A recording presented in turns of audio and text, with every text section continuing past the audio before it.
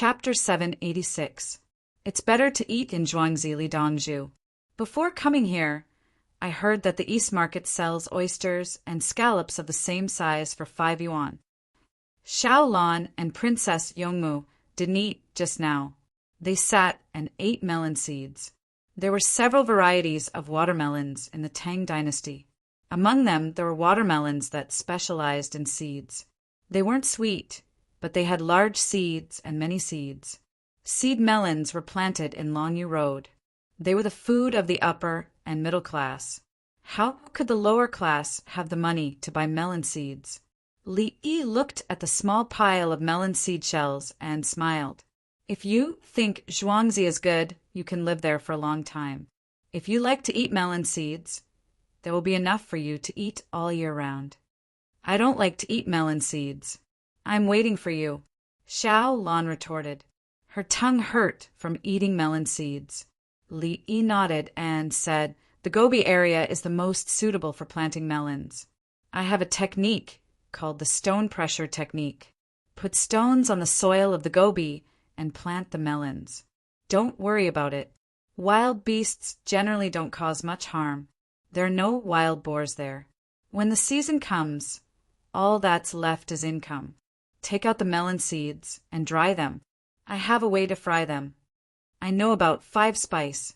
When Xiao Lan heard about melon seeds, she couldn't help but reach out to grab them. Princess Yongmu tapped the table with her finger. Xiao Lan stuck out her tongue. Princess Yongmu looked at the melon seeds and asked curiously, "Li Lang, why do you use stones to put them on the ground?" "I also learned it. It said that when stones are pressed on the soil won't be easily dried by the wind. When it rains, the stones can also retain water. The seedlings of cold melon are particularly tenacious. After sprouting, they drill out of the soil and don't care about the stones on top. Soak the seeds in warm water and plant them. People don't have to care about them anymore. They don't even have to hoe the grass." Li Yi compared the information and said that there was nothing wrong with it. Do birds eat watermelons in the wild? Princess Yongmu didn't know who ate watermelons. Hedgehogs, wolves, badgers, wild horses, sheep, wild boars, pheasants, and so on. Li Yi looked at the information and gave the answer. He realized that he would eat anything, including people. "You want to tell the people?" Princess Yongmu first thought of the Li family Zhuangzi. Ordinary technology was not confidential.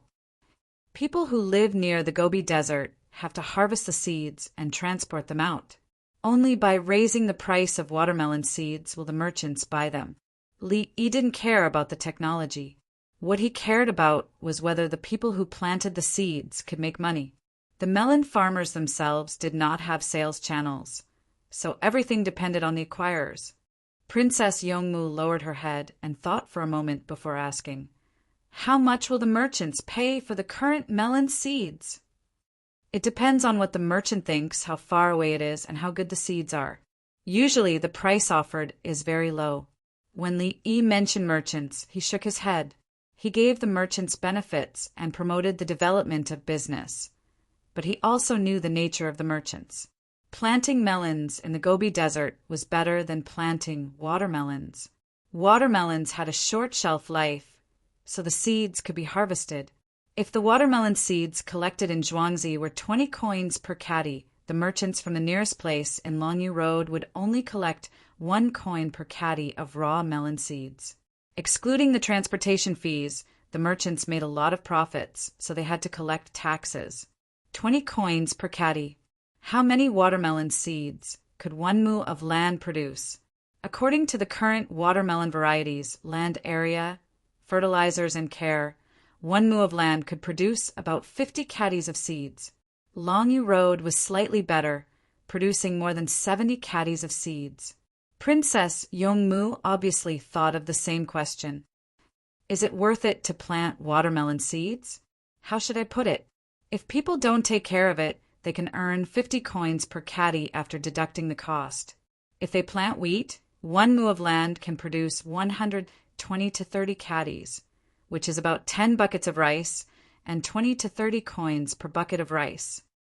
Li Yi talked about the output and price, but he didn't say anything else. It's worth it to plant food. Xiaolan directly compared and gave the answer.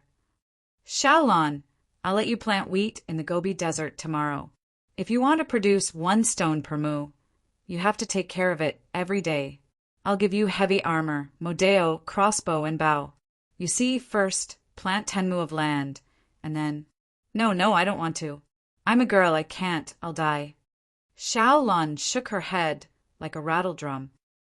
The wheat we eat only produces 1 stone per mu? Princess Yongmu was thinking about the output. Our land is good.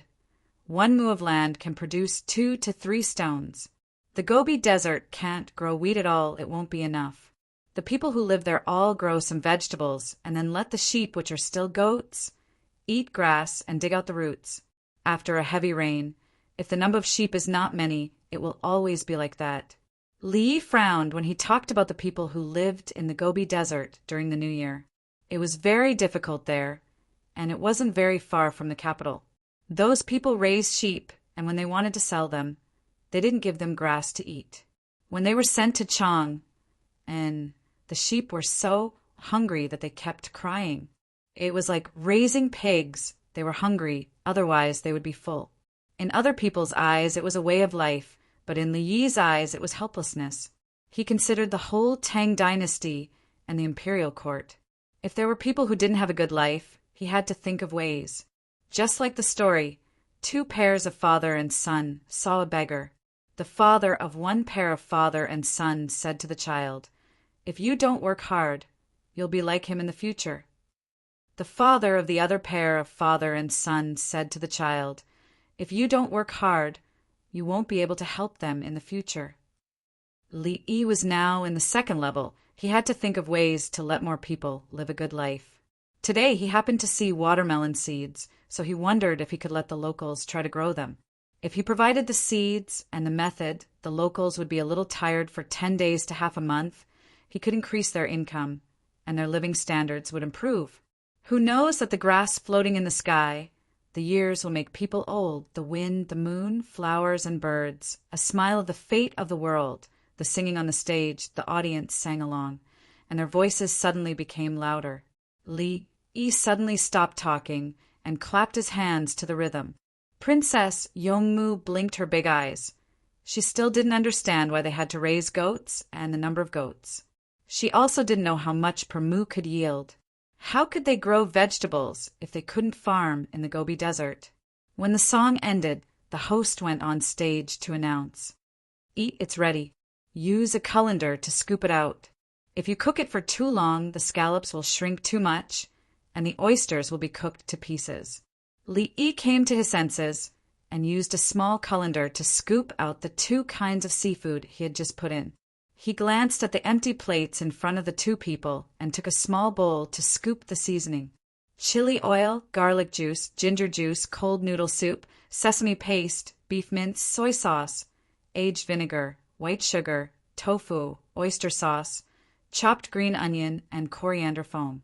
He didn't put leek flowers because these seasonings were salty enough. If he put more leek flowers, he would need to add more cold noodle soup.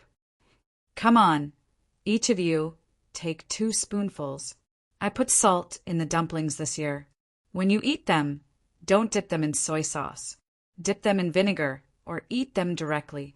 Li Yi scooped the seasoning he had mixed into his big plate and talked about the dumplings. "You cooked the dumplings?" Princess Yongmu craved the dumplings. The dumplings she had eaten were all taken from the Li family zhuangzi. When it came to the stuffing, Empress Wang didn't trust others. Li family zhuangzi wrapped the dumplings and hurriedly took them and sent them over. Li family zhuangzi didn't put much salt in the dumplings so that they could be dipped in soy sauce. There were still many people, including captives, during the New Year. There weren't so many plates to use, so they directly put more salt. Chapter 787. It's cooked and it's fresher. The most important thing is that it's fast. There's a big pot, and the dumplings can be taken out after cooking for a while. Li Yi pointed at the place where the dumplings were cooked. There were more than 100 big pots boiling water. The Li family Zhuangzi needed to provide dumplings for more than 30,000 people, so there couldn't be fewer pots. The Zhang family village, the imperial plantation, the Li family Zhuangzi, the inhabited area, the newcomers outside the inhabited area, the captives, the winged knights, and the 16 guards. There was also the market at the bridgehead. There was a family of people doing odd jobs there. They didn't have a home to return to, so they lived in a shed with a stove. During the New Year, everyone around the Li family Zhuangzi had to eat New Year's Eve dinner. They were also watching a performance by the Baitsu girls. The Baitsu girls didn't have any business during the New Year, so they went to the Li family Zhuangzi to perform for others. The main thing was that they could get money, at least 500 yuan a night, and they didn't have to accompany the guests. Li Dongzhu, what kind of dumplings are we eating? I love beef and onion dumplings the most. Xiaolan had grabbed a handful of melon seeds and was eating them. When she heard that they were cooking dumplings, she put down the melon seeds. There's no beef in the dumplings this year. 2 cows died and were made into beef jerky for the children. The rest are meat and brain. The dumplings outside are filled with pork, cabbage, celery, and chicken with a lot of oil. Zhuangzi has chives and garlic sprouts, so you can't eat them if you're allergic to them. Most of the dumplings are lamb and pork, which have little oil. Li Yi was very familiar with this. He had arranged it. The dumplings and buns in Zhuangzi usually had little oil, whether it was meat or vegetable oil. The villagers with too much oil really couldn't eat it. The quality of life had improved, and they usually had meat for every meal. Who still wanted food with too much oil? The dumplings outside were different. When you took a bite of the dumplings outside, the chopsticks were slightly tighter and the oil came out first. The villagers didn't eat the dumplings. Even the people in the village who worked hard didn't eat the fatty meat. Only the younger children, who couldn't chew on lean meat, would eat big slices of meat, which were fragrant and chewable. Older people wouldn't eat such fatty things. If one's teeth were not good, they could be inserted. Dongzhu was in charge of this. In the past, the older ones only had a few teeth left in their mouths. They would cook their food into porridge and then drink it. In the Li family Zhuangzi, there were only a few left. Let's see if they could hold up. If they couldn't, we'll replace them all and get a new set of teeth. The performance on the stage continued. When it was almost midnight, the dumplings were served. The people on the stage began to sing alone. Their voices were very low and did not have much of a presence. Everyone was eating. Princess Yongmu took a bite of the dumpling. It was stuffed with 3 delicacies, and the chives were very tender. It was not like the common chives in Li Yi's time, which were like plastic when she bit hard. There was also the tomato skin. It was still intact when he ate it, but it was still intact when he did it. The stomach, small intestine, and large intestine were unable to absorb and decompose it. The ones from the Tang dynasty were much better. There was no problem eating them. Li Lang, what's the life of a married couple like? Princess Yongmu ate a dumpling and looked at the lively scene around her. She asked about the future. She liked the feeling now. Everyone was so harmonious and worked hard together. That depends on the conditions and pursuits. Li Yi looked at the wine in the small wine cup in front of him and sniffed. Is there a difference? Princess Yongmu thought that a married couple was like her father and Empress Wang. She also had her mother. Her father had many women. Everyone hoped that her father would spend the night at their place. Yes. Li Yi thought for a while and only replied with one word. It was too complicated. He couldn't give an accurate definition. Bang! Whoosh! Whoosh! Boom! The imperial city began to set off fireworks, followed closely by the fireworks in the Li family Zhuangzi. Li Yi wanted to analyze the marriage, but he was interrupted by the sound. He simply didn't say anything. As the fireworks bloomed, the performance on the stage temporarily stopped. Everyone looked at the scenery in the sky. Li Longji stood at the top of the imperial city. He held Empress Wang's hand with one hand and his son, who was awakened by the sound, with the other. Around him were the concubines, talents, Jiayu, and other officials who were qualified to participate. Zhang Sun Xian was there. His rank was high enough. His wife was the sister of the empress. The two of them were lucky enough to participate in the New Year celebration. His current high status was not because of his wife, nor was it because he was a patrol inspector. It was because he was rich. He did business. The key was that he provided hundreds of people with jobs and paid more. The money he earned with his own ability was not related to other problems. No one could say anything when he spent it. In the past, he relied on his status as the brother-in-law of the empress to receive gifts.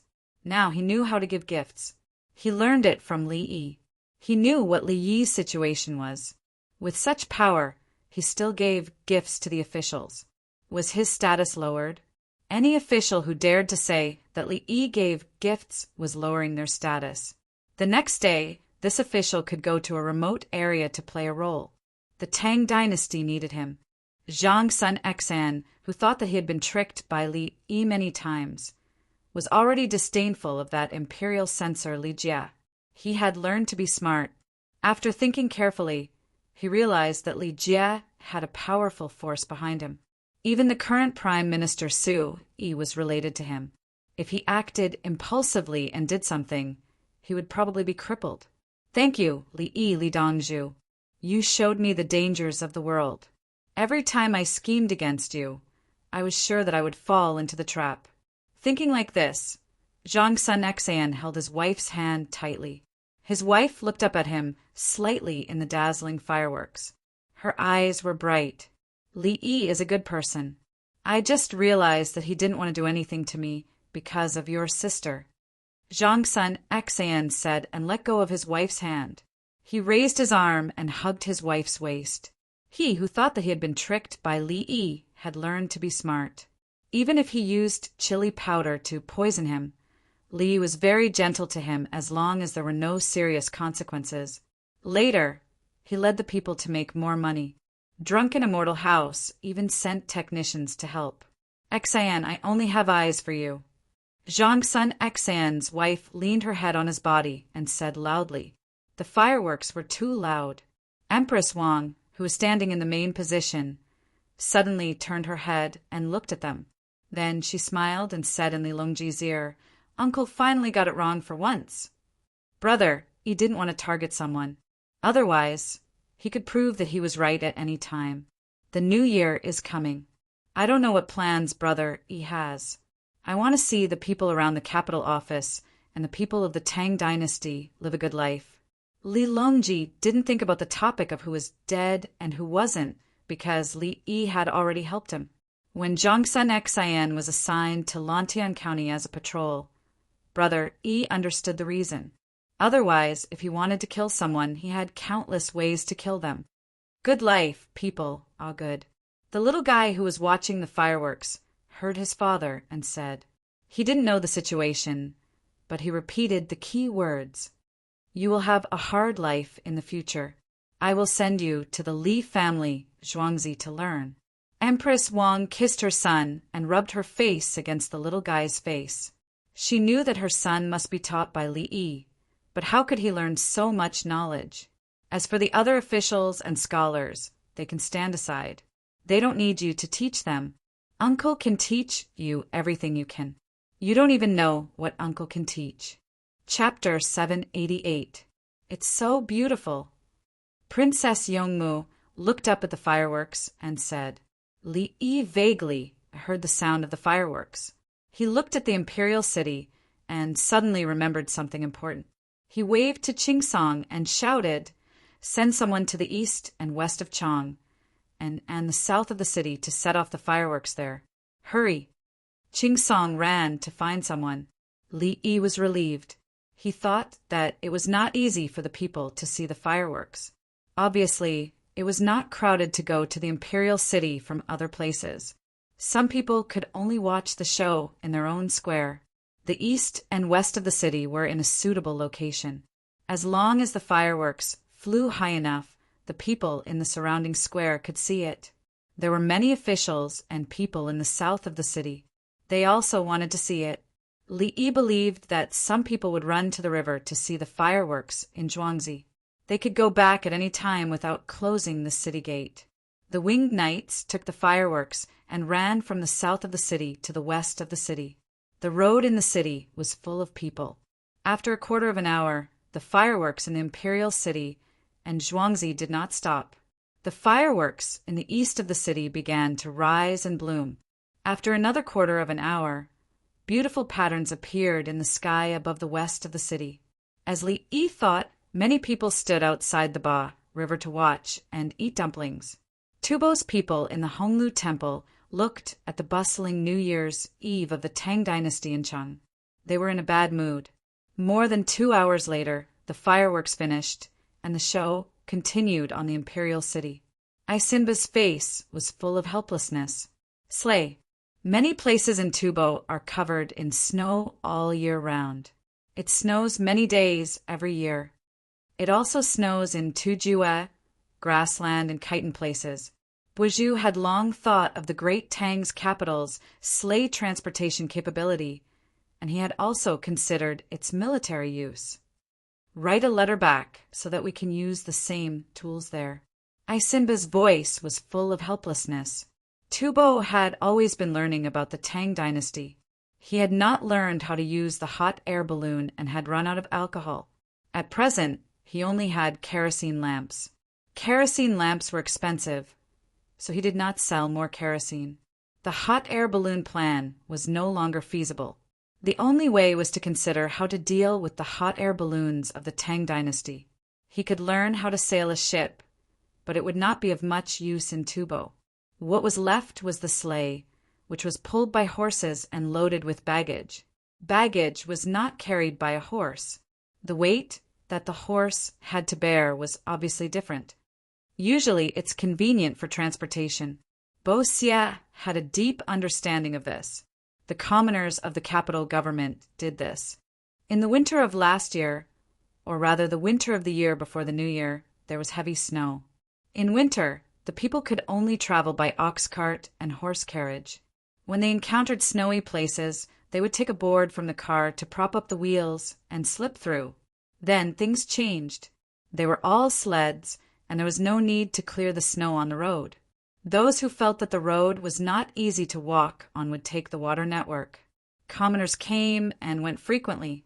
Only then did they contact the surrounding counties to transport large quantities of greenhouse vegetables.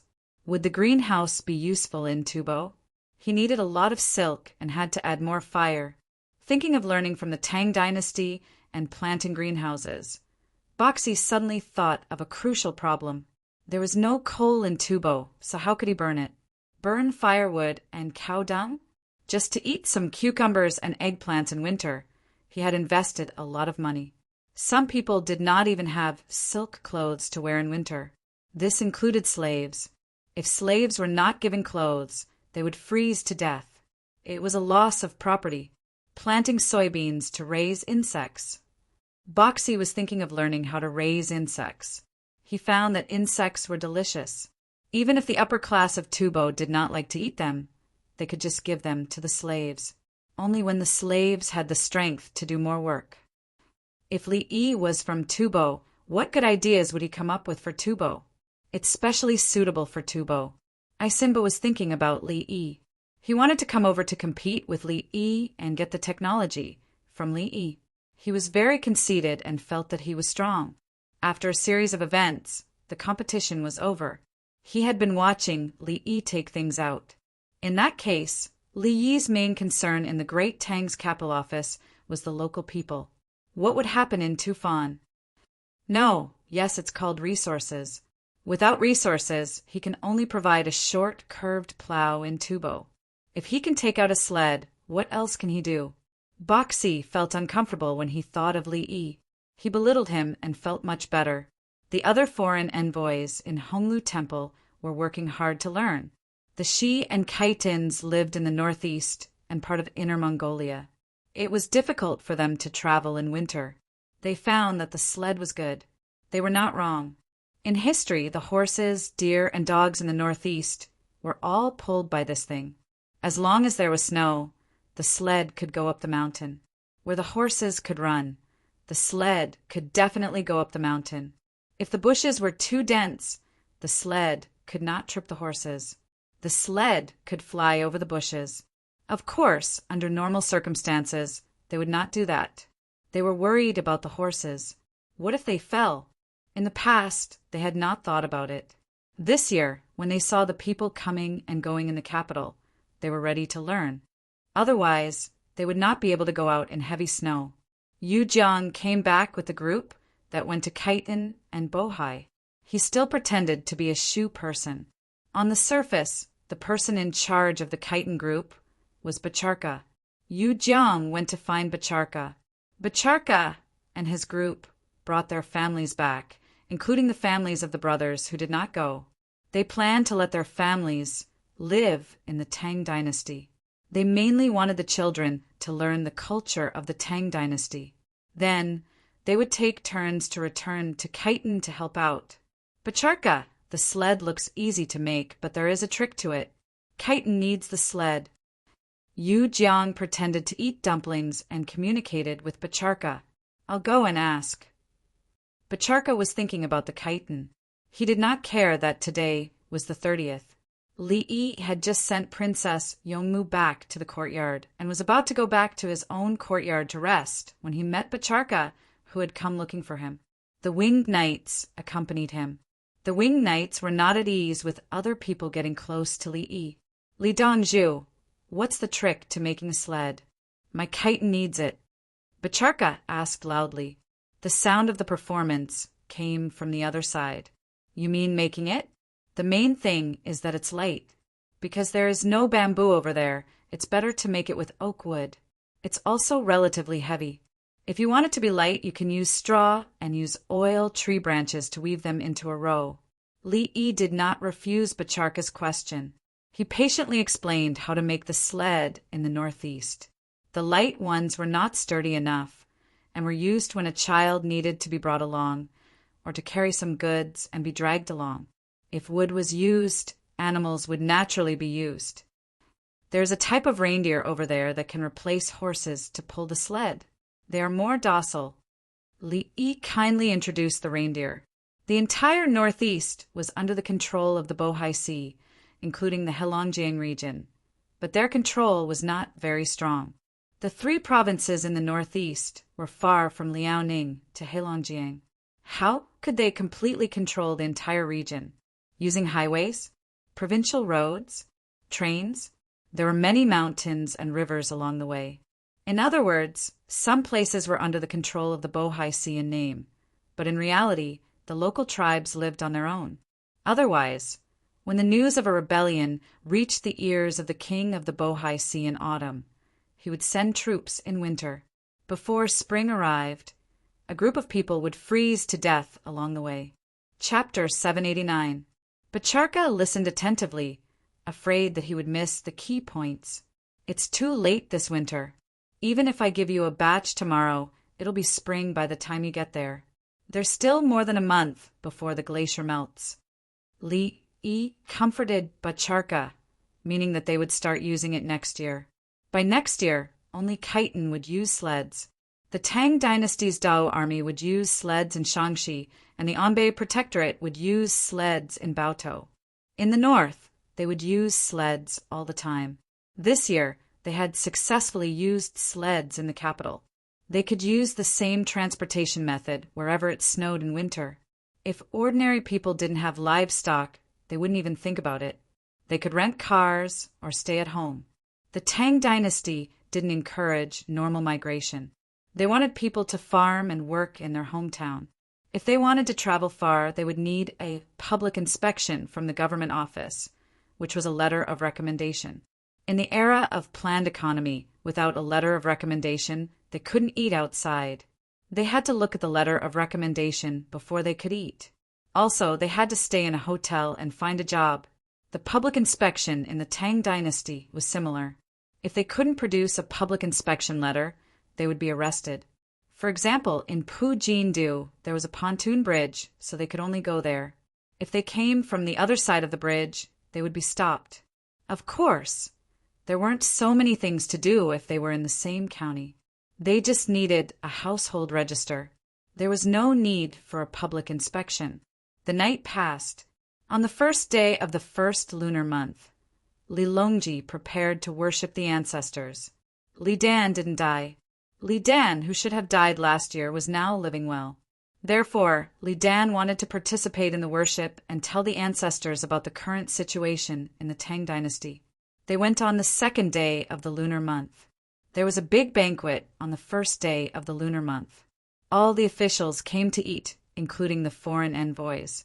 Let's go. I'll take you skiing. There's snow in Mount Li and Hot Springs. I'm familiar with Supervisor Wang Xing. Li Yi came to call Princess Yongmu and Xiaolon when it was almost noon. When the two of them were growing up, Li Yi was about the first year of high school. When Li Yi was at this age, a female classmate from the same village gave birth to a fat boy. She wasn't married yet. A large group of maids and eunuchs followed them to Mount Li. Soon, the people from the political affairs hall found out. Even if they found out, there was nothing they could do. Song Jing had never thought of impeaching Li Yi. Li Yi went to a place that only the royal family could go. Most importantly, there was no reward from the royal family.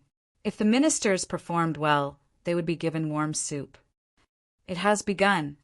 After the new year, the Henan prefecture must complete the work of clearing out the land. At the same time, the tax collection must begin.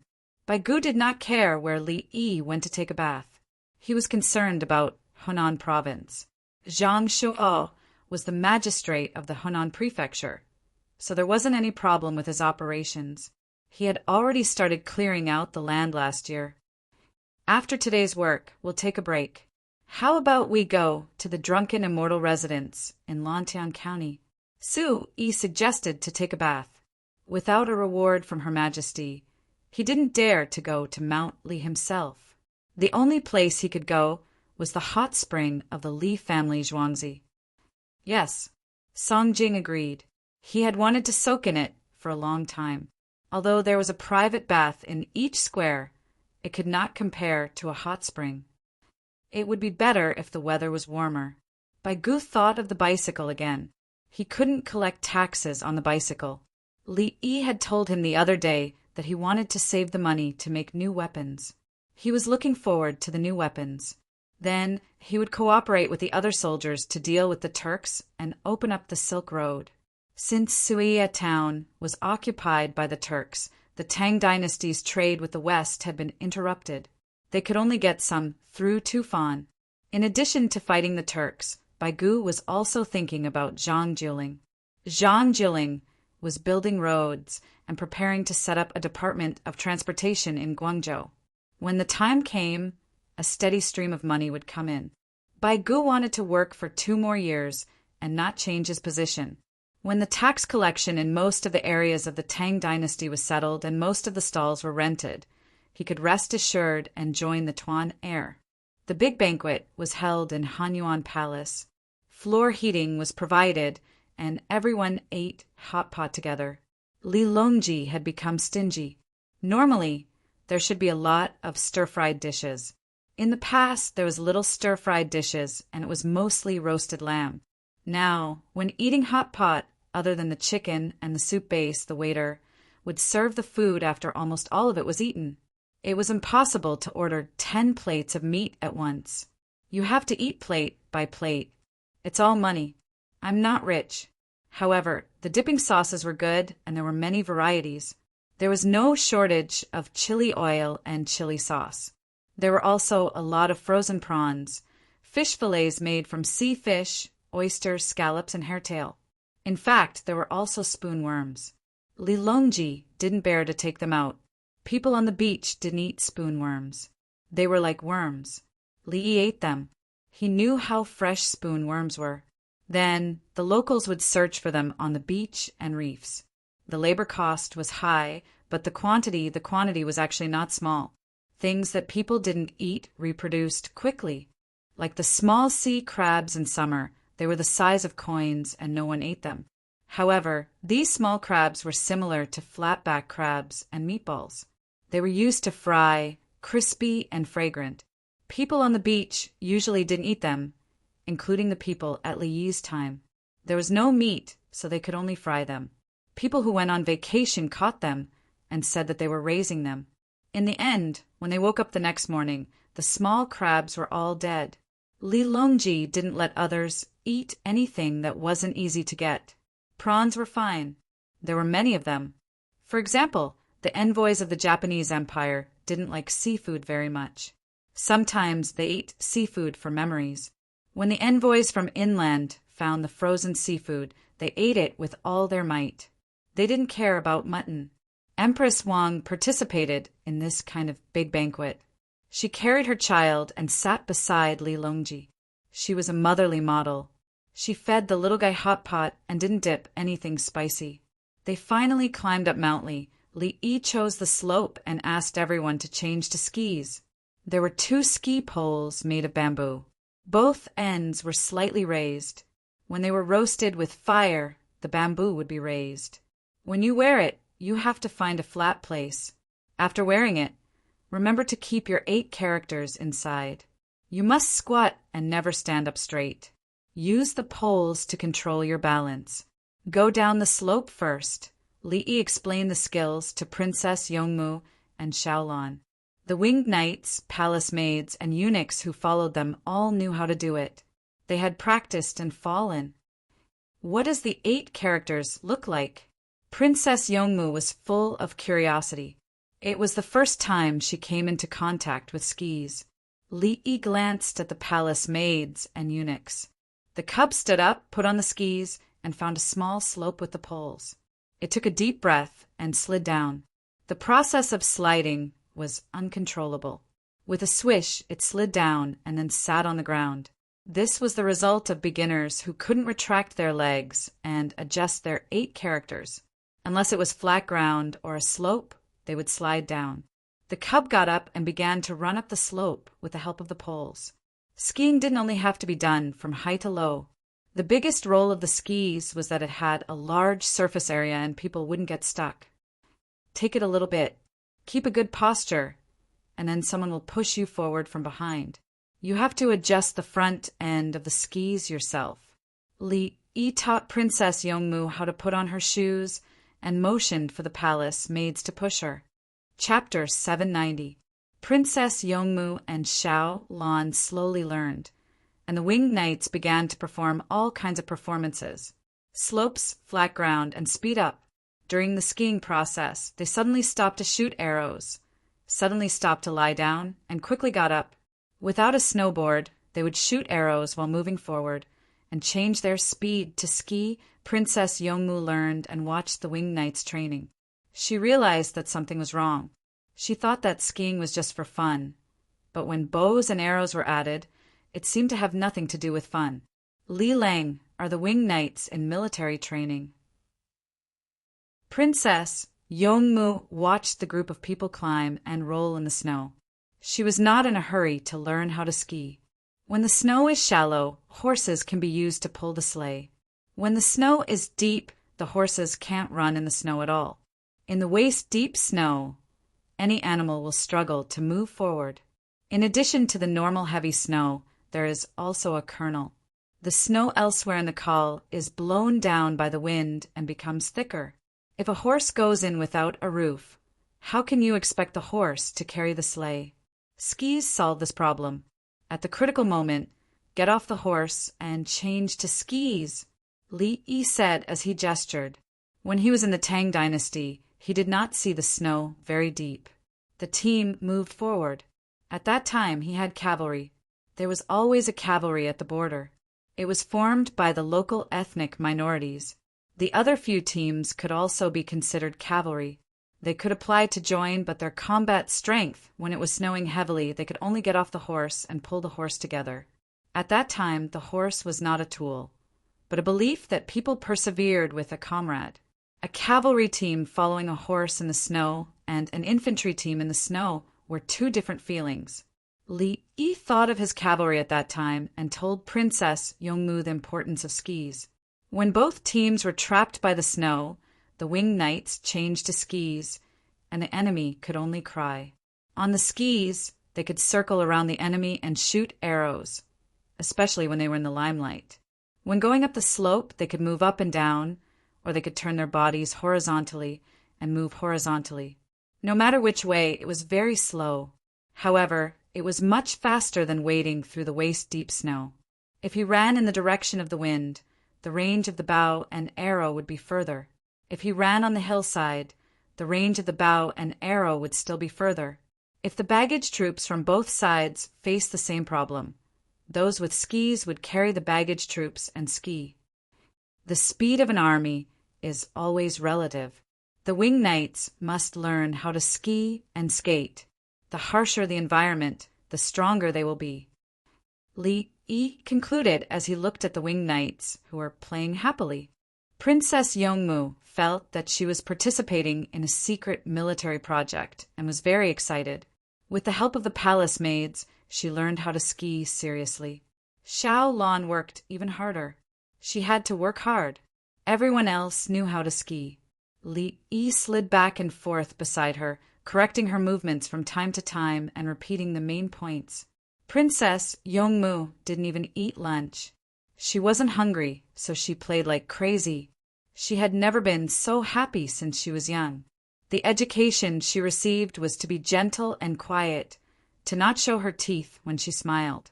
Because there was no orthodontic technology, many people's teeth were uneven and didn't look good when they were exposed. She was the same. She had 2 small canine teeth. They weren't very prominent, but they still didn't look good enough. She usually didn't smile like this, but it didn't matter today. A young girl should be like this. Why trap yourself? I'm old and experienced a lot. I can't find the feeling of being happy over small things anymore. Li Yi looked at Princess Yongmu and Xiaolan, who could already skate far away without falling, and smiled. Now he only felt happy when others were happy because of him.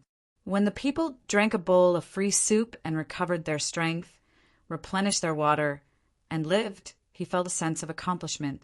As for making a series of movements while sliding in the snow, he really couldn't make a sound. I need to change myself and make my heart young again. I don't need to think about the responsibilities I carry. I haven't become a crown yet. I'll become one next year. Li Yi said to himself. Then he slid down and made large movements with all his strength. After a series of rapid turns, he finally lost control of himself and rolled on the snowy ground. Ha ha ha! After using the rolling method to stop himself, Li Yi found a little of the feeling he had when he was young. Yes, he was so carefree and daring. Princess Yongmu saw Li Yi rolling in front of her and covered her mouth to laugh. When Tian, your 2 small canine teeth don't protrude much. There are gaps on both sides of your upper teeth. This is very good. I'll correct it for you with a steel wire. After a year, it will be fixed. Your teeth will be neat and white. Li Yi lay on the snow and looked at Princess Yongmu's laughing face. He suddenly wanted to correct her with a steel wire. What about me? What about me, Li Danju? Xiaolan was anxious. Her lower teeth were not neat. Together, it's simple. Li Yi turned over and stood up again. He was very familiar with sledding with 2 boards. He could also play with a single board. However, a single board was not suitable for military use. When the snow was deep, it could not go uphill. When he thought of this, Li wanted to laugh. He wanted to laugh at himself. At a ski resort where the snow was not deep, the coach would emphasize on standing posture when he taught the snowboard uphill. For example, the goalkeeper's movement. This was the standing posture. If some people still did not understand, the coach would directly say, squat. Yes, the traditional squat of China's wushu was the standing posture recommended by the West. If you were to talk about standing posture with a Chinese person, most of them would definitely be confused. What was this? If you were to talk about squatting, almost everyone could do it immediately. Li Yi always felt that there was no point in learning Tai Chi and thinking about fighting. Fighting was about the ability to take hits, explosiveness, endurance, reaction, and experience. But if it were to change to sports that required balance and body flexibility, Tai Chi could be added. It could be used as an auxiliary training. It would not be focused on Tai Chi, Li Lang, Li Lang. Ah, Li Yi's floating thoughts were called back by Princess Yongmu. Li Lang, should we keep skiing a secret? It is a military secret. Princess Yongmu regretted now. It would be better if she did not come to learn. If someone accidentally spread the news, would Li Lang think that she spread it? There is nothing to keep secret. If others want to learn, then let them. The more they learn, the less skilled they will be. Every type of training needs to be supported. If Tubo wants to learn how to ski, he needs to know how to make the snowboard. He needs to try and learn the movements himself. I can cook meat and vegetables for the wing knights every day to ensure that they do not lack nutrition. Can Tubo do the same? Li Yi did not care about others learning. Just learn. There will be new things in the future. If you can't figure it out, I will teach you. I will train the wing knights, like special forces. Do you know how much logistical pressure there is? Li Dongzhu, eating is enough? Tubo doesn't have enough food? Xiaolan was also curious. She was also a young girl. The most important thing in training is recovery. Training in a short period of time is about efficiency. The key is recovery. If a person runs 50 miles today and does not recover well, he will not be able to walk 5 miles tomorrow. With the same training intensity and subject, I can make the wing knights fall far behind them in half a year. Li Yi shook his head with a smile on his face. Chapter 791. We didn't even have time to soak in the hot spring after a day of hard work. He brought our eldest princess there and didn't even inform us. At night, Li Longji soaked in a large bathtub with Empress Wang and started complaining about Li Yi. The water in the bathtub was the hot spring water from Mount Li that was heated up a second time. Li Longji felt that he had suffered a loss. His daughter had been kidnapped, and it was the first soup of the new year that had been used by Li Yi. It was just like the first incense stick. Mount Li's hot spring was Pure Flower's palace. Mount Li's words ended in the middle of the clear night. The rain of tears fell without complaint. One of the poems that her uncle copied should be used as a form of reverie. If San Lang thinks like this, is there a story behind it? Let uncle write it down. Empress Wang didn't care about the first soup. If Li Yi wanted to soak, then so be it. You just learned a bit of swimming. Why are you struggling? Li Longji said to his son, not mentioning Li Yi anymore. The little fellow was brought along to soak. The water wasn't high, so he was less afraid of water than older children and adults. Children had the strongest affinity with water. As they struggled in the water, because their eyesight wasn't developed yet, they could open their eyes immediately. When adults learned to swim, the step of opening their eyes was very difficult. Usually, they would learn in the basin before they could open their eyes while swimming. Actually, they couldn't see anything in the water even if they opened their eyes. When there was light, there would be refraction and water fluctuations. When they saw things, it was a blur and the psychological pressure was great. But it was different with water glasses. If someone who didn't know how to swim put on water glasses and a small oxygen tank, anyone could learn to swim in an hour. The little fellow didn't have any fear of water and directly swam. He had struggled in the Li family Zhuangzi with Li Yi by his side. There was no danger. Li Yi was good at swimming and was also a doctor. The little guy could swim, and he could even make a diving motion. Now that he was in the pool, he wanted to break free from his father's hands and play by himself. You can swim when we go to Zhuangzi in a few days. You can't swim now. Stay here. Li Longji refused to let go of his son. In the Li family Zhuangzi, Li Yi was there to accompany the child into the water. Li Yi was able to kill the black fish in the Bar River, so it was needless to say how good he was in the water. Most importantly, Li Yi was a godly doctor. If he wanted to drown in front of him, it would be impossible unless he wanted him to. Ah! The little guy seemed to understand that he couldn't drill into the water anymore. His small hand held onto his father's large hand, while his other arm was placed flat in the water. His body was floating in the pool, and his neck was exposed as he stepped on the water. The Shi tribe, the Khitans, and the tribes that the Turks can no longer control have requested to be taught the structure and manufacturing process of the sleigh. Li Longji stared at his son as he spoke, not daring to leave for even a moment. Empress Wang also looked at the little guy. In fact, they already knew about it. They just want to show their attachment to the Tang dynasty and use this to test His Majesty's opinion on them. At this moment, Empress Wang suddenly had political wisdom. She was no longer careless like the Li family Zhuangzi, nor was she as amiable as when she brought a group of people to play in the imperial harem. If we agree with them, will Tubo find an excuse to deepen his contact with the current Turks? Li Longji considered the politics of the surrounding area. Whether we agree or not, Tubo will still find an opportunity. Tubo should have realized that the sleigh is most suitable in Tubo. Uncle's layout is very careful. If Tubo can see it, will be too late. Empress Wang gestured the height. Li Longji understood that the recruits would come to Tai Bai Mountain one after another. Just like the Winged Knights, there would be 30,000 people. Those who are good at fighting can subdue the enemy without fighting. Li Longji said, the military training in Tai Bai Mountain could not be hidden from others, and there was no need to hide it.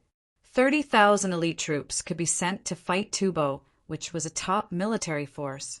30,000 people were trying hard to adapt to the plateau, climate, and complicated terrain.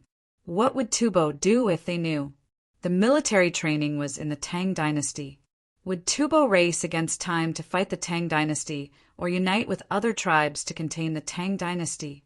In fact, it's not about subduing the enemy's soldiers, but about making the enemy's soldiers move and lose their minds. Empress Wang began to talk about the specific use of soldiers. When the Tang dynasty moved, Tubo had to move. For Tubo, it was passive. In the past 2 years, Tubo had always been passive. They took the initiative to attack twice in a row and suffered heavy losses twice in a row. They were not as good as the Tujue. In the beginning, Tujue raided the Tang dynasty and plundered nearly 100,000 people. When the Tang dynasty sent troops, Tujue killed all the people who were plundered and did not have time to bring them back. After that, he ran all the way back and killed people. His purpose was very clear. If he could not catch the slaves, he would not leave them to the Tang dynasty. He would kill until there were few people in this place, and they would be afraid of him. Tubo was not. Tubo was not that reckless. The people he plundered were slaves. He raised them to work. When he did not succeed, he tried not to kill them and let them go. He did not kill them not because he did not know how to kill, but because he was afraid that if he killed too many, he would not be able to snatch them next time. In addition, if he killed too many, it would not be easy to reconcile. When the Tujue fought with the Tang dynasty, in the end, Wu Zetian tolerated it, even though the Tujue killed many people. Li Longji was not. Before the Lushan rebellion, the Tujue was the first to be destroyed because they went too far. During the Lushan rebellion, the Tang dynasty and Tubo perished together. With brother Yi, the Tang dynasty will be stable. Li Longji did not know the history. What he knew was that Li Yi had never stopped. Li Yi's progress wasn't fast, but every step he took was steady and steady. There is a kind of fish that can survive in this temperature. Then they will eat the dead skin on the human body. I am sending people to look for fish beside the pools in the craters of the volcanoes. Some fish can withstand the high temperature. There is also a certain type of fish in a place quite far away. If it is not possible, we can slowly adjust the temperature of the water to raise them, especially the fish in Cheongzhou. Li Yi was soaking in the hot spring. He said to Princess Yongmu, Xiaolan, and the palace maids and eunuchs, who were also soaking in the pool. There were no hot spring fish now, and they could not be found. They needed a process of cultivation. To cultivate hot spring fish, one did not necessarily have to choose a certain breed. Gradually increasing the temperature of the water and adapting to it, it could slowly become a hot spring fish. At that time, many of the fish in the hot spring were not Turkish. They were cultivated after adjustment. In fact, Hot spring fish were useless. They were just interesting to look at. Could the dead skin not be rubbed down by itself? Did the fish have to bite? If he broke off a corner of a brick and rubbed it, could it not compare to that bit of fish? There are so many volcanic rocks in Lontan County, and they were all used for sauna. With this kind of stone with holes, the dead skin would all be rubbed down. There were also gourd fillings, which could be rubbed down too. Was it amazing to get a fish there? Li Yi felt that it should be. He wanted to cultivate it so that he could sell the fish to make money. Pedicures were not as good as fish? No, pedicures were people, and it was not easy to sell. Princess Yongmu was so naive. How could she know that Li Lang, who was soaking in the hot spring with her, was thinking of making money?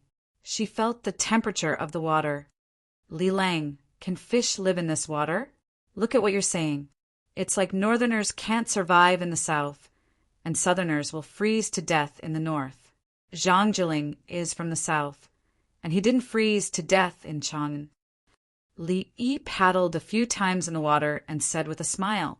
Chapter 792. It wasn't until the 4th day of the first lunar month that Li Yi and the others returned from Mount Li. Princess Yongmu and Xiaolon had learned how to ski, but they still needed more practice in the future. On the morning of the 5th day of the first lunar month, Li Yi straightened their teeth and put on steel wires. You'll feel a little pain and discomfort later. You'll get used to it in 2 days. Li Yi explained what might happen after putting on steel wires. Princess Yongmu took a mirror and found that she couldn't smile. What was on her teeth? It's too ugly. Li Dongzhu, do you have any other way? Xiaolon felt like she was going to collapse. Xiaolon, this is the best thing and technology one can give you. Ceramic steel wires, anything better. I'm sorry. Li Yi felt that it wasn't bad. Don't ask for too much. Princess Yongmu looked at it carefully again. It's okay. Then she said, Li Lang, after lunch, Xiaolon and I will return to Zhuangzi. Something happened at home. Okay, I'll bring more things for you. I'll give you 2 bicycles. You can ride where there's no snow. Li Yi didn't ask her to stay.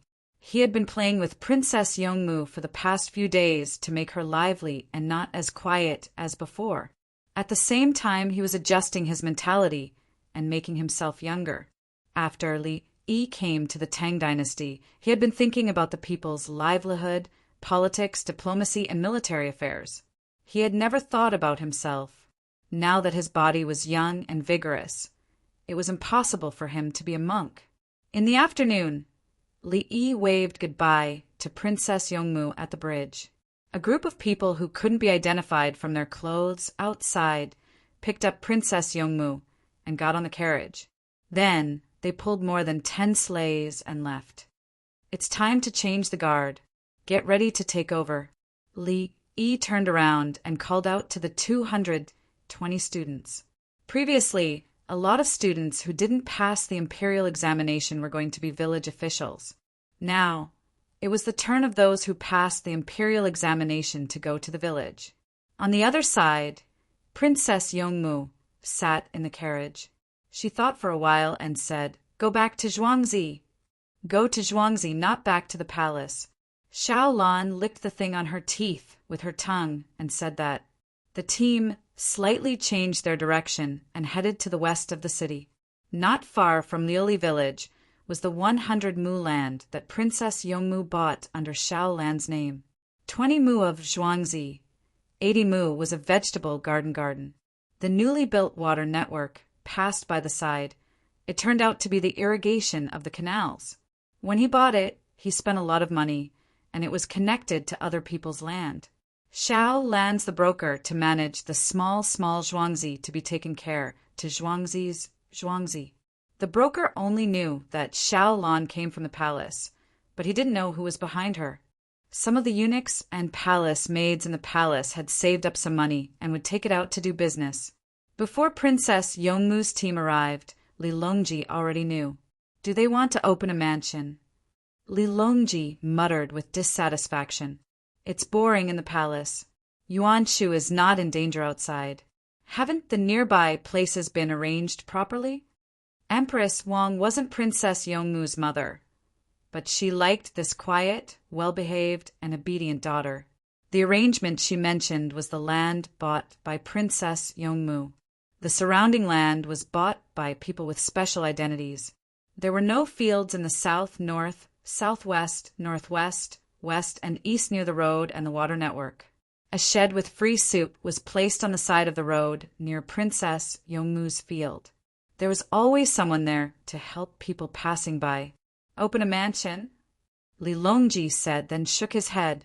Many princesses who opened manors before were treated like princes. They could find their own officials. Therefore, there was the matter of princesses selling their officials. The princess was also poor. 30 taels for a small official. There was no limit to the number. Now, if they wanted to open a mansion for Princess Yongmu, a group of officials would object. Yuan Shu won't lack money. Uncle will take care of her. I don't know how the two of them get along. If it's successful, we'll have to change the way we address them. Empress Wang smiled and talked about their relationship with Li Yi. Li Yi, why doesn't he come into contact with women? Could it be? Li Longji began to worry again. He didn't see Li Yi find any woman. Of course, he didn't find any man. Princess Yongmu and her party dragged the sleigh to Zhuangzi. Although it was called Zhuangzi, it was actually a normal farmer. However, 3 new courtyards were built next to the land. The land was in front and the courtyard was in the back. They needed to take a small path to get there. She looked out through the window. She was puzzled. Her quiet face showed a puzzled expression. People came and went around, moving earth and stones. What are they doing? She bit her lip and widened her eyes. Xiaolan also looked out the window. She was also puzzled. When they arrived outside the courtyard, a middle-aged man in his 40s looked out curiously from the door. Steward Zhou, it's me. Xiaolan jumped out of the car first. Then, a group of maids also got out of the car.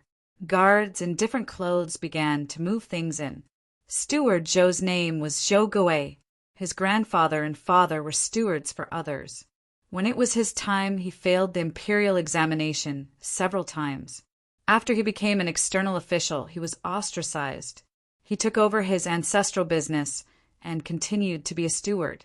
Previously, he was a steward for 2 7th-rank officials. The last time he was a steward was for the county magistrate. He was one of the county magistrates who was punished by Li Longji because he failed the imperial examination. The county magistrate couldn't afford a steward, so he had to find another job. Xiaolan found a broker, and the broker found him. He hired 20 people to take care of the vegetable greenhouse.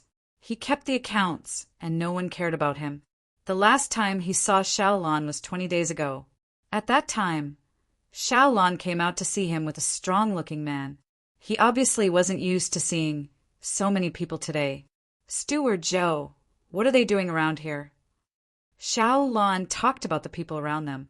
A big barbarian merchant bought the land and said that he wants to plant and breed crops. Zhou Gui lowered his voice, as if he was afraid that others would hear.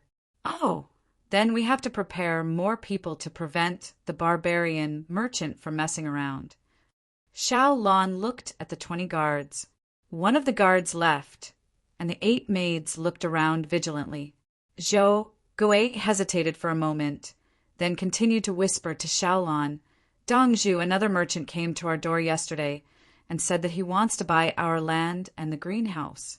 He's offering 2,000 jin. Has he gone crazy from being poor? I spent 3,000 jin just to buy the land and plant the greenhouse. Isn't the greenhouse money? Come, meet my little Mississippi. In the future, my little miss will be in charge. Xiaolan pursed her lips and went to open the car door, inviting Princess Yongmu out. When Princess Yongmu appeared, Zhou Gui was stunned. He felt that his daughter Dongzhu was already beautiful enough. He didn't expect that there would be someone more beautiful. Words like clear spring water, crescent-shaped eyebrows, straight nose, vermilion lips, skin as white as snow, skin as tender as cream, and so on appeared in his mind. "This is my Lady Li," Xiao Lan introduced. "Greetings, Lady Li."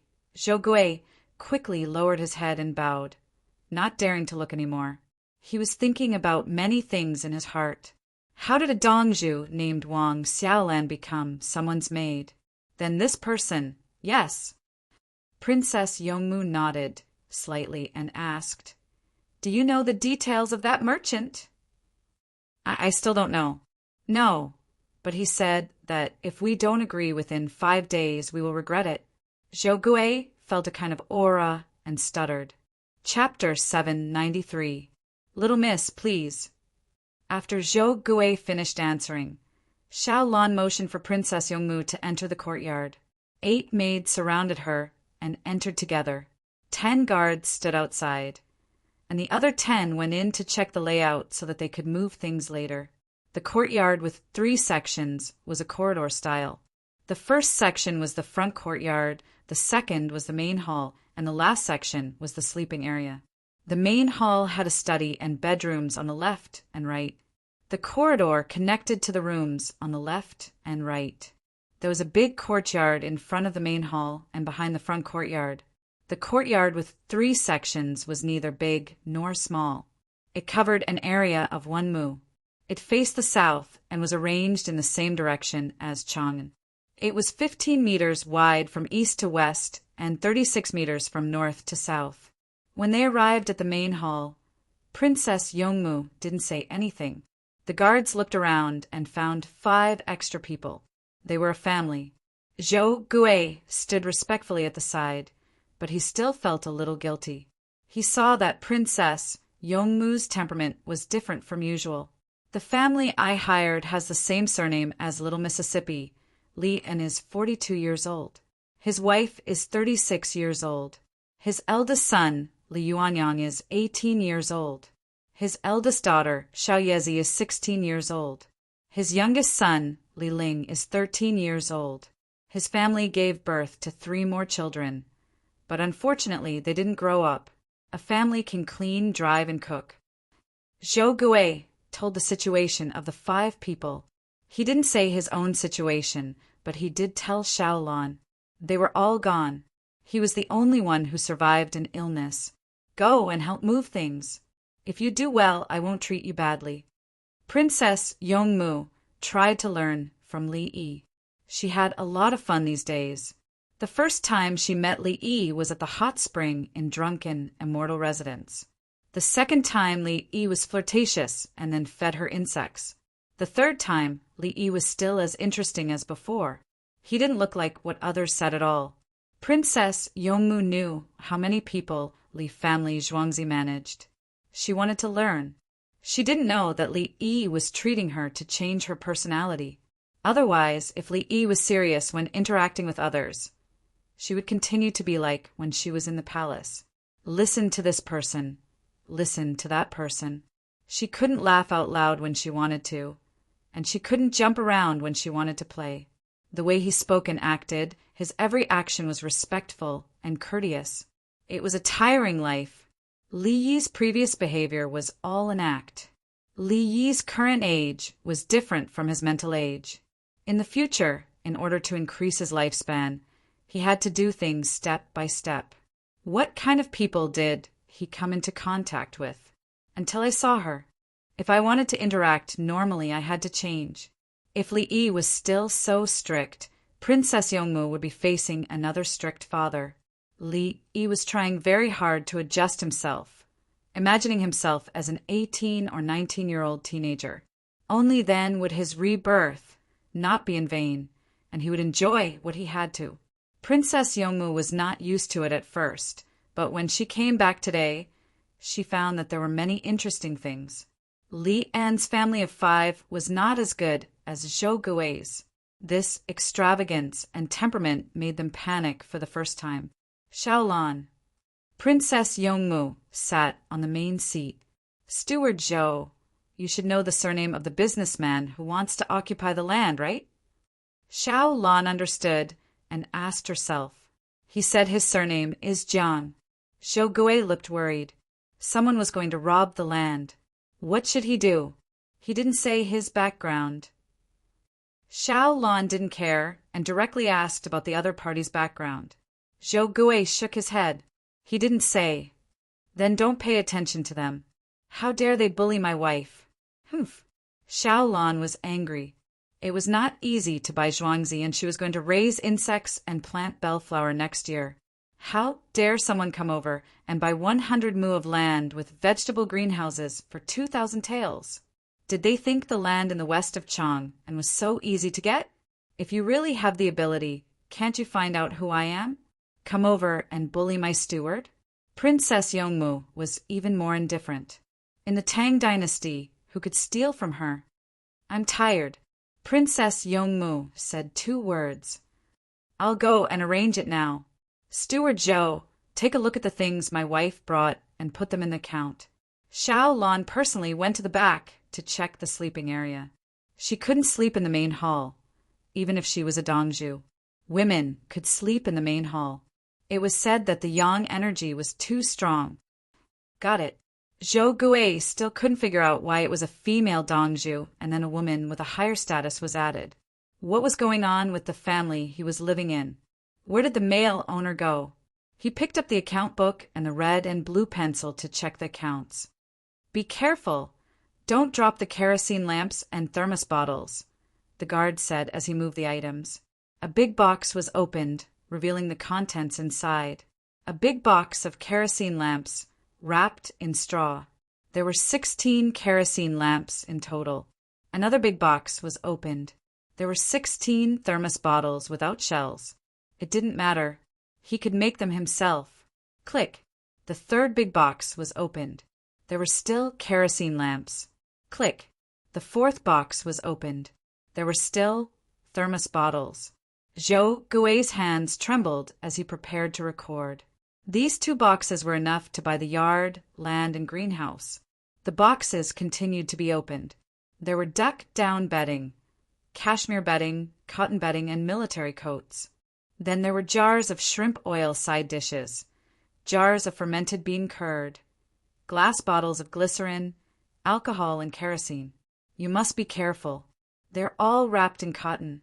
Take your time, the guard shouted again. The contents of a big box were carried out. The cotton quilt was opened, revealing a 6 feet tall and 3 feet wide glass mirror. Zhou Gui rubbed his eyes with the back of his hand holding the pen. What did he see? At this moment, he wasn't worried about the businessman, surnamed Jiang. He was afraid that he would be killed. Lift it up. Use the cotton quilt. There are 2 more underneath. The guard shouted and lifted up a big mirror. Sure enough, there was something wrapped in a cotton quilt underneath. 3 large mirrors without frames were carefully placed to the side, wrapped in a quilt. Then there were many small mirrors with frames, makeup boxes, perfume, soap, sanitary napkins, hand cream, skin cream. Zhou Gui trembled as he took notes. His handwriting was so ugly. Li An's family of 5 didn't dare to do anything. They stood together and leaned against each other, as if waiting for the verdict. Help. The rest is rice, flour, meat, grinder, kitchen knives, and other things that need to be put in the kitchen. The guard called out to the family of 5. The 5 looked at each other and went to help lift and carry the things as if they were resigned to their fate. Bring the horse into the stable. Throw the sled into the barn. Put Lil Mrs. Carriage in place. That's about it. The guard arranged again. They were going to take turns to find a place to guard the yard. The other things were not their responsibility. Li An's family started to work. This was their responsibility. Zhou Gui didn't ask a word. He suppressed his curiosity. It didn't matter where the things came from. What was important was that these things belonged to Lil Miss. He shook his head hard and told himself not to think about Lil Miss' identity. Princess, Jiang gave us 5 days to make us regret. What will he do? Xiao Lan changed the quilt on the Kong and waited for the temperature to rise. She smiled and said to Princess Yongmu, "Call him Lil Miss." Princess Yongmu's gaze was on the 2 bicycles that were carried into the house by the palace maids. She didn't want to ride them for fun now. She wanted to wait Wait for the businessman, surnamed Jiang, to make a move. She was thinking about taking the bicycles out to play. Jiang would sense that the situation was not good and wouldn't come looking for trouble. Jiang bullied her today. How many people had he bullied before? Chapter 794. Princess Yongmu read the newspapers and listened to Li Yi's matters. She learned to consider the people's livelihood. She wasn't afraid of other merchants. She was the eldest princess. She had a naughty, righteous heart. She wanted to deal with the other party. The problem now was that she didn't know how to do it. Should she reveal her identity as a princess to scare the other party to death? Or should she tell her father and have him deal with the other party?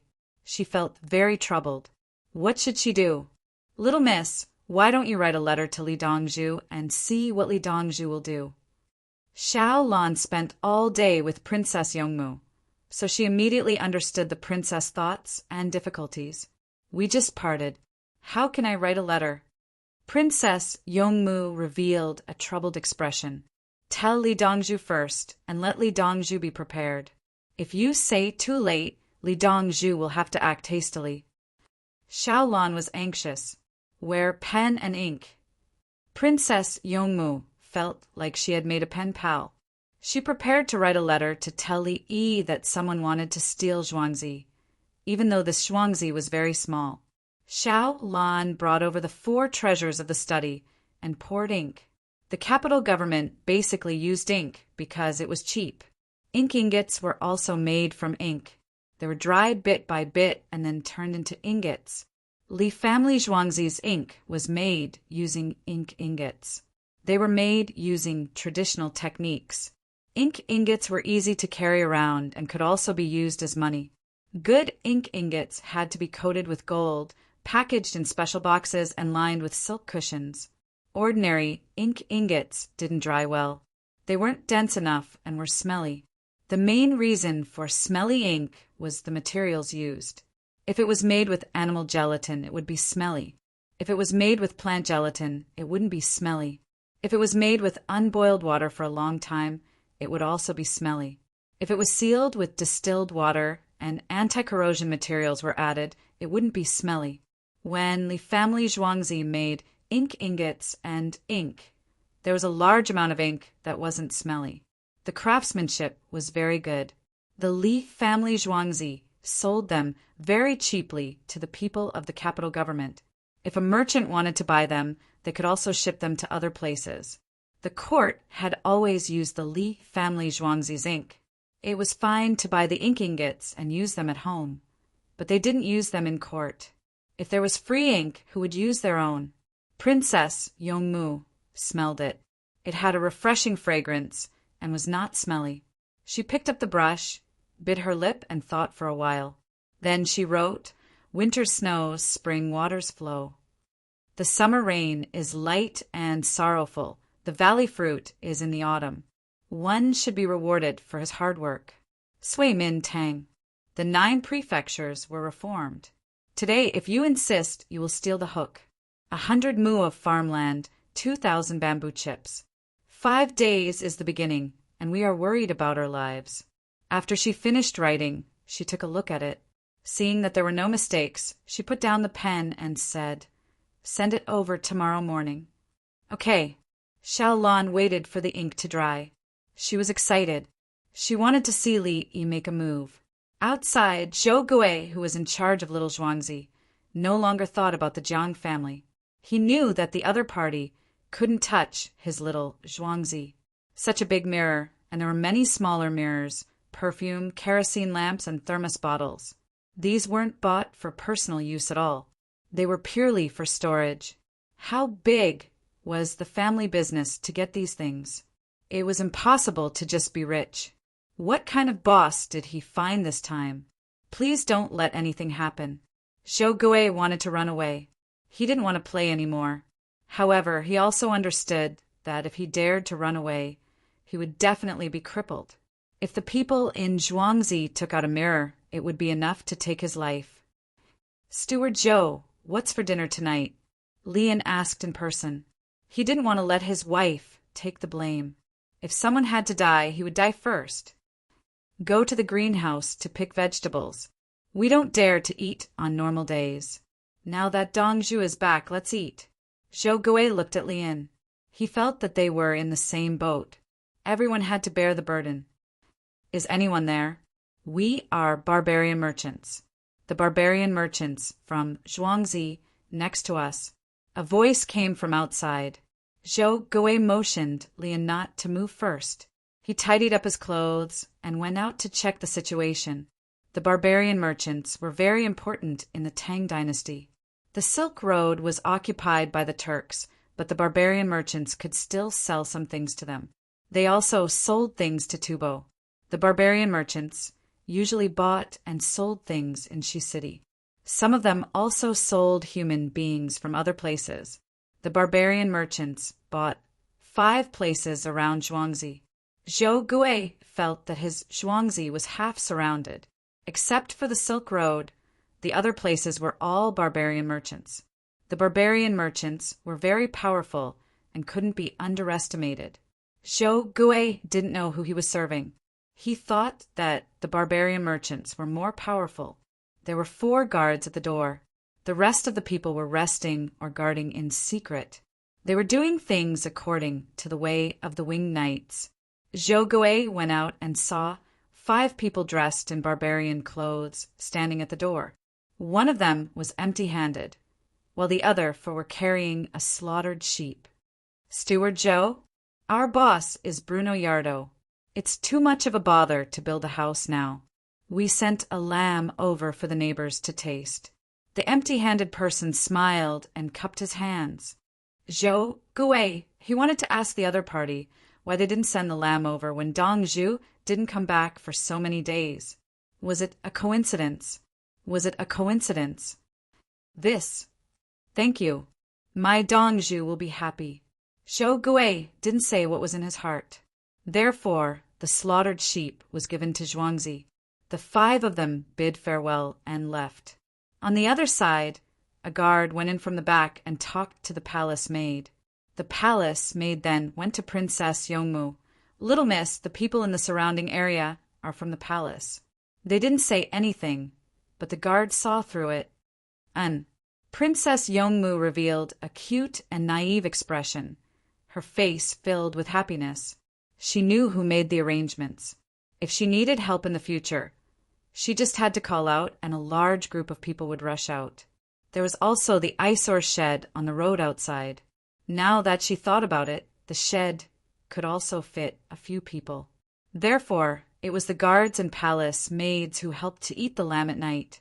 How could Li En and his family know how to cook all kinds of dishes and roast the lamb? In the future, take out the vegetables in the greenhouse and eat them. If the workers in the greenhouse have bad vegetables, take them with you when you leave at night. Xiao Lan told Zhou Gui that Princess Yongmu didn't need to worry about this matter. As for the vegetables in the greenhouse that could be sold for money, there was no need to think about whether the people in his Zhuangzi could eat them. The Li family Zhuangzi grew vegetables for their own people to eat. Everyone ate together. Princess Yongmu sat a little further away to emphasize her identity, but she still ate at a long table. She was working hard to learn from Li Yi. Li Yi was good to the farmers, and no one was disrespectful to Li Yi. The farmers were proud of being the farmers of the Li family Zhuangzi, and others would look up to them. Zhuangzi should be the same, and then the people of the Tang dynasty should be the same. As people of the Tang dynasty, they should be respected in other places. Otherwise, the cavalry of the Tang dynasty would teach them a lesson. Everyone ate, including the guards who were rotated out. Zhou Gui ate 2 mouthfuls and couldn't help it. He glanced at the 5 people he recruited, and they nodded vigorously. Zhou Gui stood up and looked at Princess Yongmu first, then at Xiaolan. Dong Zhuang, Lian, and I thought about it. It's not easy to find work now. We are very relieved to work in Zhuangzi. Xiaolan looked at Zhou Gui and didn't understand what he meant. Wasn't it good to be willing to stay in Zhuangzi? So, we want to sign a death contract with Dong Zhu. Zhou Gui finally said it. They knew too many things to sign a death contract. They had never seen such a big mirror in Chang'an. There were only small glass mirrors, the kind with a makeup box, circulating at the top of the society. It was said that each of them had a designated person. Whoever could have it, and who couldn't, represented their identity and status. As for the people in Zhuangzi, tell me, what is their identity? If they don't sign a death contract, can they go out alive? Chapter 795. Everyone had a good meal. Xiao Lan agreed and signed the death contract. It was not a loss to sign the death contract with the Grand Princess. The death contract with the Grand Princess could be changed. If the child could take the imperial examination, he would have the talent. If the child failed, the Grand Princess could change the death contract and make him an official. Xiao Lan considered the current situation and gave the 6 people a special chance. The 6 people did not know the specific identity of the 6 people. In fact, in history, she and Princess Yongmu did not have a good life. They suffered a lot. Of course, later on, Li Longji found a chance to take revenge for them. He directly taught those people a lesson. The 6 people signed the death contract without eating. Then they relaxed and ate happily. In the future, their lives were in Xiao Lan's hands. Now they did not have to worry. On the 6th day of the 1st lunar month, early in the morning, a letter was sent to the Li family Zhuangzi. Li Yi. Li Yi read the letter and felt nostalgic.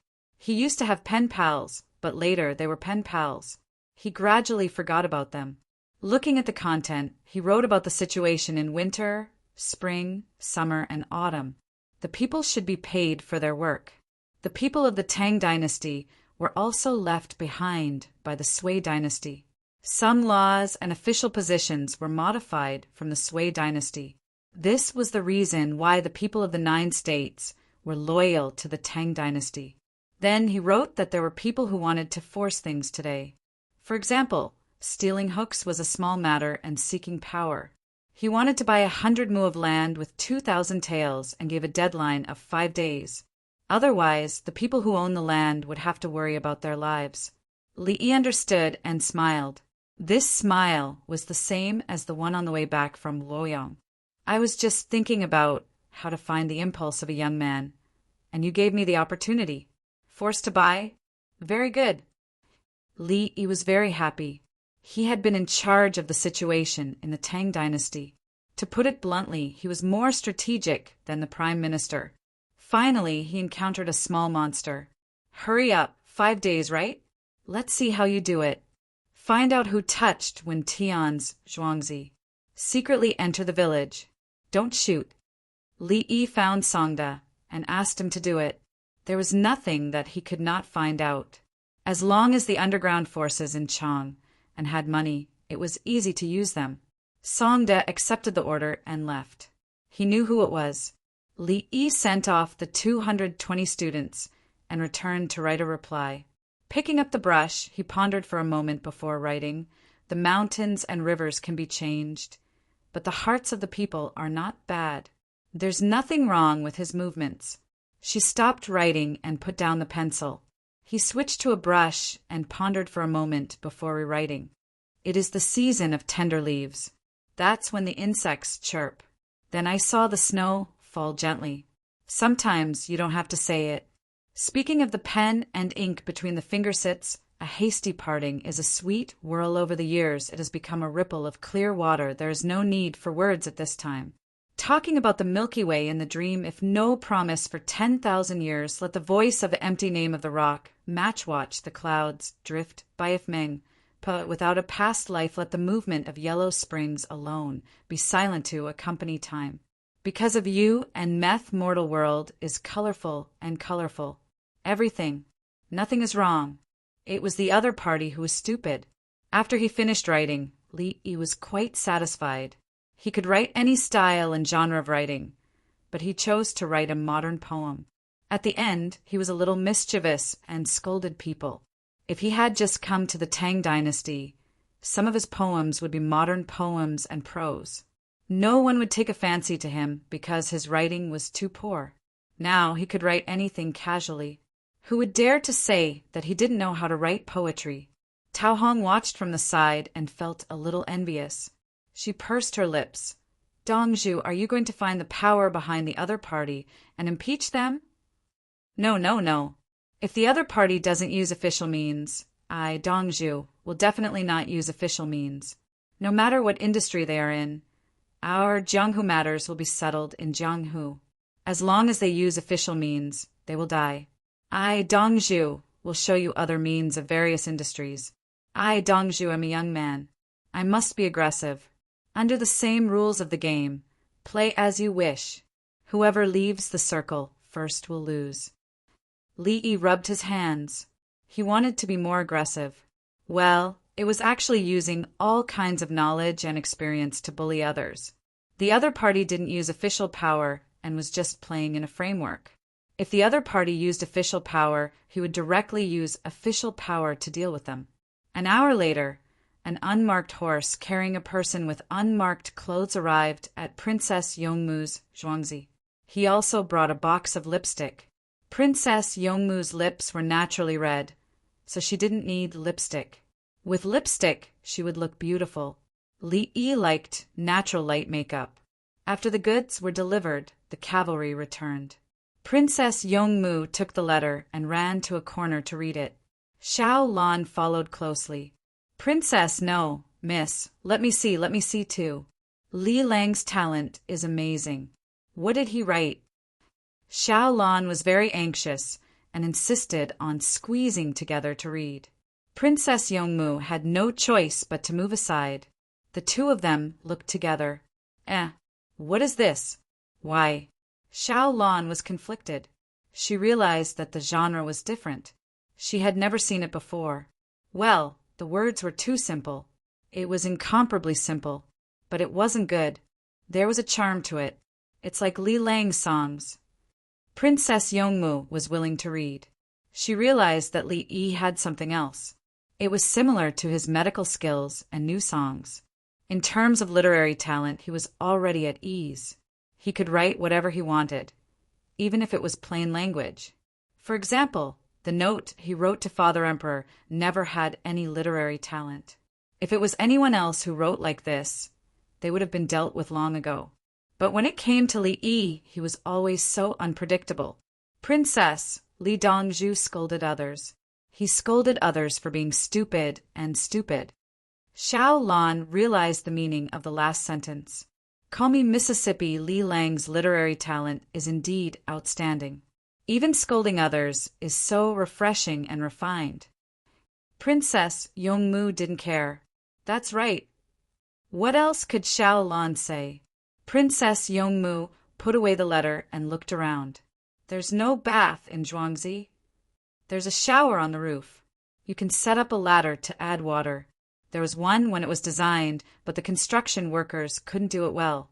Xiao Lan was unhappy when she mentioned this. She was used to the bathing pool in Li family zhuangzi.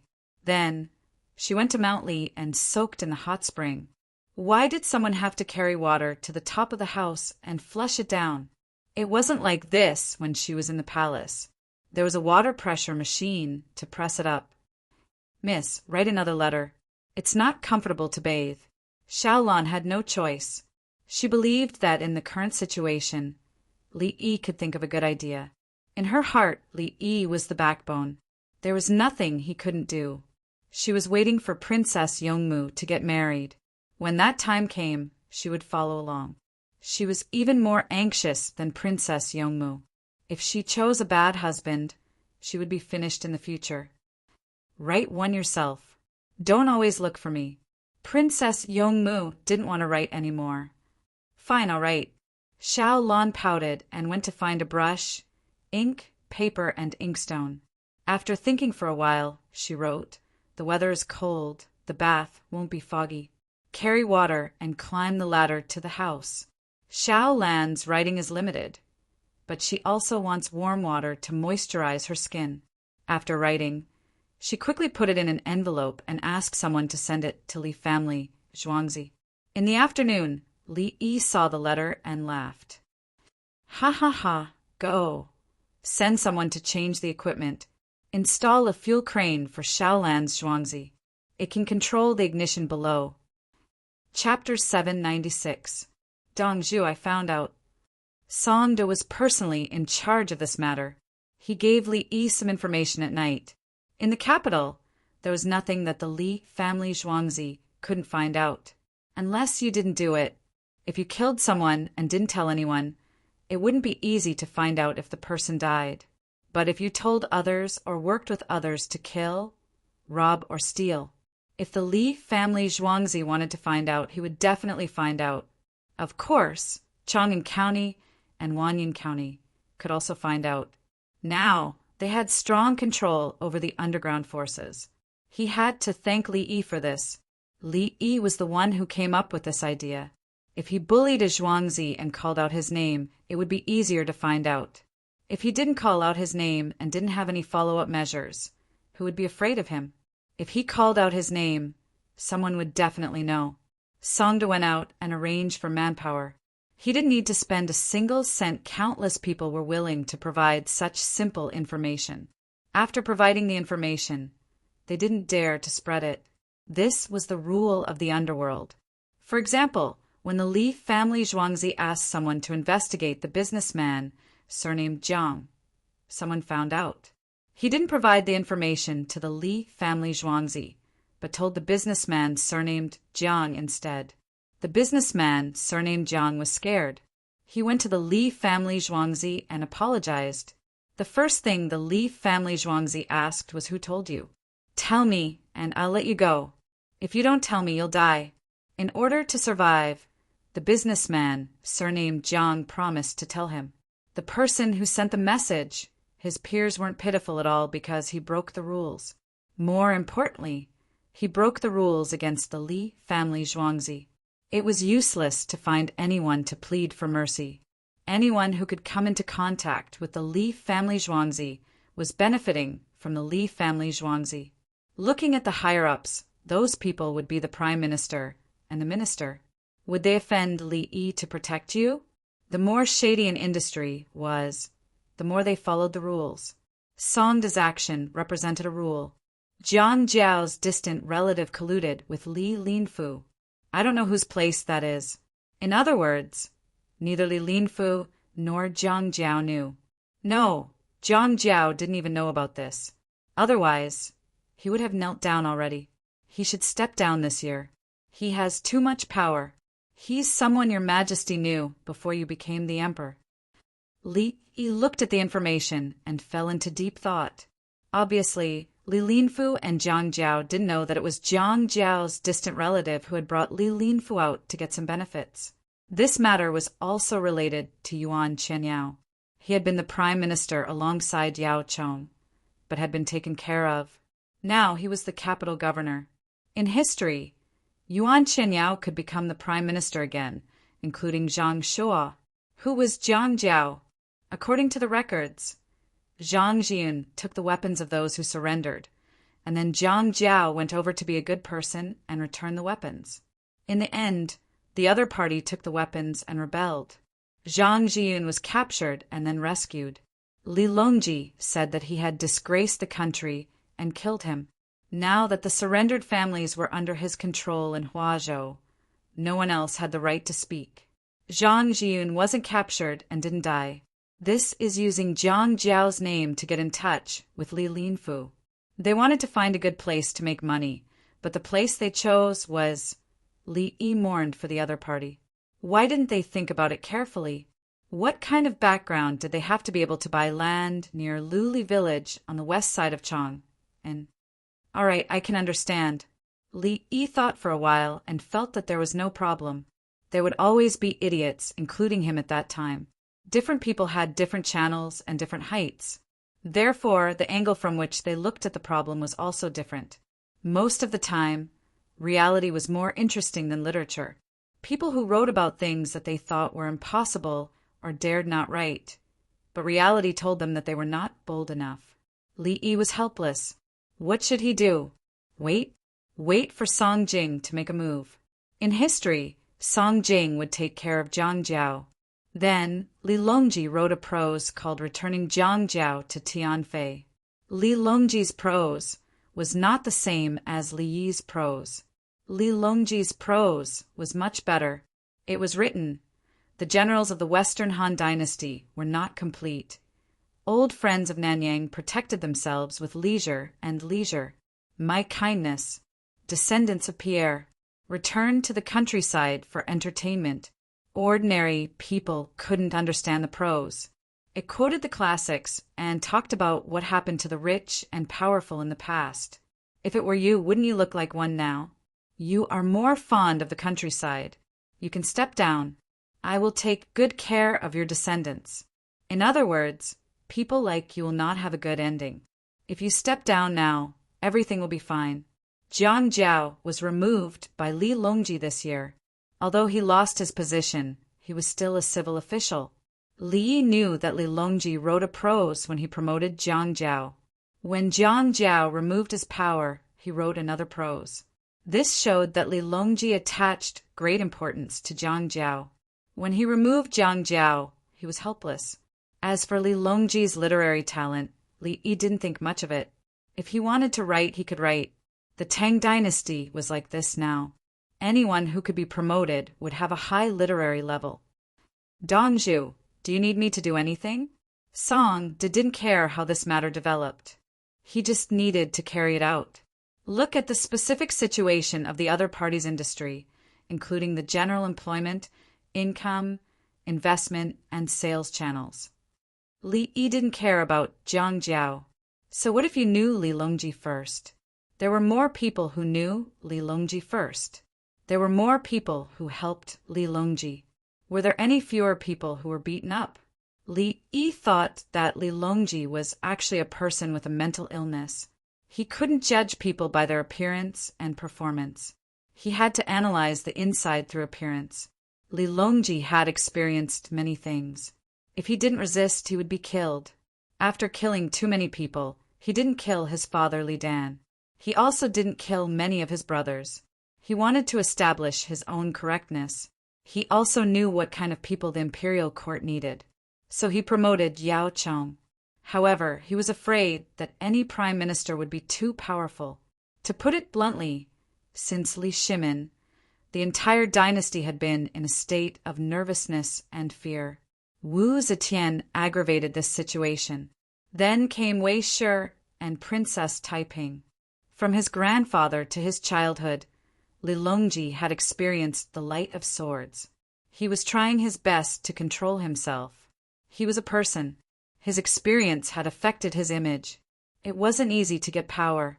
He pushed Wang Yurong, who helped him, to the position of empress. He also didn't have a son. The existence of the aristocratic families, the interference of the officials, the unfairness of the harem, the strategy of foreign countries, all of these were on him alone. Li Longji's mental state was always tense. He needed a safe haven. Sigh. How good would it be if it didn't involve Jiang Jiao? Now I have to be busy again.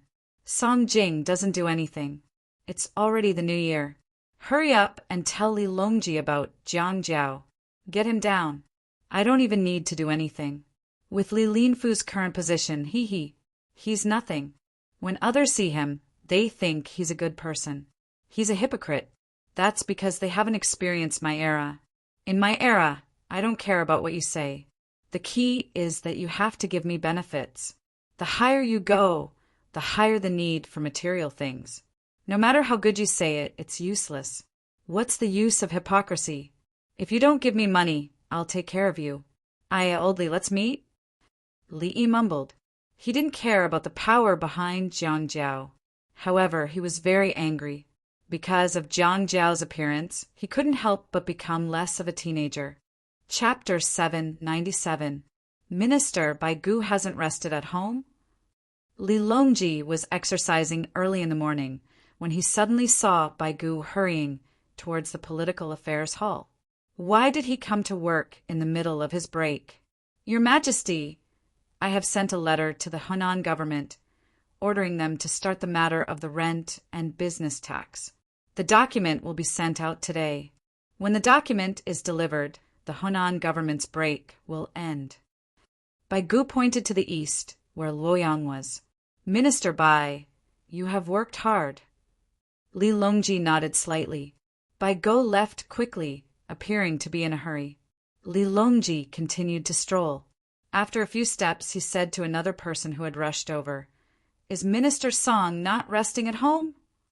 "Your Majesty," Song Jing bowed. "The Shi tribe and the Khitans have surrendered. I am thinking about whether or not we should move their people into the Great Pass. This matter." Lingnan interviewer Song Qingli has written a letter saying that we should restore the governor's office in Yingzhou. Li Longji mentioned a person. Song Qingli. Song Qingli took the imperial examinations for the Ming dynasty, not the Jin dynasty. He had been working hard all this time. He was arranged to go wherever there was something to do.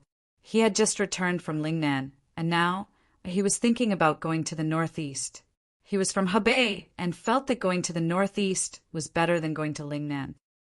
"I don't think so. Restoring the governor's office in Yingzhou is too close to the Bohai Sea. I am afraid that it will make the Bohai Sea worried." Song Jing expressed his opposition. He was afraid that if he restored the governor's office in Yingzhou, the Bohai Sea would say that the Tang dynasty wanted to attack them. Li Longji pondered for a moment. "We will discuss this matter again."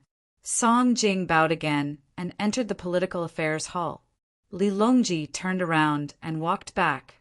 He planned to change his clothes and ask Li Yi, "Your Majesty is well."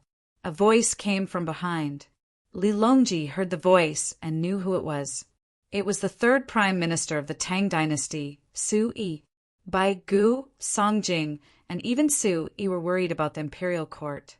No one was resting. "Su Qing, do you feel tired after coming to the political affairs hall?" Li Longji was concerned about Su Yi's physical condition. "There are a lot of trivial matters this year that have piled up on my desk. This subject's heart is uneasy, so I'll deal with them slowly. It won't be too tiring." Su Yi stated his intentions. "You can ask someone from the Imperial Medical Department to give you a massage." Li Longji was very pleased. "Look, what a good subject."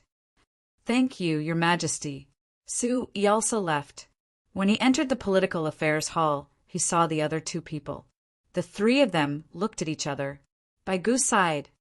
"Finish all the work you can do. Let's be more relaxed in case Li Yi suddenly causes a big incident again." Su Yi nodded. "That's right, that's what we're thinking." Li Longji changed his clothes and rushed to the Li family zhuangzi with a group of guards. Li Yi rode a tricycle. The two-wheeled tricycle was in front, and the power wheel was in the back. Next to it was a tricycle with a power wheel in front and a two-wheeled tricycle in back. He didn't know how to choose. "Brother Yi, have you made a tricycle?" Li Longji saw the tricycle in the back and rode with Li Yi while talking. "Put the tricycle in front. It's convenient for the rider to control the tricycle. Put the tricycle in the back. The rider mainly controls the wheel. If people are riding, most of them like to sit in the back. It's safer. If they're transporting goods, put the tricycle in the front. When things hit, the goods hit first." Li Yi rode with him, and the two of them chatted like this. Li Longji looked back at the bucket of his tricycle. "Brother Yi, are you planning to take out the tricycle for civilian use? It's in the good roads around Chang'an. If the roads are not good, the wear and tear will increase the cost." Li Yi pointed at the tires. The wheels were made of steel, and the bracket was also made of iron. The whole bicycle was similar to the one he had. The wheels were covered with a layer of leather, and the leather was expensive. Li Longji ran to the front and slowed down. When Li Yi caught up, he said, "Except for the chain and the axle, replace the other parts with bamboo heads. Increase the place to repair the tricycle." Li Yi's eyes lit up. He thought of the place to repair the tricycle. After the beginning of spring, the capital government would set up more tents for free soup. Now, people who knew how to drive knew how to repair the tricycle. Otherwise, if the tricycle broke down halfway, it would be impossible to continue. The tools were placed in the tents. If the tricycle broke down, they could push it for a while. "Very good. That's how it should be." Li Yi decided to promote it. When will it be released? Li Longji thought of the advantages of the bicycle. It was faster than walking and could also carry goods. Renting carriages and ox carts cost a lot of money. One would need to wait for others to get on the carriage, unless the carriage was chartered. After selling a batch to the rich, we will take out the ones made of bamboo and let the rich enjoy it first. Li Yi did not forget to make money. Renting bicycles was still a problem. The axle and chain were made of good steel. If they were not given as collateral, they would be stolen and melted down to make other things. If they were recorded in the household register, they would be robbed and destroyed halfway. What would they do? The Shi and Khitans have already surrendered. Should we move them inwards or rebuild the governor's office? Li Longji stopped. When Li Yi also stopped, he talked about the matter. Yingzhou governor's office. The information appeared in Li Yi's mind. Yes, they should build a Yingzhou governor's office this year. They should put it in Lu province. We should build 4 governors' offices. The Anong Protectorate should have 4 governors' offices. Third brother, let's go back to the study to look at the map. Li Yi did not mention Yingzhou governor's office. He was ambitious. The two rode to the courtyard. When they entered, Li Yi took out the map from before. Yingzhou governor's office was in Liaoning province. There was a river called White Wolf Water. It was not close to the sea. It was better to have Gourd Island, which was Jinsi by the sea. Jinzhou was also close to the sea. There were also big and small Ling rivers. The big and small Ling rivers in Jinzhou were bigger than the ones in his time. There was more water and it was clearer. Third brother, look. Pingzhou Anong Protectorate is close to the sea. There are 4 governors' offices under it. We should have the one in Jian and province. Why don't we put the one in Lu province by the sea? In addition, Liao City Governor's Office and Xinjiang Province Governor's Office are equally important. It would be best to build a governor's office in Daxing City. There is a Yalu River that can be passed by sea from Deng Province to the other coastal provinces. Duli Town is equally important. As long as these governor's offices are built, the entire Bohai Sea will be controlled by the Tang dynasty. Li Yi pointed out Inko, Shenyang, Fushen, Dandong, and Lushuan. Li Longji listened quietly. His eyes followed Li Yi's finger. Xinjiang Province is not close to the sea. Shenzhou Province is also not close to the sea. Li Longji found the problem. Why not the sea? Li Yi swallowed his saliva and pointed to Xinjiang Province, which was Fushen. There is coal here. There are also many red pine trees behind. Shenzhou Province is close to it and has a similar river. Li Yi placed his finger on the Han River. The Han River was called Shinshui.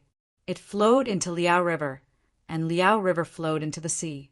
Before Shinshui entered Liao River, it flowed from east to west. Coal could be directly transported out by boat. At the same time, Shenzhou and Xinjiang Province have large areas of land that can be cultivated. The land is fertile. You don't have to care about the seeds planted by the river. They will grow on their own, especially the beans. Xinjiang Province is filled with hills. You can set up checkpoints everywhere. I have marked out all the high hills and strategic locations. Li Yi thought to himself, who doesn't occupy a strategic location like Shenyang? The further the historical dynasties progressed, the more important Shenyang became. In the Battle of Sar, Hu and Fushen, the White Pole soldiers of the Sichuan army suffered greatly. As long as these places were well defended, no one would be able to invade unless they did not resist. The Tang dynasty had set up a governor's office here. This meant that there were capable officials and generals who knew of the importance of this matter. Brothers and sisters who are reading outside the website, if you have the ability, please go to Qijian to subscribe to this book. The subscription rate is dropping too fast. Nong Nong is writing very seriously.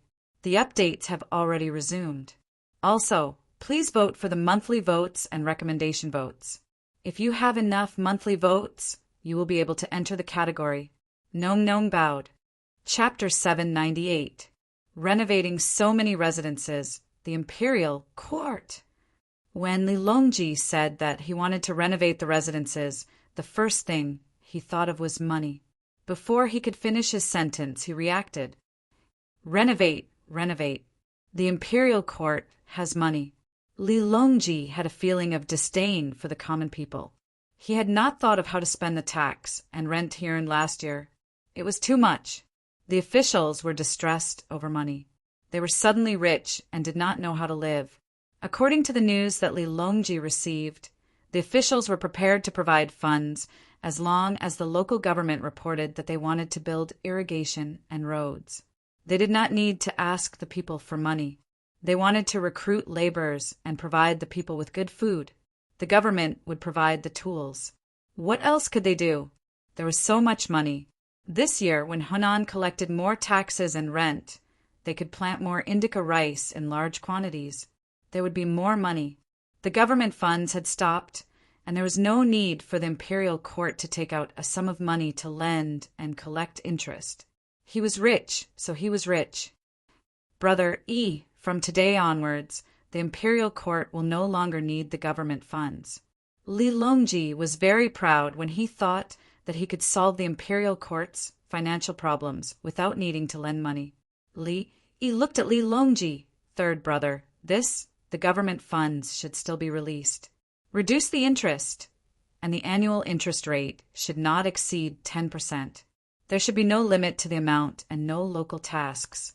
The accounts must be recorded clearly. We should also send people to check the situation frequently to prevent local officials from using the government funds as a pretense to engage in usury. Why do we still need to compete with the people?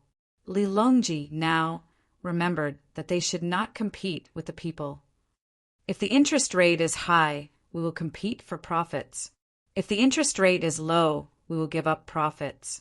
When the people are short of money, the imperial court's interest rate is low. If we borrow money from the imperial court, we will not need to borrow from usury. Li Yi only said this one sentence. He believed that the other party was smart enough. Li Longji nodded. Investigate, we should investigate. He understood. The government funds were placed in the local government and did not ask for anything. The annual interest rate was 10%. The local department that specialized in lending money would make a false name and say that they had lent out 1,000 taels. At the end of the year, they would be given 1,100 CUN. In fact, they would be giving out 1,000 CUN at 30% interest. At the end of the year, they would be earning 200 CUN. It was even to the extent that the commoners who needed money could not borrow money from the imperial court, but the local lenders could. They would then use the borrowed money to lend to the commoners who needed it. Third brother, look, there's a U-pass here. It's very steep. If we move 60 li further, one side will be connected to the sea, while the other side will be connected to Mount Yen. We'll build a pass here. Li Yi brought the topic back to the northern part of Hebei province. He was talking about the Ming dynasty's Shanhai Pass. The original U-Pass was not as good as the Shanhai Pass.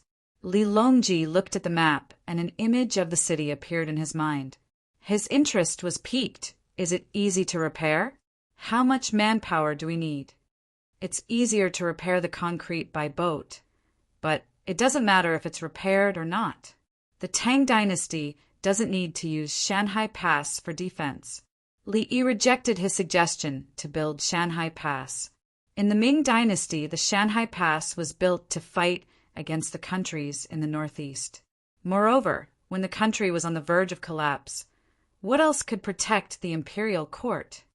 True strength lies in the good life of the commoners and the people's hearts. There are many redundant officials waiting in line to arrange official positions.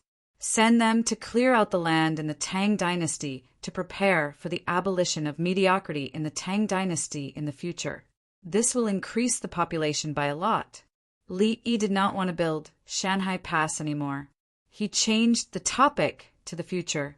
Many commoners in the Tang dynasty fled and hid without a household register. They were of little help to the economic development of the Tang dynasty. They did not dare to engage in too much social interaction and production.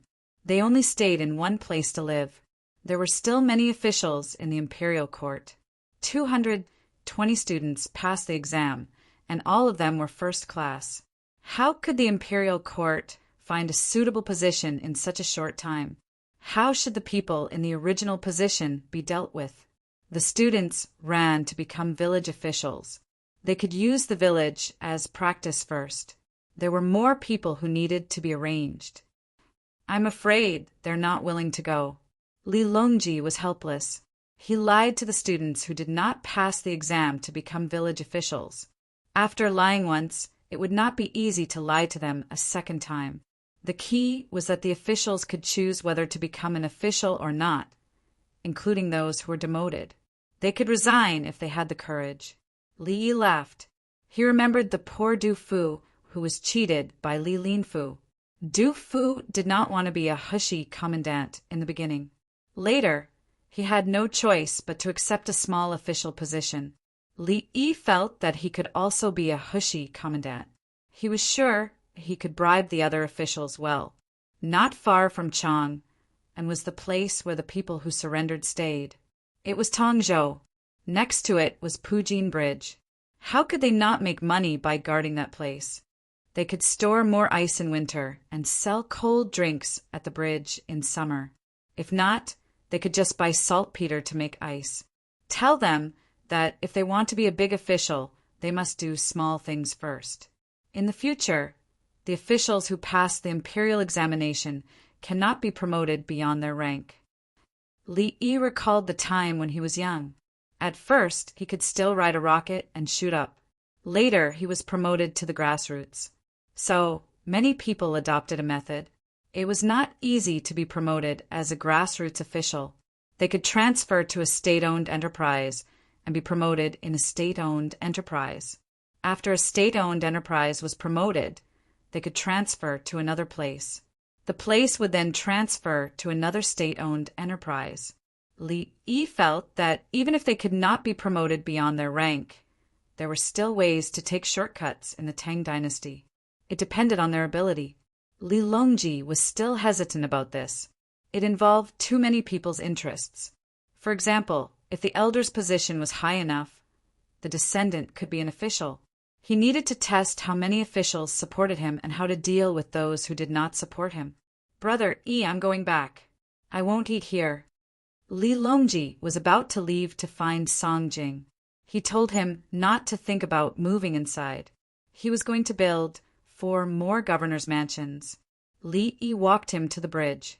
Third brother, the governor's mansion is set up to gather refugees and pacify the people. The imperial court must bring things over and distribute them in large quantities. Do not build on a large scale. I will remember. Li Longji cupped his fist and left with the others. Li Yi stood at the bridge and watched as Li Longji disappeared from sight. He said to the palace maids and eunuchs beside him, "We have to find old Bai." Find Bai Zaifu? Tao Hong now understood a lot of political and economic matters. They did not care who came over to take the shift. When they returned, they would share the gifts and what they learned with others. The 4 restored governor's mansions can only be valued by the imperial court if they are created by themselves. The Li family Zhuangzi can guide the trade. The imperial court needs to profit from it. Li Yi taught them how to promote policies based on interests. The land they occupied now belonged to Liaoning at that time. Liaoning had many specialties. His own trading team went there to earn money. Others were willing to follow and earn money. If the imperial court did not want to form an official trading team, they could collect taxes. They used the money from the local trade to support the local army. Then they could slowly divide and absorb Bohai. After the current king of Bohai was gone, his son wanted to do something. He also wanted to occupy the Korean peninsula. Why should he keep it? It was such a good place. It had a great military role and was close to the Japanese Empire. He wanted to go to the Bering Strait by ship. There were so many islands in the Japanese Empire. As for whether or not he could occupy the Japanese Empire, it would be more difficult. They had people there. If he used war, it was not necessary to use war. There were very few people there. When they wanted to build a circle, they also took action. Chapter 799. When they returned to Xingqing Palace, Li Longji went to the Political Affairs Hall and told the 3 prime ministers who came out of their respective offices about the 4 governors' mansions. Song Jing kept blinking and was confused. I will stop 1 governor's mansion from being rebuilt. You go to Li family Zhuangzi and come back with 4 governors' mansions. Your Majesty, you can't do that. The money spent on governors' mansions, Song Jing said, and stopped just like Li Longji did in Li family Zhuangzi. Li Longji looked at him, indicating that he should continue. I'm afraid Bohai will panic. Song Jing had to say the same thing. With trade, there's no need to be afraid. This time, Li family Zhuangzi's exchange team went to Bohai. The local people traded hazelnuts and pine nuts. Li family Zhuangzi also sold hazelnuts at a high price in Chang, and then made a lot of money. I want to organize a team to go there. Baigu supported the many governors' mansions. The imperial court was not afraid of spending money. They could also make money. The hazelnuts and pine nuts in Bohai were expensive, and their fur was better than those in the western regions. With ginseng and antler, not only could they earn back the cost of rescuing people in the team, but they could also make a lot of profits. Unfortunately, they could not collect taxes this time. They risked their lives to go there. Li Longji looked at Su Yi, but Su Yi did not look at the other 2. He made a fist salute and said, Your Majesty, the governor's mansions should be made good use of the navy. It should be convenient to travel and build a strong city to prevent the attack of wild beasts. He supported it. He had to support it because it involved the strategy of the Tang dynasty. Li Yi definitely had a backup plan, not to mention whether he could succeed or not. Even if he succeeded, it would delay the important matter. Su Yi believed that Li Yi would not blindly give orders in such a matter. I want to see Li Yi. Song Jing insisted, wanting to know more. Okay, Li Longji agreed. Song Jing had seen Li Yi before. Your Majesty, who should we send to rebuild the martial manor? Baigu was preparing to arrange the manpower. Song Qingli can do it? Li Longji was the first one to speak of who would do the work. Your Majesty, Song Qingli likes to build wantonly. If he becomes a governor, I'm afraid that the local people will be very tired. Song Jing pointed out Song Qingli's small flaw. This emperor knows. When Brother Yi was sending them off, he said that we should not make any useless constructions. We should send some things over to calm the people. Li Longji was not surprised at all. He was used to it. Brother Yi would definitely know who to send. It was just that mysterious. Song Jing stood there in a daze for a while until Li Longji left. He wasn't in the mood to work. He went out and called his subordinates, then took a car to the Li family Zhuangzi. When he arrived, he was just in time for dinner. Li Yi felt that it was cold outside, so he boiled a bowl of rice wine for himself. When Song Jing arrived, he boiled another bowl for Song Jing. Old Song, it's just in time. We're eating pan-fried hairtail today. It's caught in the Bohai Bay in winter. It's called northern hairtail. It hasn't been sold yet.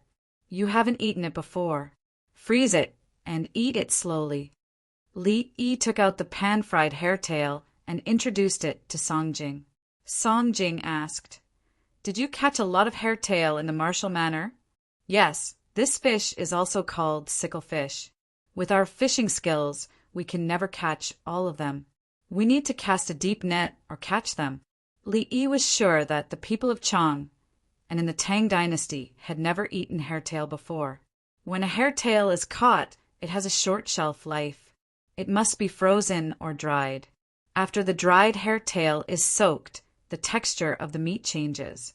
When a fisherman finally catches a hairtail, it's not worth it to dry it and sell it. There are hairtail in the Bohai Bay. The Navy cast a deep net and caught more than 4,000 hairtail with different sizes. Zhuangzi was given 1,500 hairtail, which was not enough at all. The rest was for Li Qingqi and Li Longji, but the minister didn't give any to them.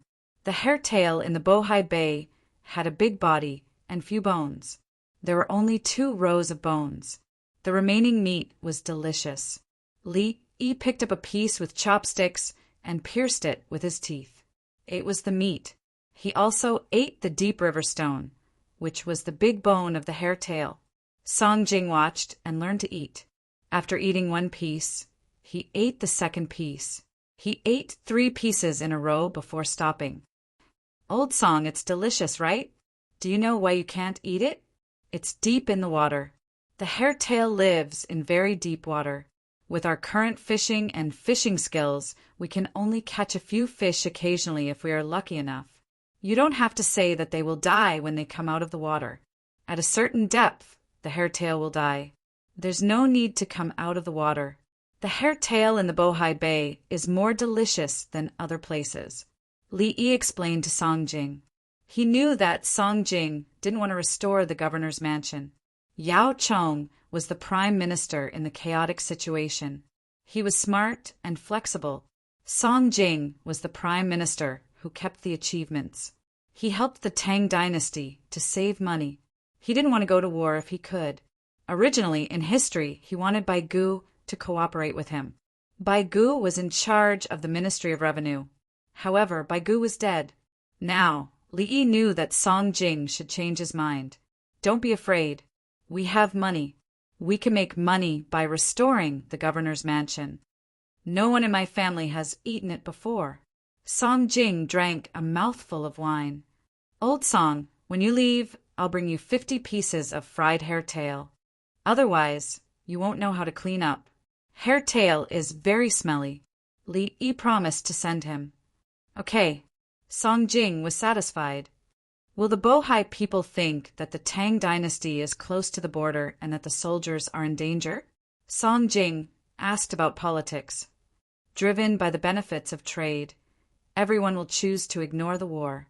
Between the benefits in front of us and the possible war, the former is more important. Li Yi pointed to the northeast. How much money do we make every year? Song Jing admitted that Li Yi was right. He began to consider the economic benefits. Old Song, the so-called profit, refers to the profit after considering the trade deficit, the added value of the product's technology, the production cost, the supply and demand relationship, and other factors. Li Yi shook his head and said a bunch of terms. How would he know how much money he could make? Sell a small mirror in exchange for 500 kilograms of pine nuts. Bring back 500 kilograms of pine nuts and sell them to the people of Chang, and for 300 kilograms. Can you say that you made a profit when you got 300,000 kilograms? The real profit was actually 500 kilograms of pine nuts, which provided heat. The pine nuts bought by the people were circulated internally. Only by continuing to make mirrors and constantly changing them could the profit be calculated. Li Yi told Song Jing these words, but Song Jing did not understand. Your Zhuangzi made 300,000 kilograms of pine nuts. The cost of the mirror is low. Song Jing looked at the actual amount of money. Zhuangzi can only spend this money to adjust the economy and infrastructure of the Tang dynasty. Only then can the Tang dynasty make a profit. An uncirculated currency hinders social development. Li Yi did not think that the Tang dynasty would make a profit if he just left the money at home. Song Jing was in awe. He knew that the young man in front of him was always working for the Tang dynasty. Is it a profit if you spend it? Song Jing sat upright and learned. The input-output ratio is not the ratio of Zhuangzi's output. It's how a certain amount of money can promote the productivity of the entire Tang dynasty. Let me tell you, Li Yi began to talk to Song Jing about logistics and road construction. Using the money to build roads, the speed of travel was faster and the cost of time was saved. The caravan that took 3 months to come overcame in 1 month. In 2 months, they replaced the cheap things in the 2 places with things they needed to increase efficiency. Otherwise, they would rot on the trees and in the fields, and no one would benefit from it. There were so many fruits in the south. If they were faster, the fruits would become money, and the money would be used to buy the things the caravan transported. This was the economic effect of infrastructure investment. It would improve the people's livelihood. Chapter 800. Li Yi had checked the information before. The Tang dynasty, or perhaps many other dynasties, had never completely solved the country's financial problems. Behind every prosperous era, a large number of people bore the burden of the country's financial deficit. The problem would be exposed with the slightest natural disaster or man-made disaster. When foreign trade did not completely offset the financial deficit, it could not balance and save. In the end, it accumulated to a certain extent, and the dynasty changed. This included the Song dynasty, especially the Southern Song dynasty. The Southern Song dynasty's foreign trade went crazy, but the things shipped back did not solve the problem of the people's livelihood. The capital pursued greater profits, and it was a luxury. Li Yi took another sip of wine. Logistics is part of the infrastructure to reduce the losses caused by storage. Next, I'll talk about production technology. Li Yi continued to talk about the production technology research and development of capital investment, such as fertilizers, animal husbandry, plowing after investment. It would be converted into productivity, including hybrid species. With the same area of land increased production, the Tang dynasty's overall food supply increased, and the price of food was adjusted to ensure the income of farmers. When there is more food, it needs to be further processed, and the profits from further processing need to be shared with farmers. Balancing the income of various jobs in society is what the imperial court should do. Li Yi's words were relatively simple. The people of his time all knew about it. For example, the relationship between the reserve ratio, savings, and loan interest rates, as well as the impact on economic development, were all known to the people of his time. He did not tell Song Jing. He was afraid that Song Jing would not go back tonight, so he asked him questions. Song Jing was not in a good state at the moment. He was sweating nonstop. The palace maids and eunuchs beside him had stopped eating. Each of them had a small notebook and were quickly writing. Song Jing was frightened at this moment. There was a trace of fear in his eyes when he looked at Li Yi. He finally knew how big the gap between him and Li Yi was. What did he hear? Speaking of the social level, it included everyone. How did Li Yi learn? Was there such knowledge in the books in the past? Why didn't he learn it? Occasionally, there was some content that seemed to be mentioned, but only a little. What he was hearing now was that any random point was taken out and it involved many aspects. This is the way to use money. The Li family Zhuangzi uses money for the sake of the Tang dynasty. Others don't. It's easy to handle. We can adjust it through finance. Let's talk about it later. Li Yi suddenly stopped talking. He was too tired and wouldn't be able to finish talking in a few days. Song Jing did not ask further. He needed time to digest and understand what he had just heard. There were many things that he didn't understand, mainly because there were too many new terms. Why did he say that he didn't understand the vocabulary? So, the trade with the Bohai Sea is a war. This was the only thing Song Jing could analyze. You can't say that it's a war. In the process of exchanging goods, it's about whether or not the two parties are equal. It belongs to the process of helping Bohai gradually understand the nature of trade. Li Yi refused to admit that he was fighting a war, even though he did earn a lot from the previous trade. Li Yi defined himself as a peace-loving person who would never think of invading others. Song Jing understood. Wars were carried out through trade, and the process was long. Bohai Sea is at a disadvantage. Song Jing concluded again. If we don't change, Bohai Sea is at a trade deficit. It's not a disadvantage. I will teach them to change, develop their own unique production technology, and apply it. Li Yi still refused to admit it, and he looked like he cared about others. Why do you want to help them again? Song Jing felt that since he could take advantage of them again and again, he should continue to do so. After helping them, they can provide us with more things. We're doing this for benefits, not to destroy Bohai Sea. Li Yi still had that compassionate expression on his face. Song Jing wiped his sweat. There was a heater in the house, and it was too hot. How do we help them? Song Jing ignored his headache and gritted his teeth to hold back his question. Invest in them.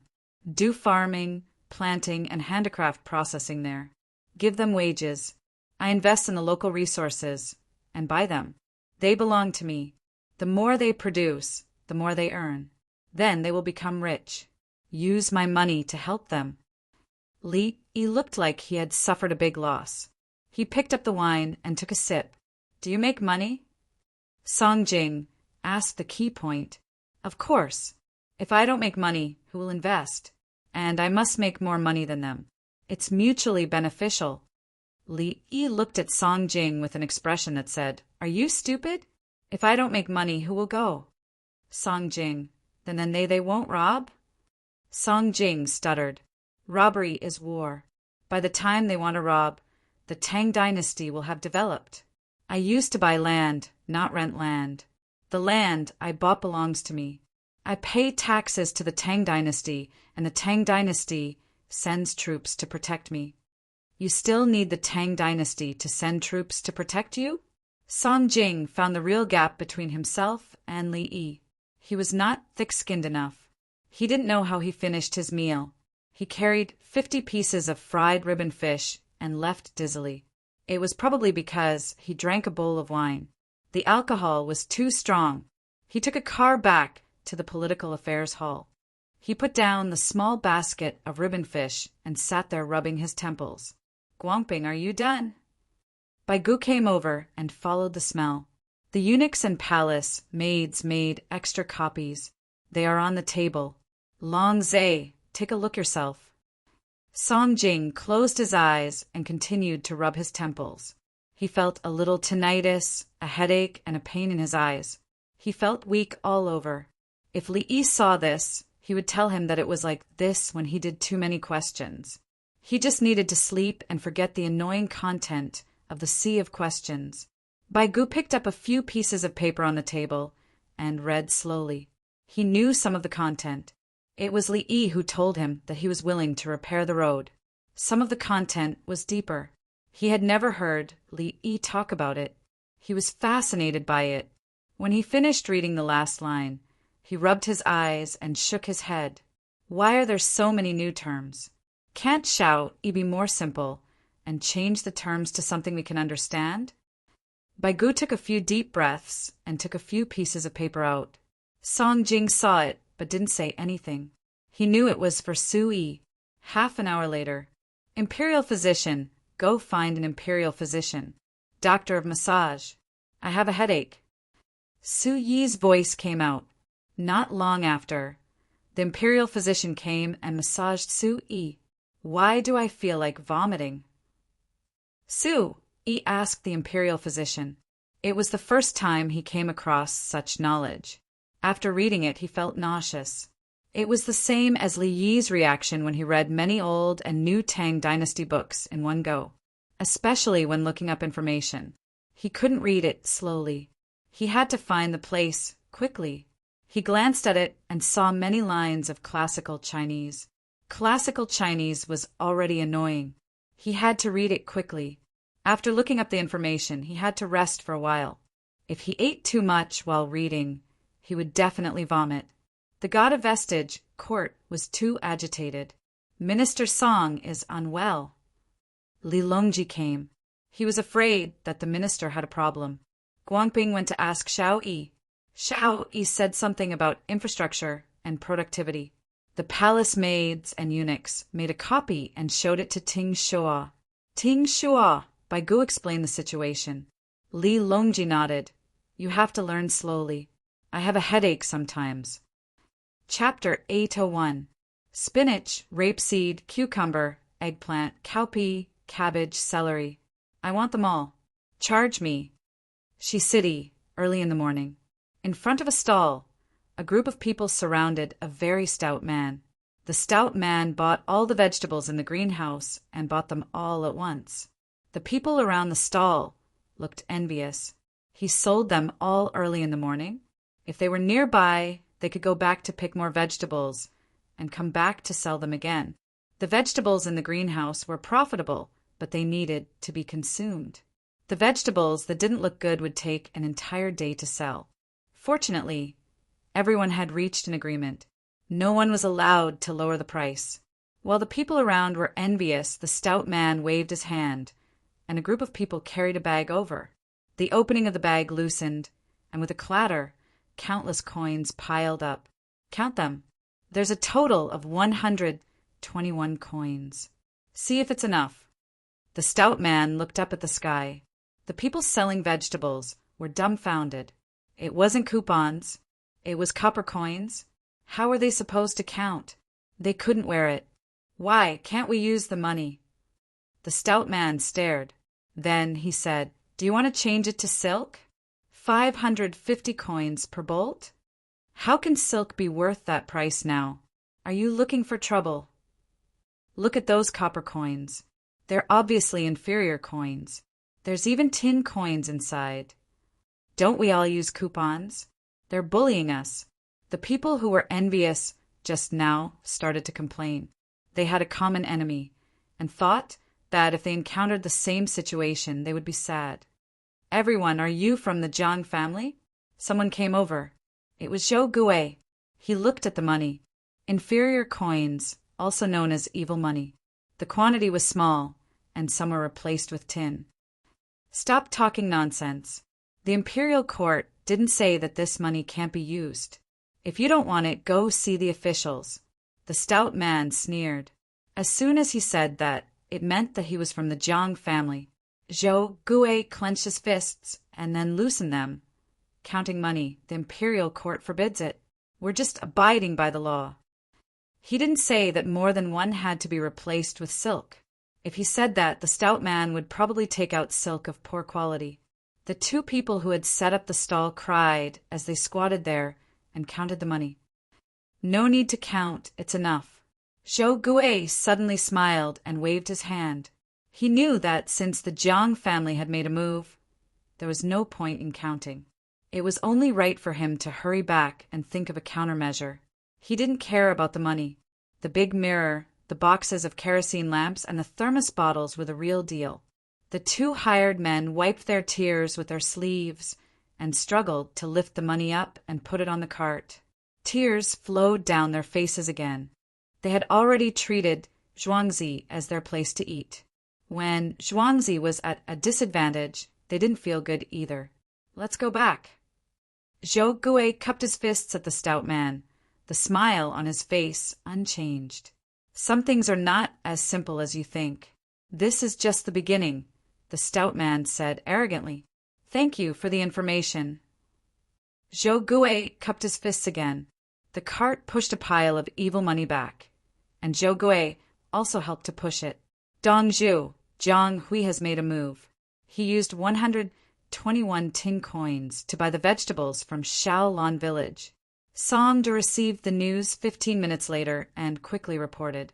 The ones who passed on the message were the underground forces of Chang'an. They ran to deliver the message, and in 15 minutes they traveled from Shi City to the Li family's manor. Li Yi pursed his lips. "I thought he was very capable, but it's just evil money. I look down on him." "Dongzhu, are you saying that we don't need to care?" Song De didn't think it was a big deal. "No, the amount of money is not important. What's important is that they provoked us. Have you found out about their business?" Li Yi shook his head. "He doesn't care about money, but he wants face. How dare you touch anyone? Chong, and city doesn't have any rules?" Songda nodded. "There is a grocery store in East City called Shangsu. They sell daily necessities like pottery, kitchen knives, wooden bowls, toilet bowls, chamber pots, scissors, needles, and bags. At the same time, they also pawn things." "How boring. Grocery store? If you want to attack him, just attack him. At the same time, the other stores will not be affected. Pawn things? Haha, I can't kill him." Li Yi suddenly felt bored. His opponent was too weak. Songda was dumbfounded. "Dongzhu, what do you mean? Are you going to attack or not?" Evil money is actually quite interesting, but it's not applicable to the current Chang and city. Evil money in circulation cannot be banned directly. Li Yi did not mention revenge. He was thinking about the bigger picture. Evil money had always existed. Some people forged it privately. The quantity was not enough, and the difference was too big. Many people bartered for it. When people saw copper coins, they couldn't differentiate them. Evil money entered circulation, just like the fake money in Feng Yu's era. When people received fake money and went to the bank would not accept it. Some people would leave a mark on the money to prove that it was fake. The losses were naturally borne by the people. What can the people do? They can only bear with it. This was not the case in the Tang dynasty. In the Tang dynasty, the previous emperor had banned people from going to the ships to forge evil money. Later, when they collected it, they used a normal Kaiyuan Tongbao to exchange for 5 pieces of evil money. The people were not willing to exchange. Even if the people knew that it was evil money, they still accepted it when they sold things and lowered the price. Normal Kaiyuan Tongbao could buy things with 1 coin, but evil money could only buy things with 3 to 4 coins. Then they used evil money to circulate and formed 2 circulation channels. When they saw evil money, they exchanged it for money and continued to trade. If there was no Li family Zhuangzi's exchange coupons, evil money would explode next year. The imperial court first restricted it, but once the restrictions were placed, the transactions in the east and west cities would stop. There was too much evil money. If the imperial court did not allow it, no one could trade it. The imperial court released 100,000 coins of Kaiyuan Tongbao and allowed officials to borrow the imperial court's money to trade. Only then did the east and west cities come back to life. In the end, the imperial court had no choice but to allow evil money to be used for local exchange. The imperial court took it back, and the imperial court suffered a loss. The imperial court did not dare to touch it. Now, with the Li family Zhuangzi's exchange coupons, the evil money had no place to go. Most of it was accumulated. Most of it was the wrong weight. Some of it was using tin to replace copper. In such a situation, the prime minister, physician, assistant minister, and other officials in the imperial court were all numb. In front of Li Yi, he really did not care. He did not care about the development of evil money, but it did not mean that he did not have a temper. Go and tell Xiao Lan Zhuangzi to continue to increase the sales of greenhouse vegetables. Find more people to pick them. If you sell them, take their evil money. Li Yi said to Songde with a smile. Got it, Dongzhu. Songde began to mourn for the Jiang family. Dongzhu was angry. He could see it. Songde ran to make arrangements and reported to Xiao Lan Zhuangzi. At the same time in Xingqing Palace. They've gone too far. How dare they bully my eldest princess? Li Linfu, Jiang Jiao, you two are really something. Li Longji was the first to receive the news. He was so angry that he laughed. Sanlang, our Yuanshu is such an obedient daughter. How can she be bullied like this? Empress Wang wanted to kill someone with a knife. She had the ability to do so. I don't care. Li Yi's side should be doing something. I'll watch. Li Longji was angry, but he did not intend to do anything. Empress Wang nodded. Yes, ask uncle to do it. Teach them a lesson. Now, she had infinite respect for Li Yi. Last time, she acted too early in the matter in Lantian County. She did not have the chance to do it properly. This time she could not miss it. The brothers and sisters who were reading outside the station came back to vote for the monthly and recommendation votes. The monthly votes almost made it into the rankings, and the recommendation votes almost made it into the top 100. The farmers bowed. Chapter 802. Li Longji was angry. Just like Li Yi, he didn't need that money. It wasn't because he didn't know about the provocation to Princess Royal. It was because ordinary people would have been bullied to death. The Li family Zhuangzi and the imperial court had been working hard to help the people live a good life. At least the people in the capital had a good life first. You can contact the officials above. Don't you know the will of the imperial court? You want to override the will of the Li family Zhuangzi and the emperor? Li Longji was angry. Empress Wang also looked like she wanted to eat someone, but they were waiting. In the political affairs hall, the 3 prime ministers were there. Yao Chong and the others were also there. No one accused them of overstepping their authority. They were not afraid that someone would inform Jiang Jiao. If Jiang Jiao didn't know, it would be easy. Once Jiang Jiao knew, there would only be one result. Whoever informed Jiang Jiao would also be punished. The emperor didn't care about anything else now. The 30,000 winged knights were in charge. Even if Jiang Jiao knew, she had to pretend not to know and watch things unfold. Let's wait and see. Hasn't Guangping seen Li Yi in action? Yao Chong drank tea leisurely. It wasn't time for him to take action. He had his eyes on the target. To be precise, the first inspection team of the Tang dynasty had their eyes on someone and was ready to take him down. It had nothing to do with Chang, and it was local. They didn't care about the local government taking care of many people at once. At most, they would go and take care of it themselves. Just like in Huazhou, Li Yi's impeachment had affected a lot of people. Therefore, the government should stop. Li Yi went over. With the help of the inspection team, everything was taken care of. It was better than before. The foundation of the inspection team was not something that any state capital could compare to. Any random person in the team was not an ordinary person. I've heard of it. Song Jing was still learning from Li Yi's words. This old man only knows that Xiao Yi brought the chickens, ducks, and piglets to Hunan province.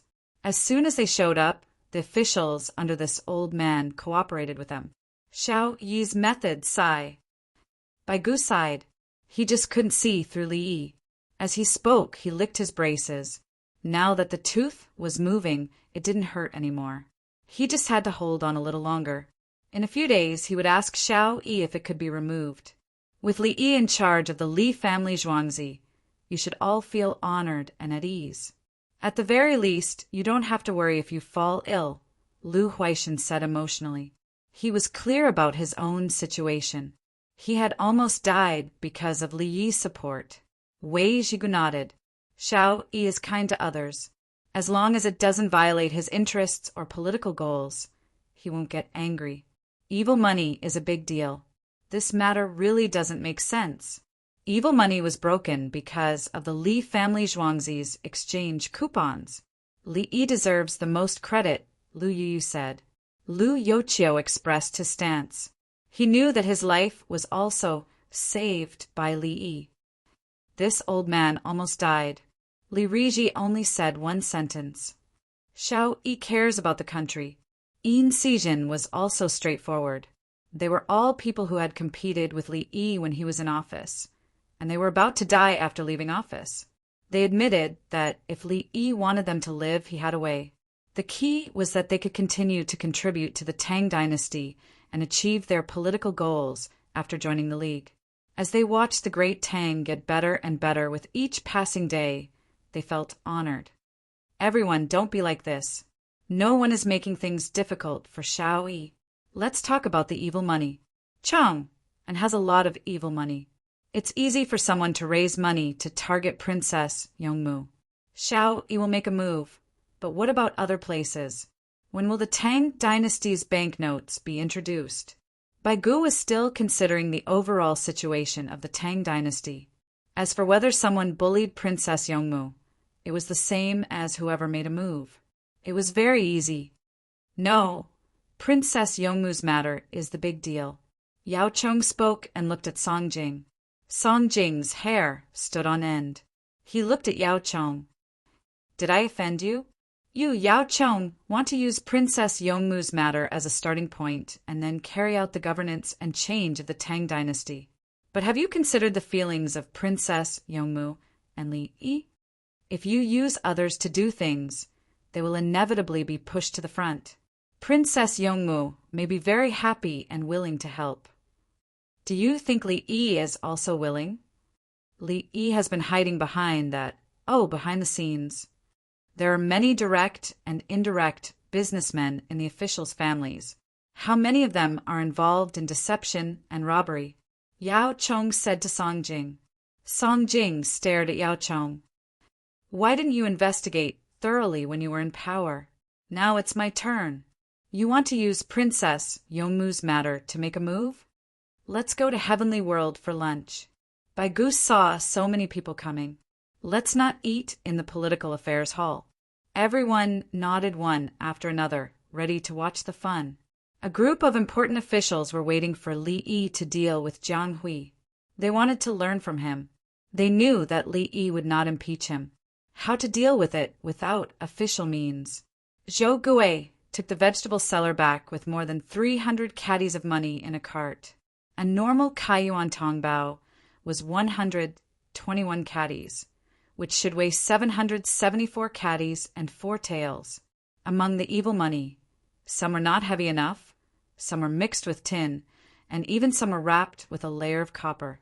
This money could not be circulated in the capital government at all. Everyone did not use the regular Kaiyuan Tongbao because they thought it was heavy. After bringing the money back, Zhou Gui found Xiaolan. Dongzhu, the Jiang family, bought all the vegetables in Zhuangzi with a lot of evil money. When he spoke, he did not dare to look at Princess Yongmu, who was sitting on the main seat. Steward Zhou, someone sent a letter. The messenger did not say who it was. The eldest daughter of the Li family, Xiao Yezi, ran in and handed a letter. Except for Zhou Gui, no other men could enter this courtyard. Xiao Lan took the letter, and Xiao Yezi ran out to find work. Xiao Lan opened the letter and read, Miss, it said that we should continue to pick vegetables and sell them for evil money, but we should pick out the evil money with tin and put the evil money with copper. Pick, hire people to pick, hire more, pick as much as you can. Princess Yongmu did as the letter said. She was not anxious at all. Instead, she was very happy. She treated the current situation as a game. Steward Zhou, did you hear that? Xiaolan said to Zhou Gui. Yes, I will do it immediately. Find more people to pick vegetables and send another batch to Shi City. Zhou Gui bowed and left.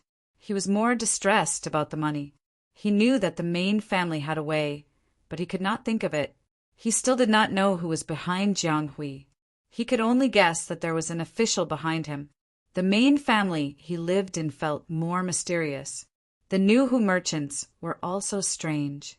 Many Hu people who were dressed up and did not look like good people lived in the temporary Hu tent. There were also many horses. He did not see any crossbows or armor. However, the bows were all good bows, and the arrows were long arrows that could break through light armor. It was obviously a large group of people. They should have shouted something, but there was no one. It was very quiet. When did the Hu people become so obedient?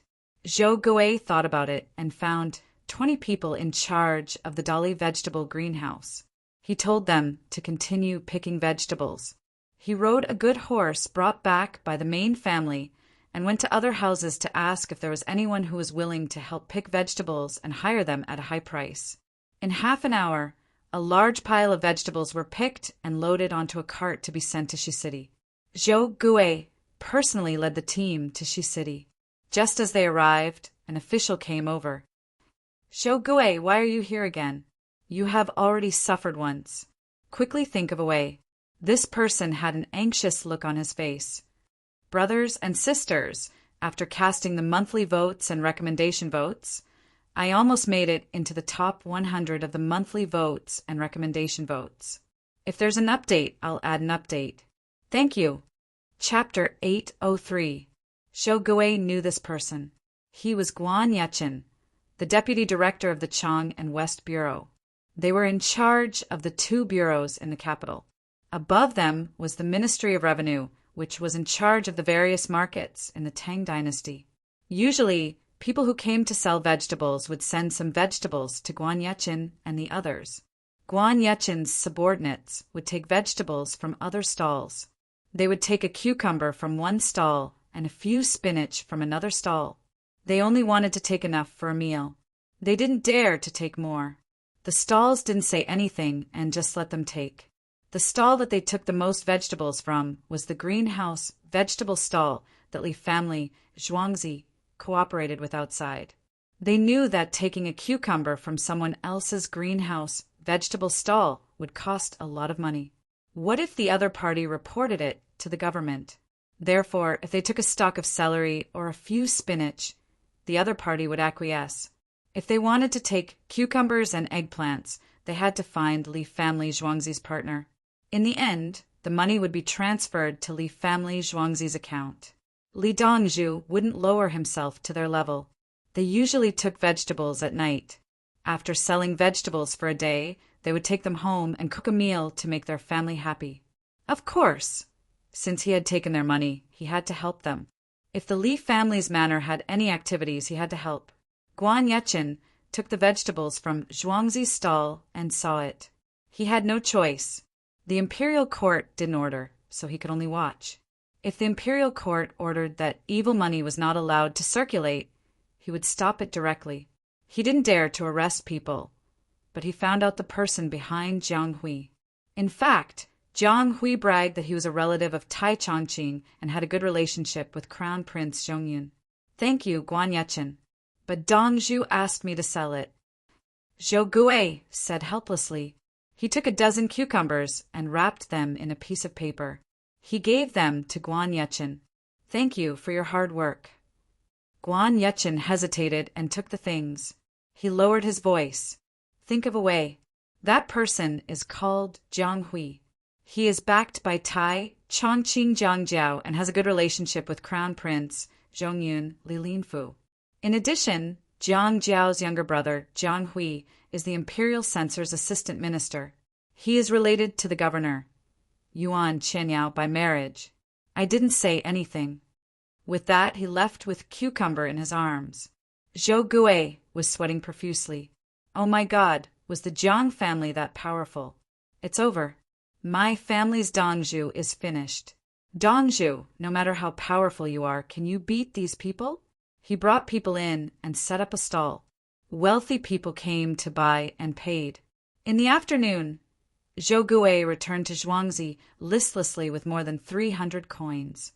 Steward Zhou is back? Quickly eat. Dongzhu and Lil Miss have already eaten. The guards have also eaten. We are waiting for you. Lian came over and told Zhou Gui that they had lunch at noon.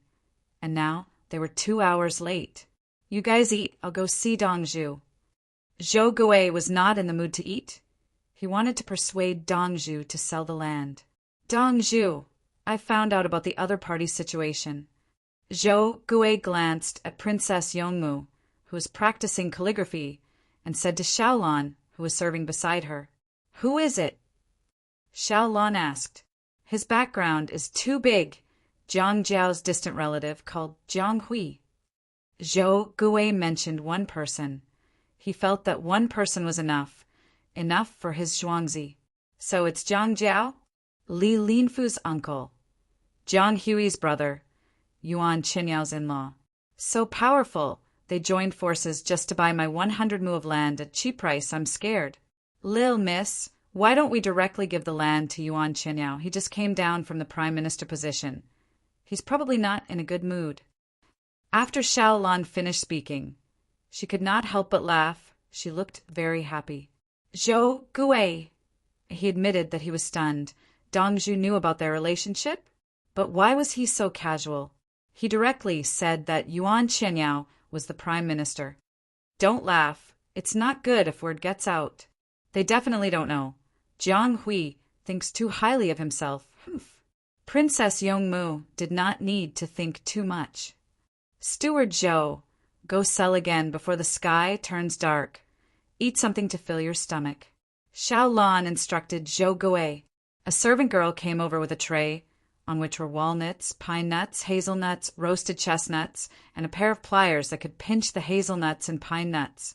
Zhou Gui was indeed hungry. Seeing that Dongzhu did not intend to call him to eat, he grabbed 2 handfuls of hazelnuts and pine nuts, picked up the pliers, and ran out. He called out and continued to pick vegetables. He stood outside the big shed, enjoying the cold wind as he ate dried fruits. Li An's family did not wait for him. They started to eat. What kind of Dongju did I meet? Zhou Gui threw a pine nut into his mouth, muttering as he chewed.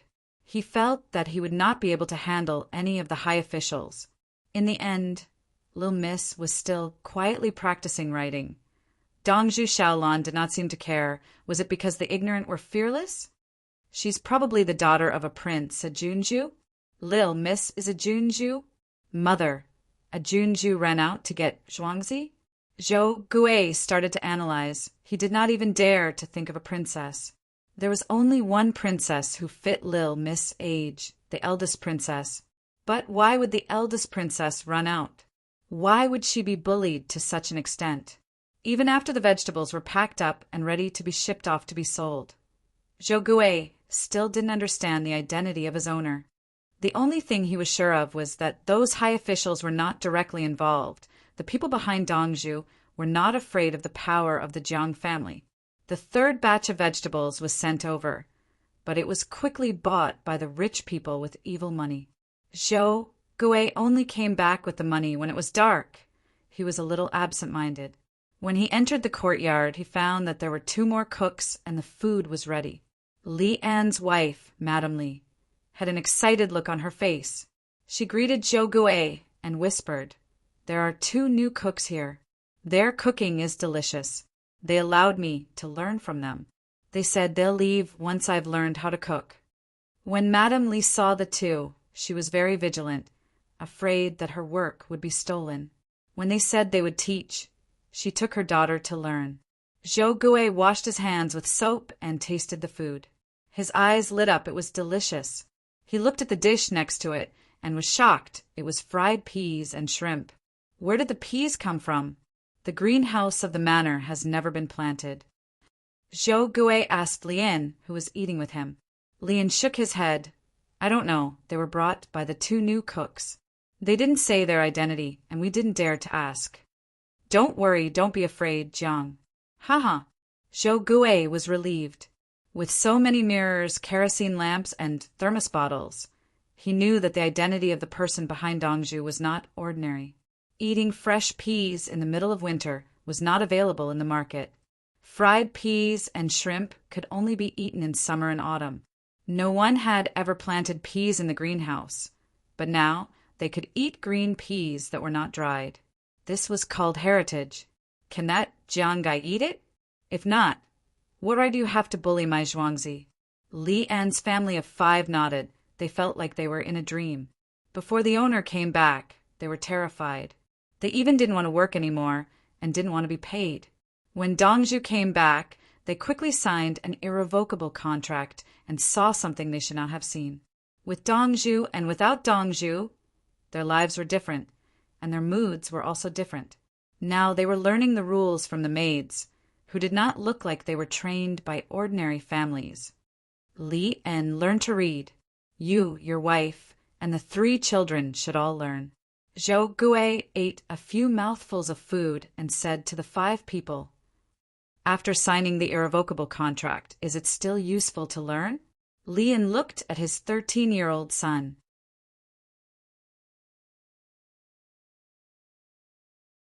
Now it was his little Zhuangzi's turn. "Do as I say." Zhou Gui turned around and left to organize people to deliver the dishes. In the East Market, a group of people pushed carts into the grocery stores. "Boss, do you want a heating paste? Try it first. Look, take off the layer of oiled paper on it and breathe on it. Then twist it and stick it on your body. You'll feel hot." A cart stopped at the entrance of Xingshu grocery store. 2 people brought things in and introduced the usage and function of the heating paste to the boss. The boss followed their instructions and tied it on his leg. Not long after, he felt that the paste was indeed hot. He took it down and touched it with his hand. It was hot, really hot. "It's of no use. How much are you selling it?" The boss pretended to be not very interested. "Bring it for sale. If it's not sold, we won't charge you. It's for the rich and powerful. It's 50 renminbi for one. We're offering you 40 renminbi. If we put it in your store and sell it, you'll earn 10 renminbi. We'll come back in a few days, and you'll pay us as much as you sell it." The salesman introduced the new business model with a smile, which didn't require the boss to pay him. After the stuff was thrown in the store, the boss confirmed the amount and signed his name. If he sold it, he would earn a share of money. If he didn't sell it, he wouldn't have to spend a single cent. It was the first time that the boss had heard of such a business method. He found that he didn't suffer a loss. Just put a few. There are so many people in my store. The price. The boss took the opportunity to lower the price. There's not much profit. Let's do it this way. If you sell 10, it'll be 38 renminbi.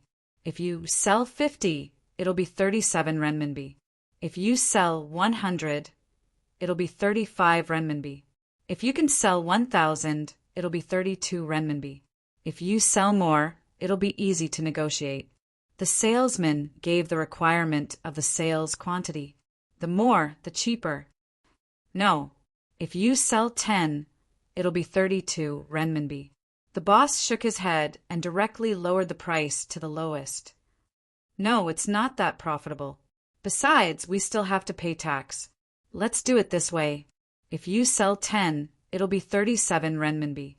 You go and ask around. The lowest price of others is also the same. The salesman shook his head and didn't relent. He insisted on it, as if he would change to another store if they couldn't reach an agreement.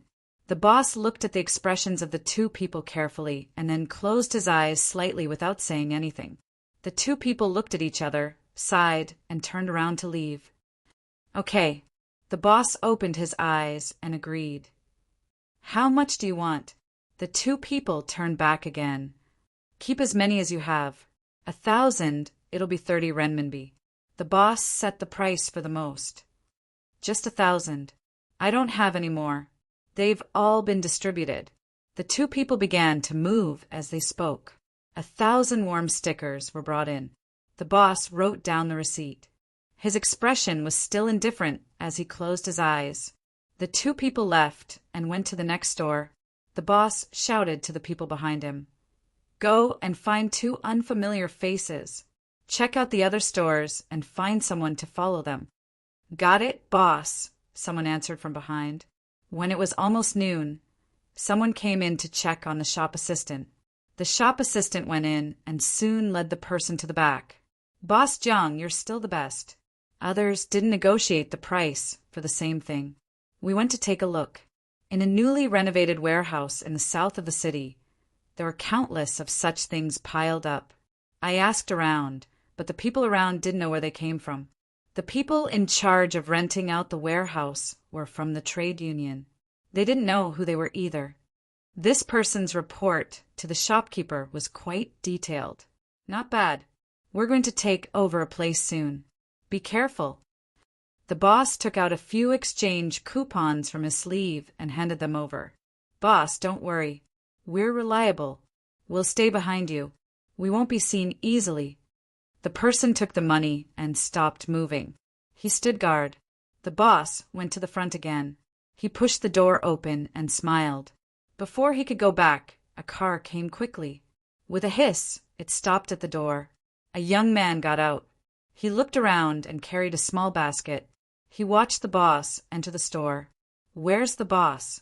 I'm here to pawn something, the man shouted as soon as he entered. The boss didn't say anything. The shop assistant came up. Sir, what are you pawning? Holy water, a golden Buddha with scriptures. The man opened the cover of the basket to reveal the item inside.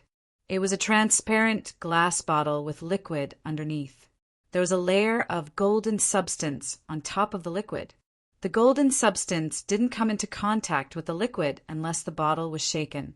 There was a small round mirror on top of the golden substance. There was a golden Buddha on the mirror.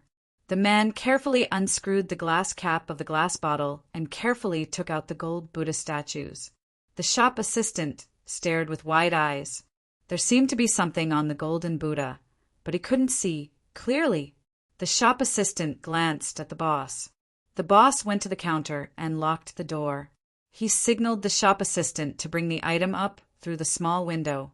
Chapter 805. Don't shake it. The one below is holy water, and the one above is a golden lotus throne. There is a heavenly mirror on the lotus throne. The golden Buddha is a scripture golden Buddha. You need a special mirror to see the scripture. It's passed down from my ancestors. The man carefully handed the item over and told the shopkeeper what it was. The shopkeeper didn't say anything. He picked up a piece of silk and carefully took the item. He also took the golden Buddha. He glanced at the water in the glass bottle. He didn't know what it was. He knew about the glass bottle. The kerosene lamp was used. The leaf family, Zhuangzi had it. The golden lotus throne was indeed a lotus throne. There was a mirror on it. It was said that the people in the palace had mirrors. Some of them were even sold to Tubo and were very valuable. The shopkeeper calmly took out a magnifying glass made of crystal and looked at the golden Buddha. With just one look, he felt his heart beat faster. Based on the weight and size, he was sure that it was a golden Buddha. Looking at it with a magnifying glass, he could faintly see some small words. However, the magnifying glass couldn't see clearly. What was this technique? In broad daylight, the shopkeeper lit a kerosene lamp and looked carefully under the light. Buddhist scripture. It was indeed a Buddhist scripture. He could see a few words in front of him. That's right. What an amazing craftsmanship. He took a deep breath and put down the golden Buddha. He asked, "Are you working for me, or are you best friends?" "Of course I'm working for you. My family is in urgent need of money. Otherwise, why would I take this out to borrow money temporarily? I'll come back to redeem it in a month at most." The man looked at the shopkeeper warily, as if he was afraid that the shopkeeper would kill him. "How much do you want to redeem it?" The shopkeeper asked again. 100 coins, not much. I guarantee that I'll return it within a month. How much do you want? The man stretched out a finger. It's not worth it. This item. Shopkeeper, I'm not working for you anymore. 100 coins is not worth it? You're lying with your eyes wide open. I'll give you 1,000 coins. You give me the same scripture, golden Buddha. The man was angry and reached out to take it back. Wait, let me take a look. The shopkeeper reached out to block him and looked again with the magnifying glass. As he looked, his heart continued to beat faster. He had to take it for himself first. The words were too small. He couldn't see them clearly even with the magnifying glass.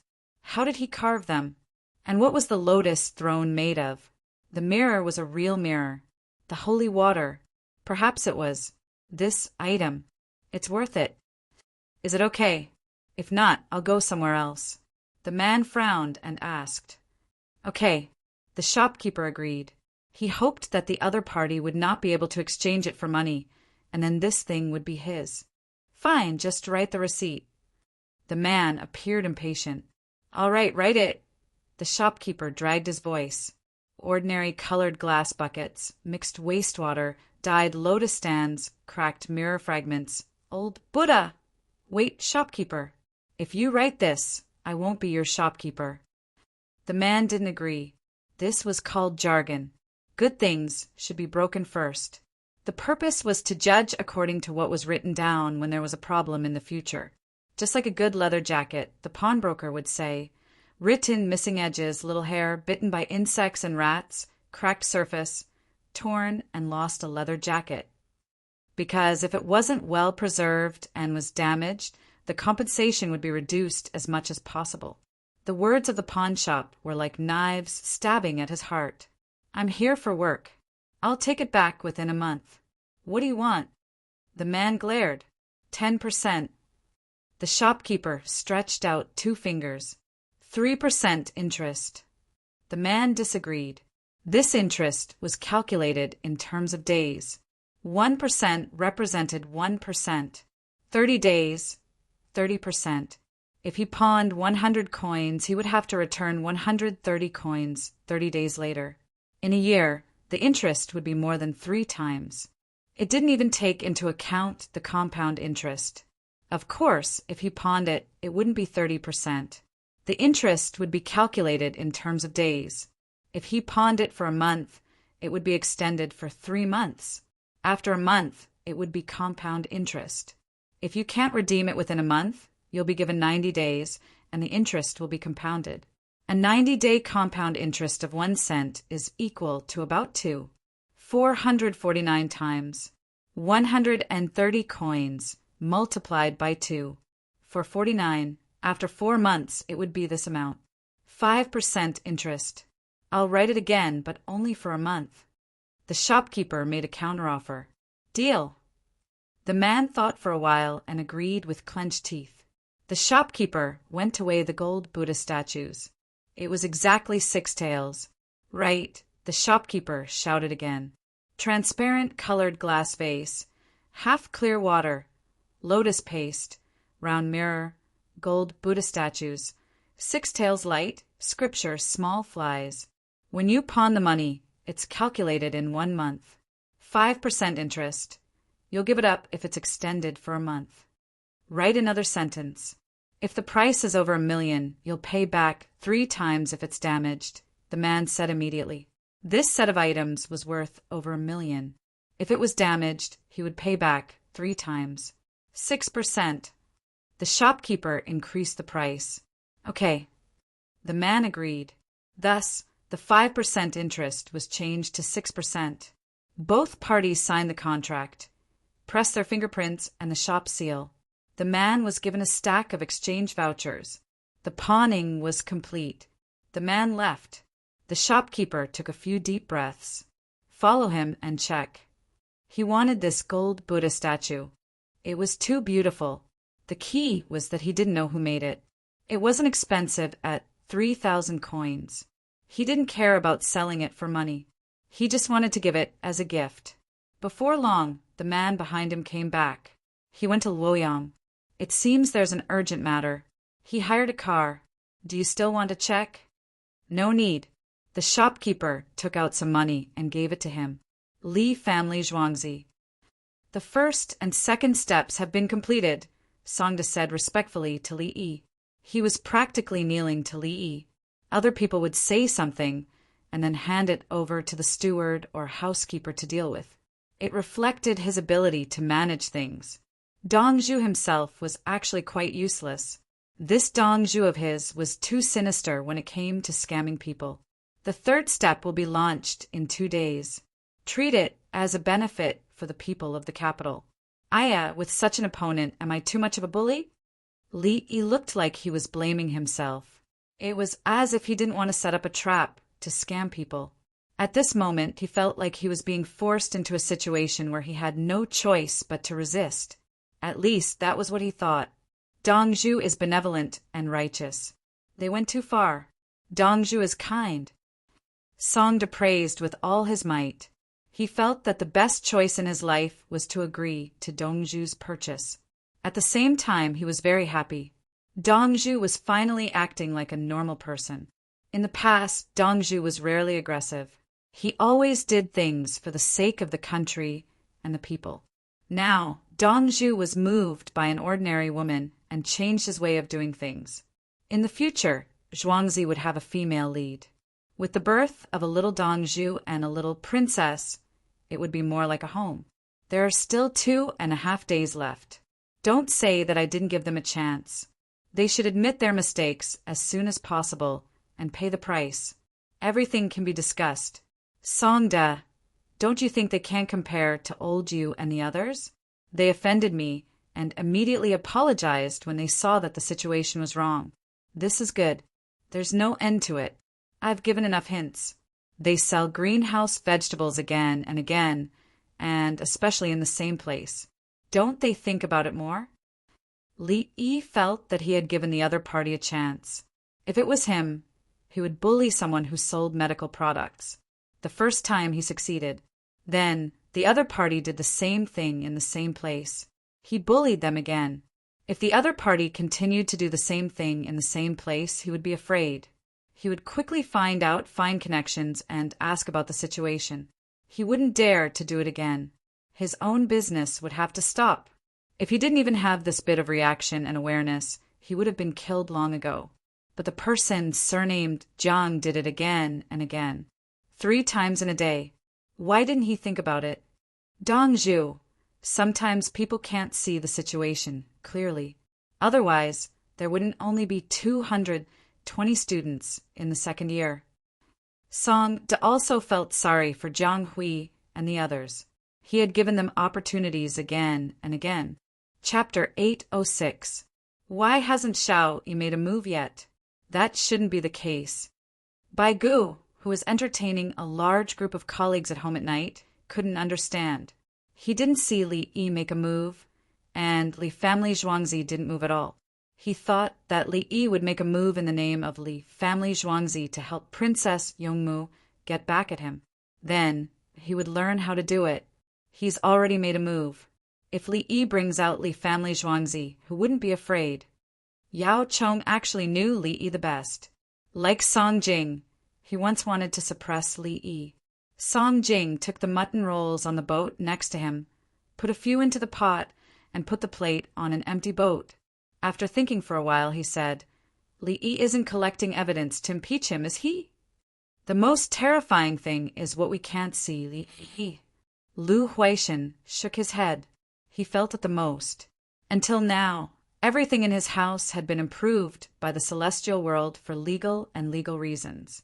He had only written once, and all kinds of benefits had come to him. It was impossible to get rid of it. If he became a shareholder, no matter how hard he investigated, there would be no problem. Even if he, a member of the first inspection team of the Tang dynasty, investigated, he would still find out. Did he write?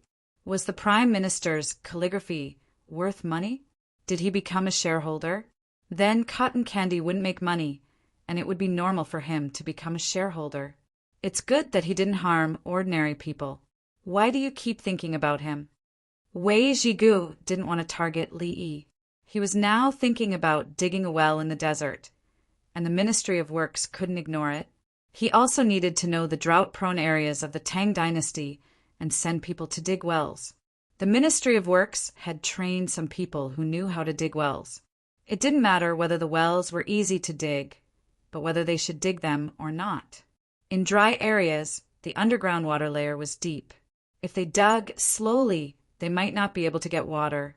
If they didn't dig, there would never be a well. Let's eat. Long Zhe is treating us today. Don't leave any leftovers. The Li family Zhuangzi doesn't like others to leave any leftovers. Let's learn from him. Su Yi changed the topic to food. He had never seen Li Yi before. However, he knew that the Li family Zhuangzi had always treasured food. No matter how expensive or cheap it was, he would never waste it. San Lang, why isn't Uncle moving? Just send 2 chefs and some delicious food to Yuan Shu. Empress Wang was also eating. According to the intelligence reports, the Li family Zhuangzi did not directly make a move. It seemed that he was conducting a business transaction. Yuan Shu has been very happy recently. She even found someone to play badminton with in the afternoon. Li Longji smiled. He was not worried that his daughter would be wronged. If his daughter knew someone else, they might not be able to do anything about it. Now, she was in contact with Li Yi. Was Jiang Hui worthy of her daughter's concern? It's time for Jiang Jiao to step down. He and his brother Jiang Hui are officials in the imperial court. They are also related to Yuan Qianyao by marriage. They are too powerful. Empress Wang suggested that she wanted to teach her a lesson. In the current Tang dynasty, there was no such thing as the imperial harem not allowed to interfere in politics. Empress Wang had always been involved. In the past, she had little say and did not want to speak. She did not have children. Now that her son was growing up, who was the most powerful in the imperial harem. When Wu Zetian was pregnant, Empress Wang did not have children. History repeated itself. When Wu Huifei was pregnant, it was still Empress Wang who did not have children. However, someone came and changed everything. Empress Wang was now very powerful. She held her son's hand and all the officials knelt down. Therefore, her thoughts turned from the imperial harem to the imperial court. She once again gave advice to Li Longji. Li Longji now valued Empress Wang to prove that he was not abandoned by the heavens. He was right to make the empress. He was not wrong to get the throne. His brothers were all good. His father was still alive, who was not convinced. He was born in response to the heavens. Wasn't the 30,000 winged knights proof? Li Longji looked around and saw that there were no outsiders. He leaned over and kissed Empress Wang. Look at Brother Yi. Come to my place to sleep tonight. Bring the little fellow. Empress Wang blushed. It was too embarrassing, too happy to. Yes, let's sleep together. The little fellow reacted quickly. He could only play crazily in the Li family zhuangzi. It did not matter even if he fell down. Usually he could only play with his mother, father, palace maids, and eunuchs. Sometimes he could not see his father when he went to sleep at night. It was better to sleep in that fun place. Divide it up. No need to count. It doesn't matter how many there are. Divide the copper and tin, and then eat. Princess Yongmu's zhuangzi went up. Xiaolan instructed the others. It did not matter whether there were enough copper coins or not. If there were not enough, so be it. Li Lang said that he wanted the tin money. This was the most important thing. The copper coins were piled up, waiting to be sent to the Li family zhuangzi to be melted. Hundreds and hundreds of millets were not even enough for the fuel for the lamp. How much was a giant panda? How much was a big talking parrot? What was that saying again? Marry a wife, eat and wear clothes. Marry another, wear clothes and eat. Xiaolan had a goal in life, so she was more lively. Princess Yongmu watched from the side, waiting for dinner. Tonight's dinner was still made by the Li family zhuangzi chef. It was yam chicken. Princess Yongmu had already smelled the fragrance. She did not know that yam chicken with potatoes was the best. Unfortunately, Li Yi could not get potatoes. He used yam instead. The yam was not noodle enough. Any kind of yam was not good enough. However, the starch content was also high. There was soup, which could be mixed with belt noodles. The key was that there were chilies with seeds. After chopped chilies were cooked, they could not be taken out to plant. It was time to eat. The yam was quite smooth. People who had never eaten potatoes would not feel it. The people of the Tang dynasty ate yam to satisfy their hunger. The people still felt that rice and wheat were better. They had no choice but to eat yam as a staple food. Little miss, there are only 2 days left. I want to see how they will make us regret it. Xiaolan was full of anger. Didn't the other party say that they would make Zhuangzi regret it in 5 days? She was not convinced. Can you make me regret it? I have already written a letter to Li Dongzhu. My princess sent the letter, and Li Dongzhu's reply was like that. It was so fun. How can I regret it? It's only 100 mu of land. Can you kill me? Princess Yongmu became lively. She picked up a piece of chicken and said, I'm also waiting. I don't want to find anyone else. Li Lang is fine. The guards, Zhou Gui, and the others ate very happily, mainly because it was spicy. Spicy was never a taste, but it made people feel happy. No matter how stupid Zhou Gui and the others were, after eating such chilies, they could guess some things. The expensive chili noodles sold outside were chili noodles without seeds. Zhuangzi had seeds. Why? Think about it with your thumb. Zhou Gui moved closer to Xiaolan, but he did not dare to move closer to Little Mississippi. Dongzhu, are we related to the Li family Zhuangzi? Zhou Gui felt that even if he died, he had to ask clearly, is there a difference? Xiaolan did not think that the eldest princess could not settle this matter. I understand. Zhou Gui understood a lot from Xiaolan's words. His Zhuangzi was indeed connected to the Li family Zhuangzi.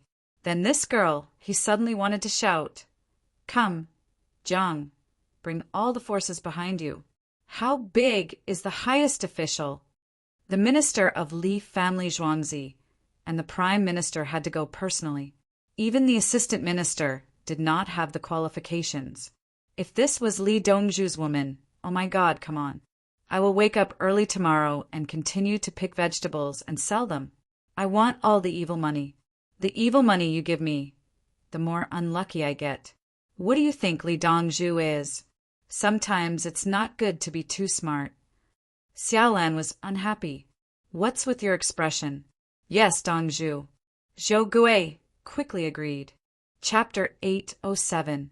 On the 9th day of the first lunar month, the Xingshu grocery store and pawn shop in the East Market opened for business.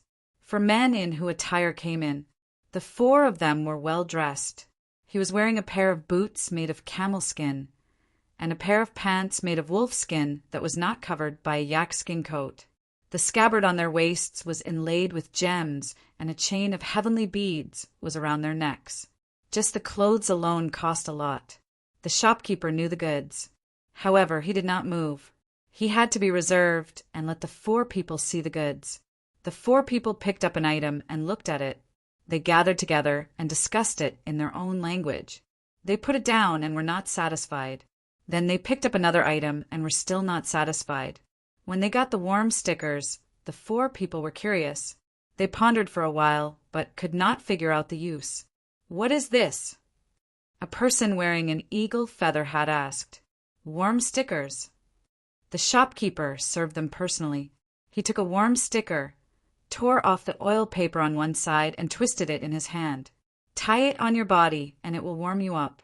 Put it in your boots and your feet and legs will not be cold. The shopkeeper put the warm sticker on the person's hand. The person felt it for a while and showed a surprised expression. The other 3 people tried it and found it was indeed hot. They gathered together and whispered. The shopkeeper pretended to organize things, but he was actually listening. The shopkeeper could speak the words of the 4 people. As he listened, a smile appeared at the corner of the shopkeeper's mouth. How much is one? The person just now came over with the warm sticker. The shopkeeper gestured 8 with his hand. 80 coins. Tell me where you got it. Here you are. The person took out a stack of exchange coupons and randomly picked one. It was a large denomination of 1 liang. The shopkeeper smiled and shook his head. You can buy more for cheaper. How much do you have? What's the price? A bearded man next to him asked. $9.99. It was originally 1,000. Try one. It's free. I'll buy all of them. You can give me 75 liang. The shopkeeper returned the price. It's too expensive. The bearded man shook his head. Lower the price, or we'll go to other places. Others don't have it. You can go and see if you don't believe me. 70 liang. I can't go any lower. The shopkeeper looked like he was not afraid of them going to other places, but he still lowered the price. The other person still shook his head. 60 liang. We won't buy it. I can't. To tell you the truth, my buying price is 63 coins. You have to let me earn a little. 1 coin is 3 coins, 66 coins. The shopkeeper smiled bitterly as he explained the price. We still want to buy more. Go and discuss with them. It's only 60 yuan each. When the bearded man tried to bargain, the person next to him pulled him back and whispered to him with his eyes. The shopkeeper's heart tightened. The other party said that he would go to other shops to take a look. What if there was a cheaper one? 60 yuan for one is fine. How many do you want? Leave a deposit first. I'll go talk to them. If the price can be lower, I'll give you a lower price. 100,000, 55 coins each. The man wearing the feather hat lowered the price again. This. The shopkeeper revealed an awkward expression. Let's go. The who with 2 strings of heavenly jewels around his neck turned to leave. Wait, just 55 yuan. Write a receipt and pay the deposit. If you don't buy it, the deposit won't be refunded. The shopkeeper stopped him. How much is the deposit? The person who was about to leave turned his head. It seemed that if the shopkeeper still couldn't satisfy him, he would leave. According to the rules, 30%. The shopkeeper's palms were sweating. The rules were actually 20%. 1,500 coins as deposit? Find a broker. You'll pay for it.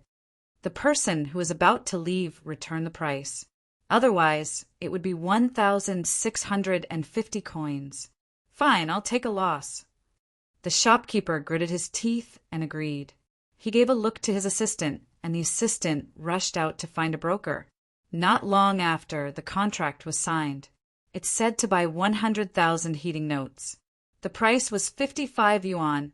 The total price was 5,500 coins. The deposit was 1,500 coins. The deposit was non-refundable, and the goods would be delivered before dark tomorrow. If the goods were not delivered, the deposit would be refunded 3 times. Both sides agreed. The shopkeeper gave 1,500 coins to the shopkeeper on the spot. The shopkeeper wrote another receipt. The 999 people in the shop gave him 55 yuan in exchange coupons and were loaded onto the carriage and taken away. The 4 people went out and looked for other shops. "Quick, close the door. I have to go buy something before the others." The shopkeeper was anxious. He ran out to find a horse and went east. The city didn't allow fast horses. The East Market was only 1 square away from the spring bright gate in the east. He rode the horse and controlled its speed. After leaving the city gate, he immediately sped up and went south. He ran out of the hibiscus garden and turned southwest. In one breath, he ran to the newly built warehouse area in the south of the city. According to the number, he found the location where the heating notes were placed. "Is anyone there? I'm the shopkeeper of Xingshu. Is anyone there?" Outside the warehouse, he looked inside and could see people moving inside. After a while, someone came out. It was one of the people who came to his shop to sell goods that day. "So, it's Shopkeeper Jiang." "Shopkeeper Jiang, this is—" The person who came out cupped his fists and looked surprised. Riding on the horse, he slightly raised his head arrogantly. He belonged to the boss. "Shopkeeper Jiang, where's the money?" The salesman raised his head and asked, "Didn't you say that you'll pay after selling?" The shopkeeper lowered his head and stared. "That 1,000 is. I can't do anything else. The goods are not mine. My boss is in Luoyang. I'm just a little assistant." The self-proclaimed assistant spread out his hands.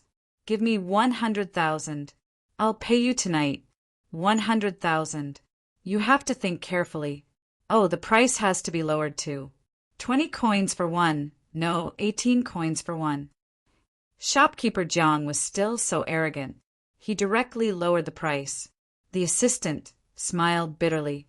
"Shopkeeper Jiang, I was just about to tell you that in the future it's not 30 coins but 50 coins. No matter how many goods there are, it's 50 coins. The ones in front are for big advertisements.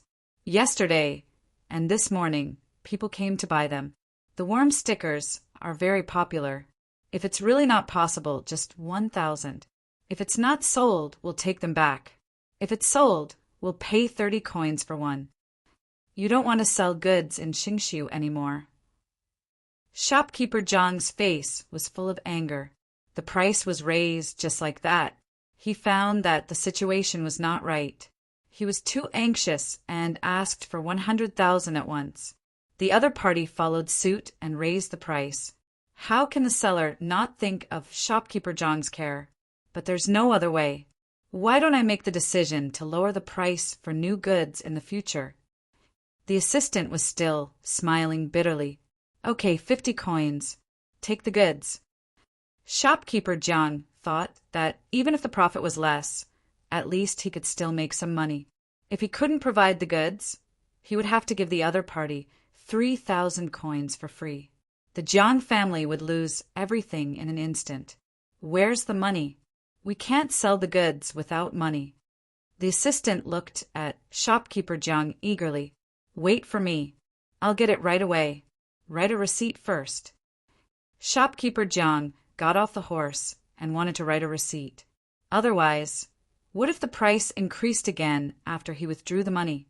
The assistant agreed and wrote 2 receipts. The meaning was that Shopkeeper Jiang would bring the cash.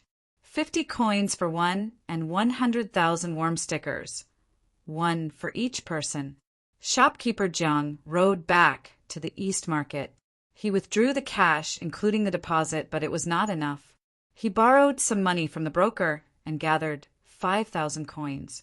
He exchanged for a horse and carried a big bag of money to the warehouse. Both parties exchanged the goods. 100,000 worm stickers were loaded onto the cart and sent to the warehouse for free. Shopkeeper Jiang was relieved. He earned 5 coins for one. 100,000 would be 500,000 coins. 500 coins was not a small amount, but he still felt aggrieved. He could earn more. Brothers and sisters, please cast your monthly votes and recommendation votes. Today, 6 p.m. The farmer bowed. Chapter 808. Dong Zhu. The next step of the plan is a success. Before shopkeeper Jiang returned to the shop, the news had already reached Zhuangzi. There's no hurry.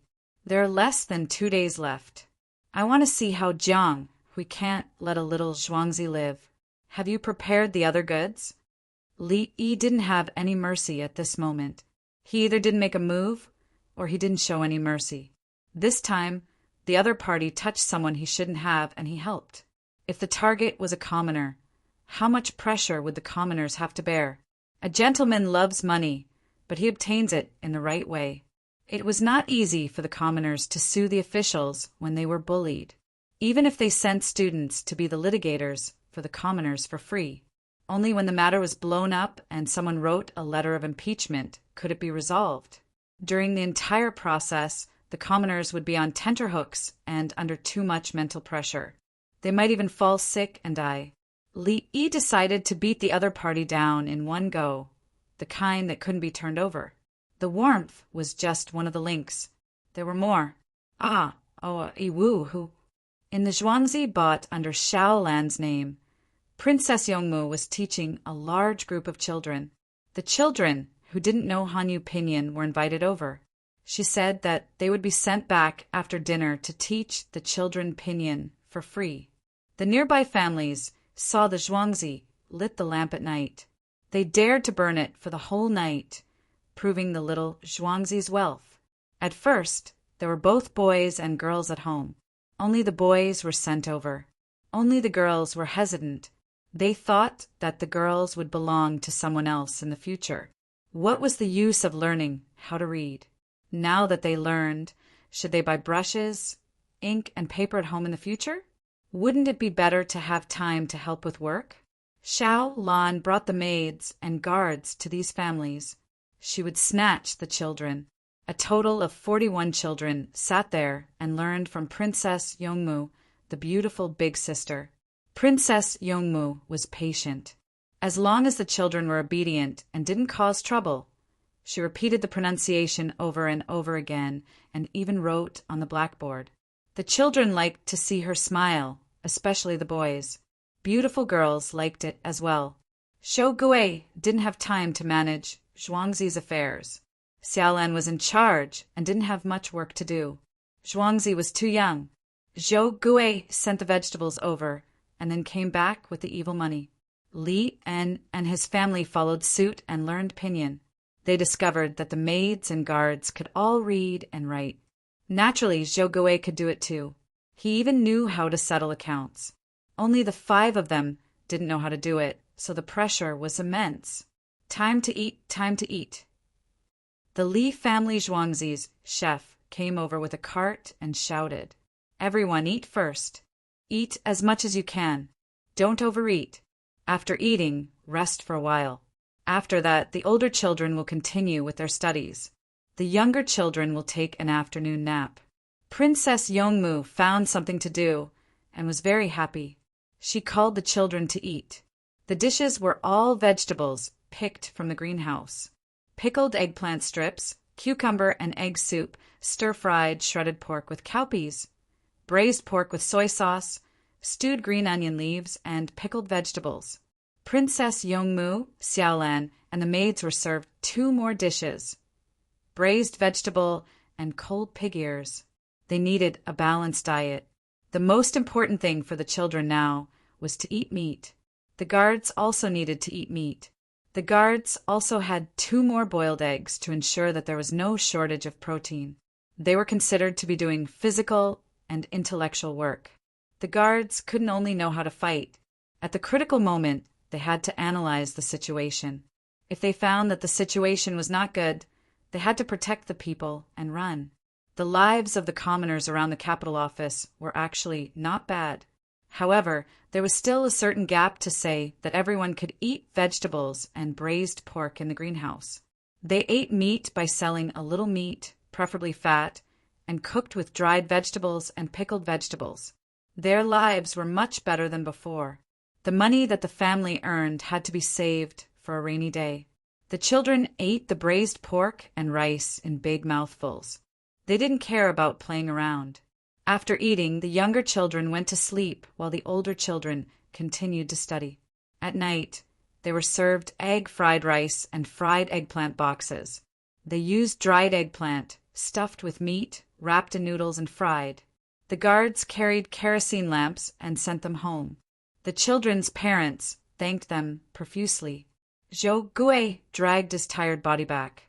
He had sold them 4 times today. He didn't know how to make up for the losses. In any case, it was all evil money. He brought the people who worked hard to pick vegetables to eat together. Everyone was very tired. The people who were hired were paid by the day. Is this Shaolin village? We are from the Ministry of Revenue and the Ministry of Rights.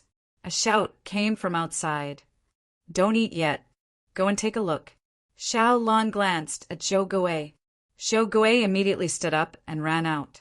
A moment later, he returned with a face full of surprise. He was holding a stack of exchange vouchers in his hand. Dongzhu, the Ministry of Rights said that Zhuangzi has educated the people and should be rewarded. The Ministry of Revenue refunded all the taxes and even gave an extra 10 taels of money. Zhou Gui handed over the exchange vouchers and felt the warmth of the imperial court. None of them did anything. They were just waiting to watch the show. When the matter was over, they thought that it would be fine just because they gave some money. We'll settle this score slowly. Shaolin didn't take the money. The steward was in charge of the money. She didn't need to touch it. Zhou Gui, Dongzhu, am I the same as Songda?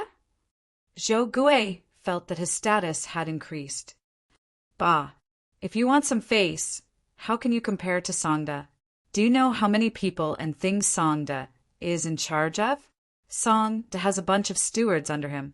Take your time to learn. Shaolin was still so rude. She knew that the Li family Zhuangzi was basically under Songda's control. Li was only in charge of the major aspects and research and development. Zhou Gui didn't care. He was thinking about his status as Songda's. As for managing tens of thousands of people, this headache. In the blink of an eye, the 10th day of the first lunar month arrived.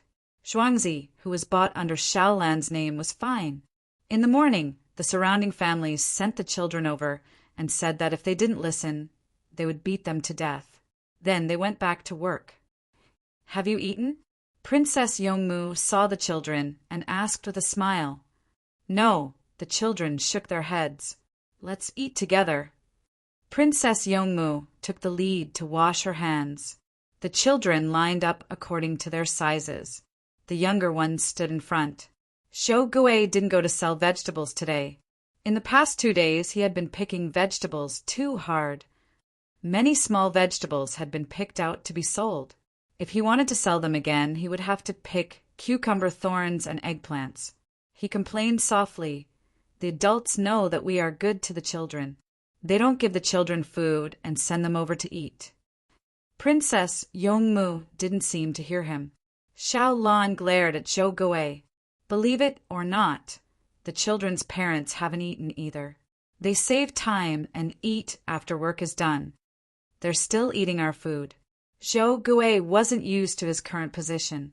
When he was a butler in the past, he was very stingy. Otherwise, Dongzhu wouldn't be happy. It's not easy to be trusted and recognized by others. The people will remember your good deeds. You have a long way to go. Don't be conflicted because of the small benefits in front of you. Shaolin didn't scold Zhou Gui this time. Instead, she spoke according to the Li family Zhuangzi's development. They liked to take advantage of the Li family Zhuangzi. This was the consensus of the people and officials in the capital.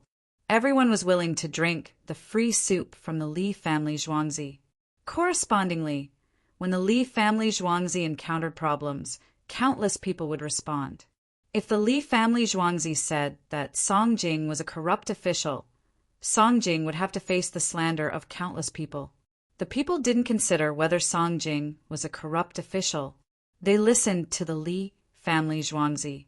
If the Li family Zhuangzi said that the food in a restaurant was bad and could kill people, the restaurant could only close down.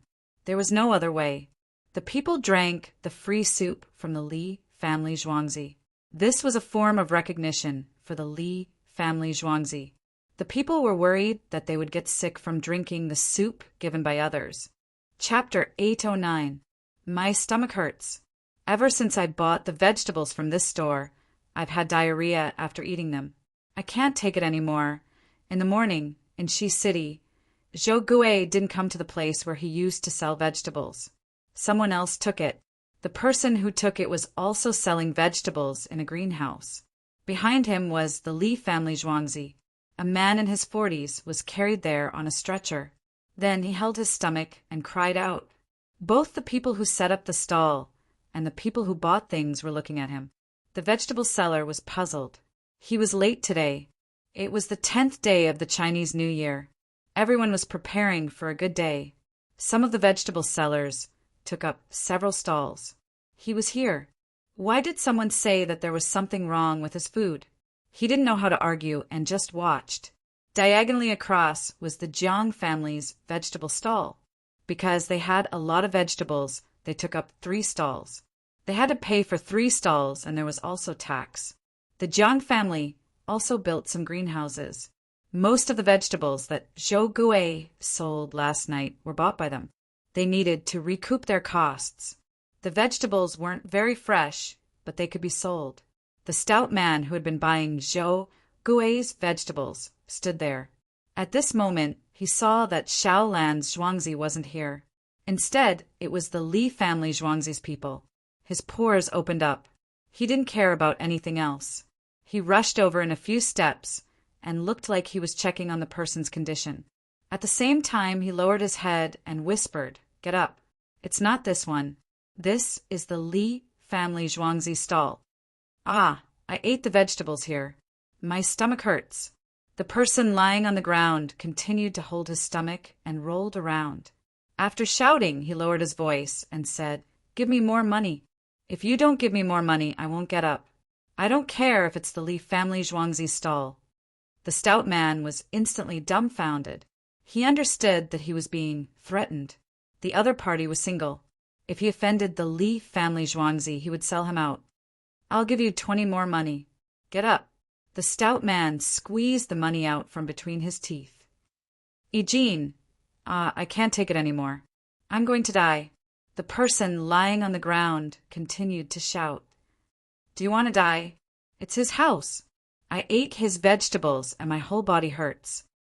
I remember the appearance of the person who sold the vegetables." "You're good. Get up quickly." The stout man knelt down. "Where is the money? Here, hurry up. Otherwise, we'll be in big trouble." I want to see a doctor. I can't take it anymore." The man quietly took the money and stood up.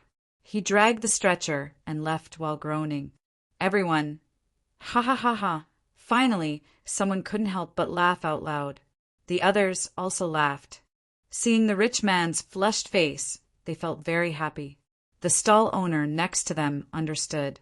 The Jiang family had sent someone to frame Zhou Gui and Zhuangzi, but they had run into the Li family's Zhuangzi. It was fine if the government didn't get involved.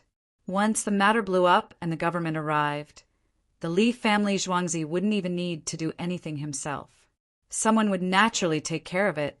If one were to fall ill after eating someone's food, they would need to submit a letter of complaint to the authorities. Then, someone would take the letter of complaint to the yamen. After the yamen had seen the letter, they would send someone to bring the sick person here and find a doctor.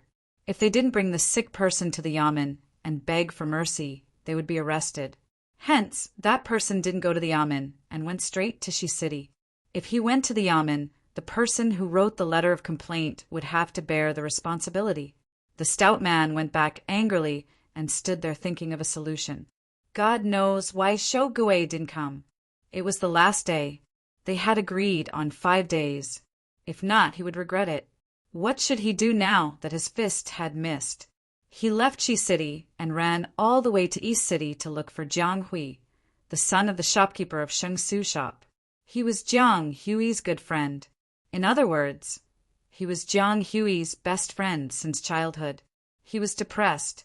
He didn't make proper arrangements and couldn't use his follow-up plan. When he reached East City, he was panting.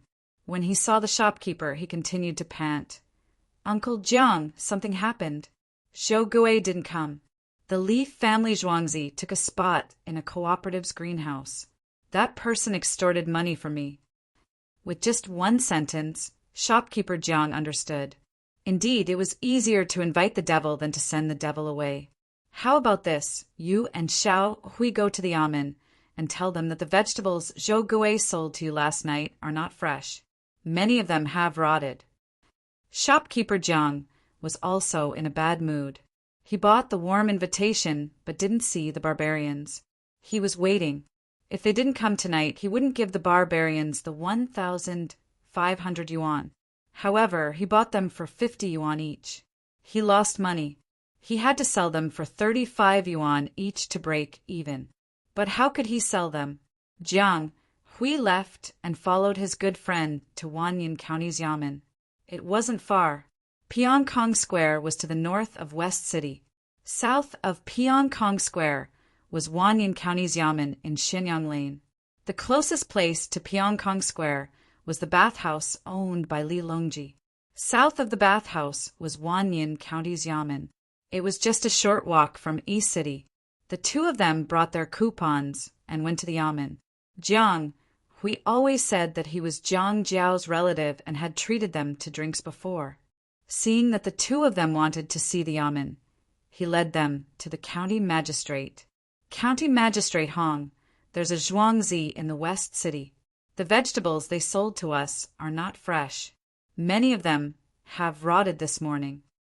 Jiang Hui said as he stretched out his hand and took out a stack of coupons. The county magistrate's name was Hong Leong. He didn't stretch out his hand and looked at Jiang Hui. If you're doing business in West City, you should go to Chang'an County. Forgive me for not being able to help you. County Magistrate Hong. Jiang Hui and his good friend were stunned. Why did he say that he could solve everything when they were having a meal? Now that he was in trouble, he was trying to shirk responsibility? Hong Leong opened the drawer of his new desk and took out a stack of coupons. He counted them and gave them to Jiang Hui. He grabbed Jiang Hui's hand and stuffed it into his sleeve. You treated me to drinks. I've calculated that I've spent around 300 yuan. Here you go. County Magistrate Hong, look at you. This is far from enough. Why bother? It's not like... Jiang Hui was anxious. Hong Leong waved his hand. His Majesty has given me many benefits. The Yamen runners work hard. Chang! And is right under His Majesty's nose. My house is in the south of the city, and His Majesty has given me a courtyard. I've heard about your affairs, and have been looking for an opportunity to return the favor. I've been busy with work, and you're here now. Some things can't be done, but lawsuits are free. Aren't you afraid that Zhuangzi's people will kneel at the Ba River Bridge and beg Li Dongzhu? Hong Leong explained the situation clearly. He was afraid and didn't dare to interfere with what they had done. If the people had no way to sue, they would have gone to Li Yi. Li Yi promised that he would investigate. If he found out, could you bribe him? The Prime Minister and the Minister had personally paid him a visit. He had money and power, but Jiang Hui was unwilling to give up. He had already made the promise. If he couldn't take care of the other party, he would lose face. Go. Watch your actions carefully. Don't implicate Duke Jiang, Hong Leong added. Although he was only a county magistrate, he was the county magistrate of Wanyan County. He knew a lot about the affairs of the imperial court. Duke Jiang was a first-rank official, but he couldn't compare to the Li family Zhuangzi's Li Yi. If the people were forced to a dead end, they would go to Li Yi. Chapter 810. That's it? I am too bored. If I knew they were so weak, why would I waste so much effort? Li Yi knew about the situation. Someone wanted to pretend to be the victim and cause trouble. But Zhuangzi did not have any vegetables. They had to wait for a day for the cucumbers and eggplants to grow. The Li family Zhuangzi's workers went to sell vegetables, but the other party immediately backed off. It's not that I am looking down on them. It's because they do not have anything worthy of my attention. If you are so capable, you can drag my Li family Zhuangzi down with you. Li Yi was more frustrated than Jiang Hui. He had spent so much effort to devise this plan, but why were his opponents so weak? They were not on the same level. Was he using a cannon to kill a mosquito? Dongzhu, they had also approached the people from Wanyan County and Chang and County, but they did not agree. Are they going to let this matter rest? Songde continued to report. Let this matter rest? The beauty is waiting for us. How can we let this matter rest? They can't do it because they are weak. Their thoughts are not good. Li Yi shook his head. Impossible. He had already made a move. Their opponents were weak, but it does not mean their thoughts are healthy. They were not as good as Zhangsun Exan. Zhangsun Exan knew how to control the dosage when she poisoned the food. Her motive was not to kill anyone. Her motive was different. Zhangsun Exan wanted to cause trouble, but she did not want to see anyone die. Jiang Hui only wanted to achieve his goal and did not consider the lives of others.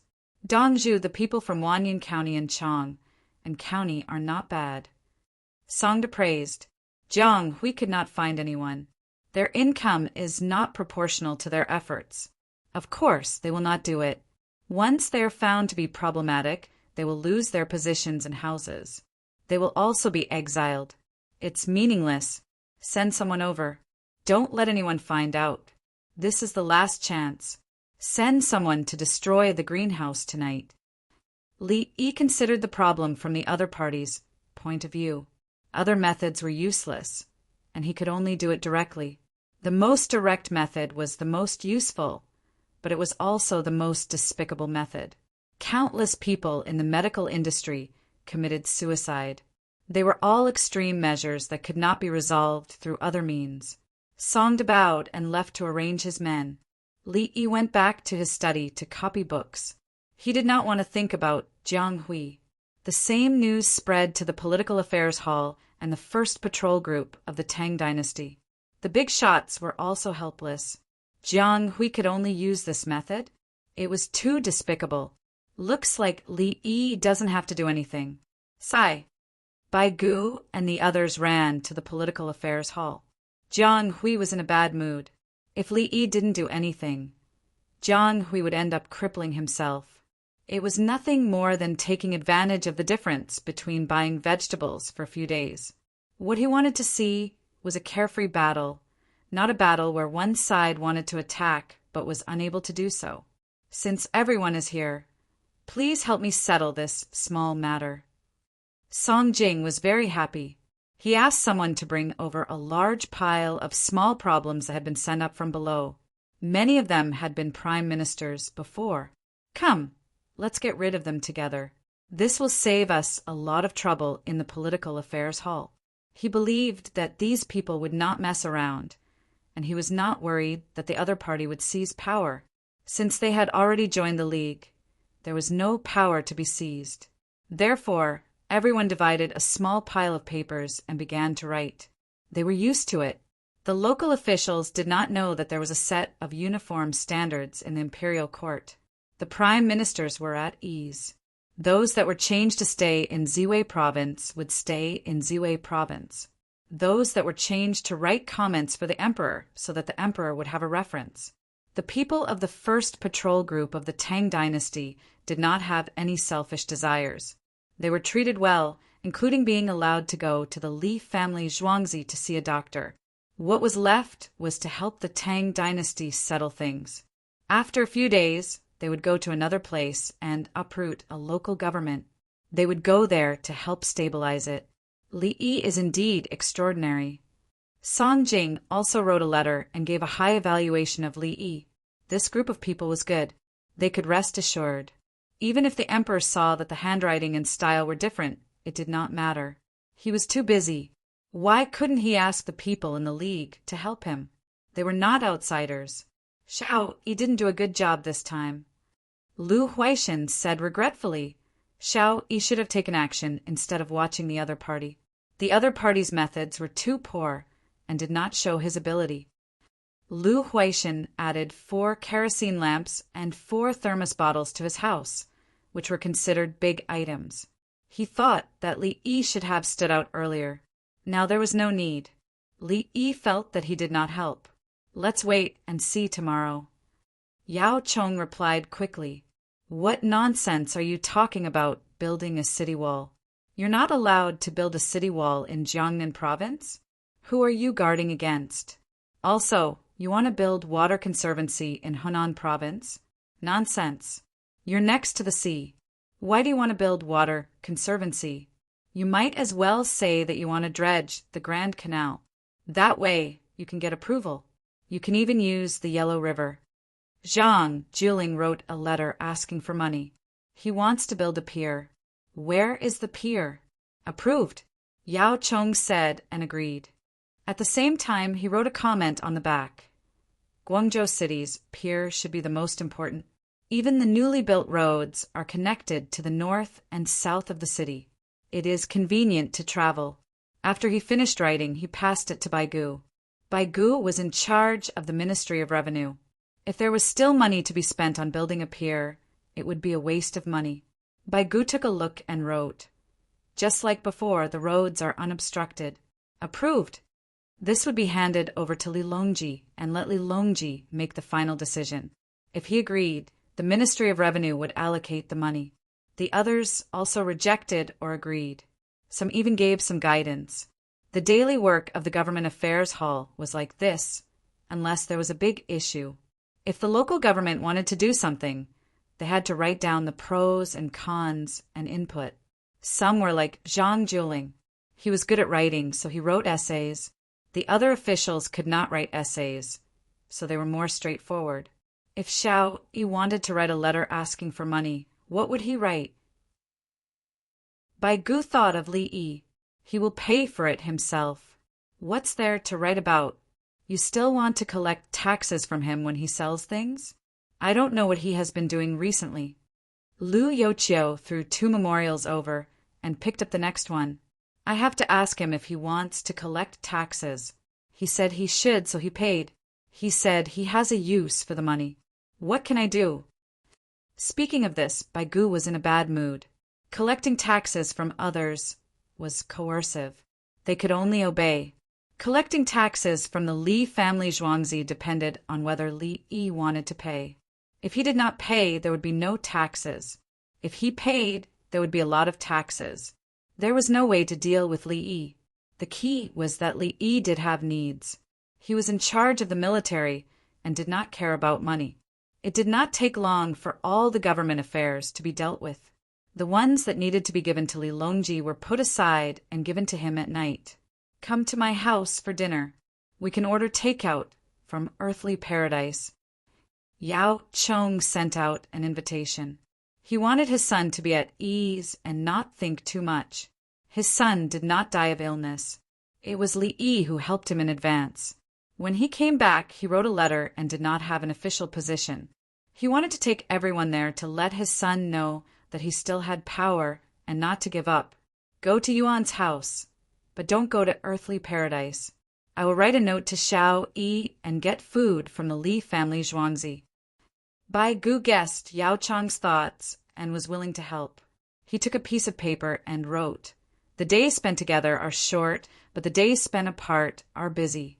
The inspection team is in the Political Affairs Hall. It is rare for old friends to get drunk. Who can eat delicacies in Xingning Square?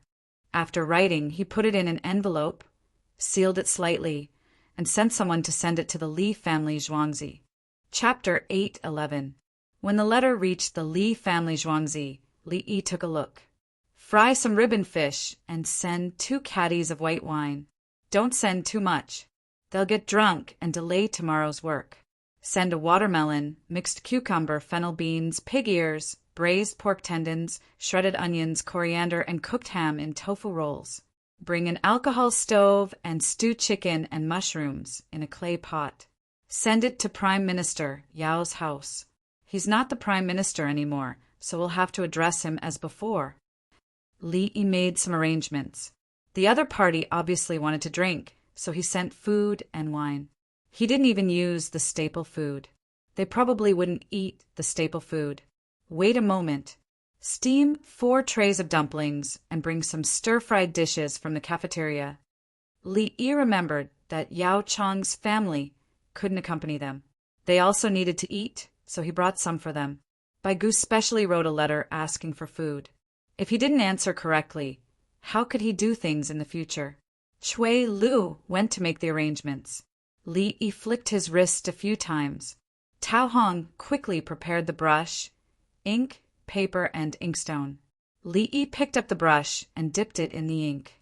He wrote, "Wine can be drunk, but the stomach has a capacity. Don't hurt the body when drunk."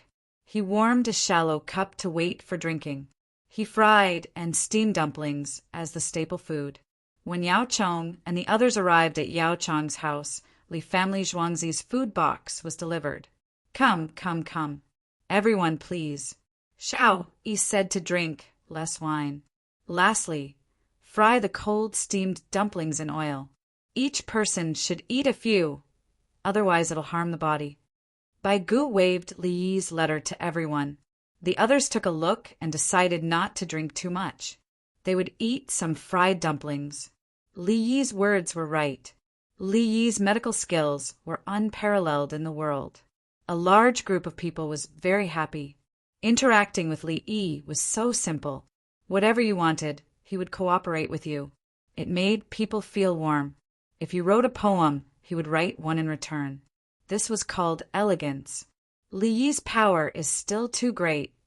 Song Jing admitted that Li Yi was not bad, but because of his identity, he still wanted to restrict him. The Li family Zhuangzi only has 100 or so private soldiers. Why bother with him? He wants to ascend, but he can fly in the sky. What can you do to him? Yao Chong advised Song Jing that he couldn't control Li Yi, so he shouldn't waste his effort. Li Yi could fly, and he had a weapon that could kill people from several hundred feet away. If Li Yi wants to do something, can you stop him? It was all because of Li Yi's self-restraint that he couldn't kill him. Yuan is right. However, Li Yi overlooked something. For example, Princess Yongmu was bullied. Li Yi wanted to wait for the other party to make a move before making a move. In the end, the other party made a fool of himself. If it were other aspects, Li Yi might have missed the opportunity. Since we are much older than him, we should give him some guidance. After this matter is over, we will write to him. Su Yi looked at the wine that was boiling. Speaking of Li Yi's lack of action, no one saw Li Yi make a move. The Li family Zhuangzi had been calm the whole time. A new year had begun this year. Everyone had their own thoughts. While drinking, they revealed their political goals to others. After drinking and eating dumplings, they realized that it was too late. Thus, they went to sleep at Yao Chang's house. In the west of the city, not far from the Zhuangzi that was bought under Shaolan's name, a group of people appeared. They were dressed in black, and their faces were covered with a black cloth, only revealing their eyes. They brought lighters and some kerosene, but most of them were cooked vegetable oil and soybean oil in bamboo tubes. They ran toward Shaolan's Zhuangzi's greenhouse, trying to walk on the side of the road. Just as they were about to reach the place, the leader raised his hand under the dim light of the kerosene lamp, and the group stopped. Everyone bent their backs and moved slowly, preparing to pour the oil on the greenhouse and ignite it. Closer, closer. They were only a dozen steps away from the edge of the group of greenhouses. Whoosh! Bang! The sound of something flying through the sky rang out, including the sound of flying. Several people in the group directly fell to the ground. It was too scary. How could a quiet night be like this? Who is it? Be on guard, be alert. All kinds of voices rang out.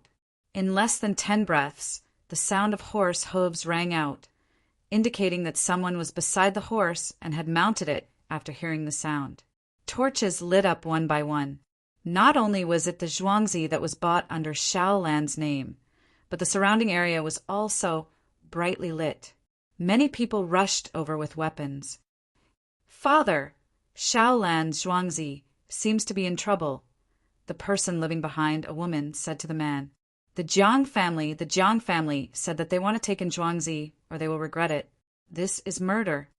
The man stood up and listened. "Father, what should we do?" "Pretend you don't know." The child learned a lot from them, and they even gave him food. "Pretend you don't know." "Don't move. I'll go get a few girls and let them hide here." "Father, be careful." "Don't be afraid. Under the emperor, what can they do? Do they think the wing knights are decorations? Don't move. Whoever moves will be shot. Put down your weapons. Raise your hands and prepare to fire. Cavalry in position, ready to charge. Put down your weapons and kneel." The people who were preparing to burn the greenhouses were dumbfounded. Crossbow. Cavalry? The people in the third courtyard were all awake, except for Princess Yongmu and Xiaolon, who were still learning. "Dongzhu, Xiaonyang, there are people outside." Zhou Gui ran over and stood outside the window shouting, "Got it, don't worry." Princess Yongmu was doing math problems. She had learned algebra and geometry, but it was difficult for her to learn. Hearing Zhou Gui shout, she frowned and said crisply, "Xiaolon, zhuangzi, quickly come out and hide here. We promise we won't say anything. There's a place to hide." "Xiaolon, quickly bring them out. We'll help you find a place to hide. It'll be fine when the sun rises." "Xiaolon, Xiaonyang, my family went to Chang'an on a donkey. Go find the 16 guards and the winged knights. You two come out first." There were shouts all around from the people who came out of their homes. They were all men. The people who lived in this area ran over. Some were holding manure forks, some were holding kitchen knives and sickles. There were also people who tied Xiao Dao to the front of a bamboo pole, preparing to use it as a long weapon. Xiao Dao was not suitable for stabbing, but if it was waved and scratched the neck, the person would be crippled. Some people used earth baskets and bamboo baskets as shields. Go with them." Princess Yongmu put down her pen and called Xiaolon. "Young. Xiaonyang can't. This place is the safest." Xiaolon dissuaded. "Anywhere is safe. We can't disappoint the villagers. Go with them." Princess Yongmu insisted. Then the 8 servant girls put on hand crossbows and knives at their waists, protecting Princess Yongmu and Xiaolon as they went out. Xiaolon held a strong crossbow in her hand. It was very heavy, but she held it very steadily. When they went out, a group of people came up and surrounded them. Go back, they don't know." The people shouted as they looked warily at the surroundings. It was pitch black outside. "Follow me. I'll use a fire sickle to make a fire. There'll be a bit of light." The person at the very front struck the fire sickle, but did not ignite anything. It just made sparks. Zhou Gui followed at the very back, holding a stick. He found that there was no need for him. The surrounding neighbors had protected the boss and Xiaonyang. At this moment, he suddenly found that the food he made for the children was worth it. What was a little bit of food? At the crucial moment, people would come to help you. Chapter 812. Princess Yongmu and her entourage were protected as they walked to the back. Along the way, more people joined them, some even carrying bows. "There's a mound over there. Let's go to the mound and stand on it. There aren't many of them, so they won't be able to charge up. Quick! We can't let the noble get hurt. Don't sleep tonight. After one night, His Majesty will know tomorrow. Who has a stove that can be carried? If not, we can use a pot to carry charcoal. We don't need coal, it's too smoky." There's a group of who following them. Are they helping? The neighbors carried all kinds of weapons and surrounded Princess Yongmu and her entourage, expressing their thoughts. Princess Yongmu had a smile on her face. She looked back and forth and realized how kind her neighbors were. She wasn't afraid at all. From the first sound of the explosion, she knew which team had made a move. Not to mention the Jiang family, even the best foreign troops in the world wouldn't be able to hurt her under the ambush of that army. At this moment, her heart melted. The feeling of being cared for was too good. This was happiness. That person had calculated everything, including her father, the surrounding who were obviously arranged by her father, including the soup shed in front.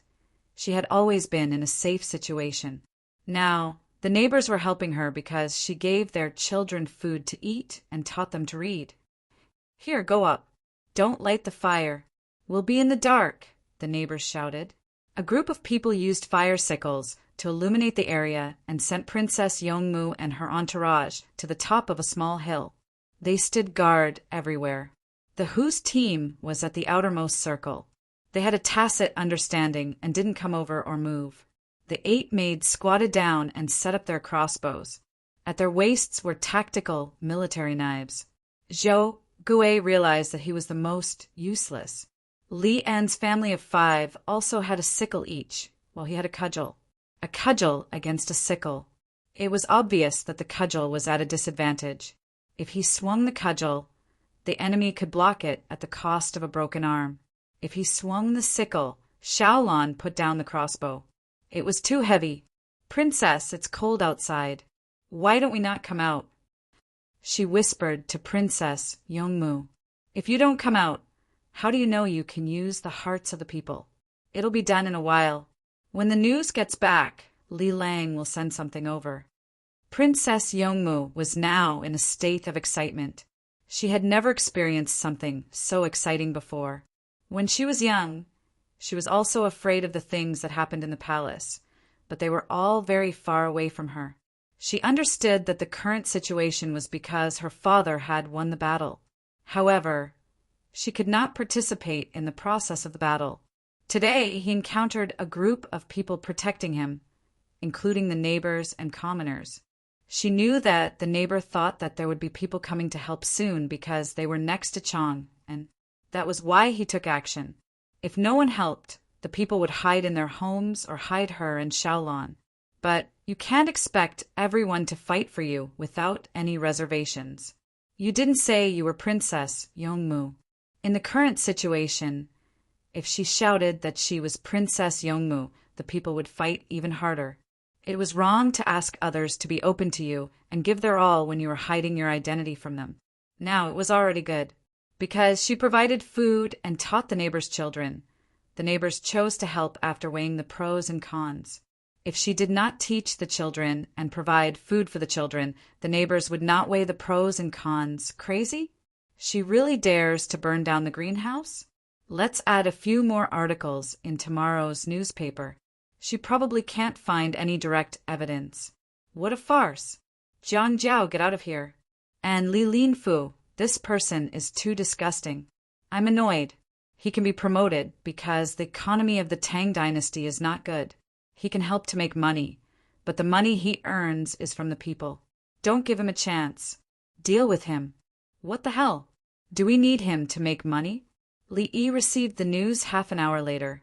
He was going to use this matter to deal with a group of people. In the past, he wanted to play with some people slowly. Now he did not want to.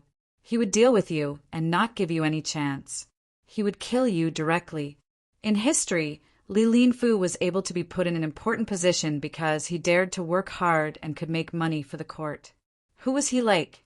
He Shen. The difference was that Li Linfu was not as good as He Shen. No matter how greedy He Shen was, he was good at administration. His greed was his own problem. His contribution to the Qing dynasty was far more than his greed. If the Qing dynasty had 8 or 10 He Shen, the Qing dynasty would not have been destroyed. He Shen was very good at administration. He Shen was also very skilled in diplomacy and military affairs. He had never humiliated the country because of his own administration. His greed was not a big deal. It was just that he had too much power, so he had to be dealt with. He could not retreat, even if he wanted to. Now, some people were there. Li Yi saw them as a joke. Li Linfu was really nothing. Without Li Linfu, the world would stop spinning. That night, the Li family Zhuangzi's newspaper added the page that they had prepared beforehand. It started, "Sigh. It's still boring. There is no opponent. It's a pity if there is no corresponding opponent to set off the overwhelming attack." Li Yi sighed and went to take a bath. He looked like he was going to be defeated. 16 people were caught. After a simple interrogation, the result was the same. There was the aura of the dragon of calamity in this place, so it should be burned. It was said that there was something bad about the Tang dynasty, so it should be burned. It should be burned secretly. No one should know about it to prevent it from being leaked. The person who was one level higher was called Shan Bao. He was wearing a mask, so no one could recognize him. That was to say, it was impossible to find out who was the mastermind through them, unless they directly interrogated the Jiang family. Some operations were fine. It was just that they were going to torture you. If you can survive it, it's your ability. If you can't, then you have to confess. The problem was that Jiang Jiao was now a duke, secondary grade 1. Was the execution of Jiang Hui and the others, who did not have any evidence, to murder Jiang Jiao the duke? What is Brother Yi doing? We have already bullied him. Why is he not doing anything? When Li Longji heard the news, he was furious. He blamed Li Yi. He felt that Li Yi should hurry up and do something. Now it was the Li family Zhuangzi's turn to send people. He could decide the fate of some people, but it was not enough. If he was straightforward, he would kill Jiang Hui and others through unofficial means. Then he would take care of Jiang Jiao. In the past, Li Longji would use administrative orders to solve problems. Now he did not want to do that. He felt that it was not satisfying. Using administrative orders to deal with you was bullying you. Yao Chong and others also heard the news. The Jiang family had passed this matter, even if there was no evidence. However, they could not figure out why Li Yi did not do anything. He only defended. That was not Li Yi's style. Then, the 11th day of the first lunar month came. Selling newspapers, a large number of daily necessities at low prices. All shops can buy them except Rising Sun Grocery Store. Selling newspapers, a new product, warm stickers, only 10 coins. Early in the morning, newspaper boys waved newspapers and ran around the streets. Brothers and sisters who are reading outside the station, please subscribe to Qidian to support, even if it is a monthly ticket or a recommendation ticket. The farmer bowed. Chapter 813. Cheap, cheap. Even the daily necessities are cheap. In the warehouse area of the southern part of the city, a group of people stood at the open doors of the warehouses and shouted. The people who opened general stores in the city ran to the place first. There were also merchants who prepared to buy a cape and send it to the other counties. The commoners naturally joined in the fun. Some commoners asked loudly, "Can we buy it?" Yes, but the price will be slightly higher than the wholesale price. However, it will be cheaper than the wholesale price. Our SkyCloud trading firm has too many goods, so we have no choice but to lower the price. The person in charge also shouted. The prices of all kinds of goods were indeed low. The retail price in the hands of ordinary people was even lower than the purchase price of the shops in Chang, and this was what Li Yi meant when he said that he would give the commoners a one-time benefit. Just once. After winter, he would not provide any more. Most of the goods provided now were imported from Luoyang. The Li family Zhuangzi wouldn't be able to earn much from the overstocked goods in Hunan after deducting the transportation fees. However, he didn't sell them under the Li family Zhuangzi's name. Instead, he established the Heavenly Clouds Trading Company. The citizens of the other counties had seen the advertisements in the newspapers early in the morning and had already organized people to set off from their villages and counties. There were people from the grocery store and ordinary people who wanted to buy together with their neighbors. Recycling the thermal paste, 10 renminbi for one. Used thermal paste can be exchanged for 2 renminbi. It's in the warehouse area. Another commoner saw the contents of the newspaper and helped to spread the news. The commoners only wanted to look at it. No one wanted to buy it. If they bought it for 10 coins, they could exchange it for 2 coins after using it. 8 coins was still expensive, so they couldn't afford it. Only rich people would buy them so that they could show off at gatherings. In the future, it will be used by the military. The activated charcoal and iron powder inside can be processed later. It's time to get the gold Buddha statues back. If Shengshu Pawn Shop can't give them back, they will have to pay 3,000 gold coins. Li Yi held a warm sticker in his hand. It was wrapped in a glued cloth bag. There was a spot on one side of the cloth bag that was not glued, so there was an extra layer of oiled paper. When the oiled paper was torn off, air entered and began the oxidation reaction. The temperature rose, and when the reaction ended, it would be useless, not counting the technical cost of the activated carbon. Just the cost of the materials, a heating allowance cost 4 yuan. The iron powder was real iron powder. There were also stones, bamboo wood powder, and salt produced in Lantian County. The main body of the oxidation reaction was iron powder, and the rest were catalysts and stabilizers. In Shengsu grocery store, shopkeeper Jiang was in a terrible fix. He knew that he had been tricked. There was no need to pay the 1,500 yuan deposit. No one would buy it. The 100,000 warm stickers that he had spent 5,000 yuan on were now useless. The price had dropped to 10 yuan each. He had to compete with others. He could only afford 9 yuan. If he sold one, he would lose 26 coins. If he sold 100,000, he would lose 2,600 coins. Oh God, he was going to die. What does the Heavenly Cloud Trading Company do? Did Shangsu offend them? The price of the groceries was even lower than the price I paid for them. How long would it take for the items to be stored in the store? We still have to pay taxes. Shopkeeper Jiang understood that he was being targeted. Regardless of whether it was the warm paste or the daily necessities, they were all targeted at the shop. Go and sell warm plasters. 5 coins for one. Also, the shop's groceries are 20% cheaper than the Heavenly Clouds trading firm. Shopkeeper Jiang's orders made his heart bleed. Boss, this. The shop assistant had been with the Jiang family since he was young, so he was reluctant to part with them. Of course, if you don't sell, how are you going to get money from the middleman? Don't worry, I'll sell a portion of it. As long as I return the money to the broker, I'll still have my foundation. There was also land, houses, and goods from the shops. Don't be afraid, don't be afraid.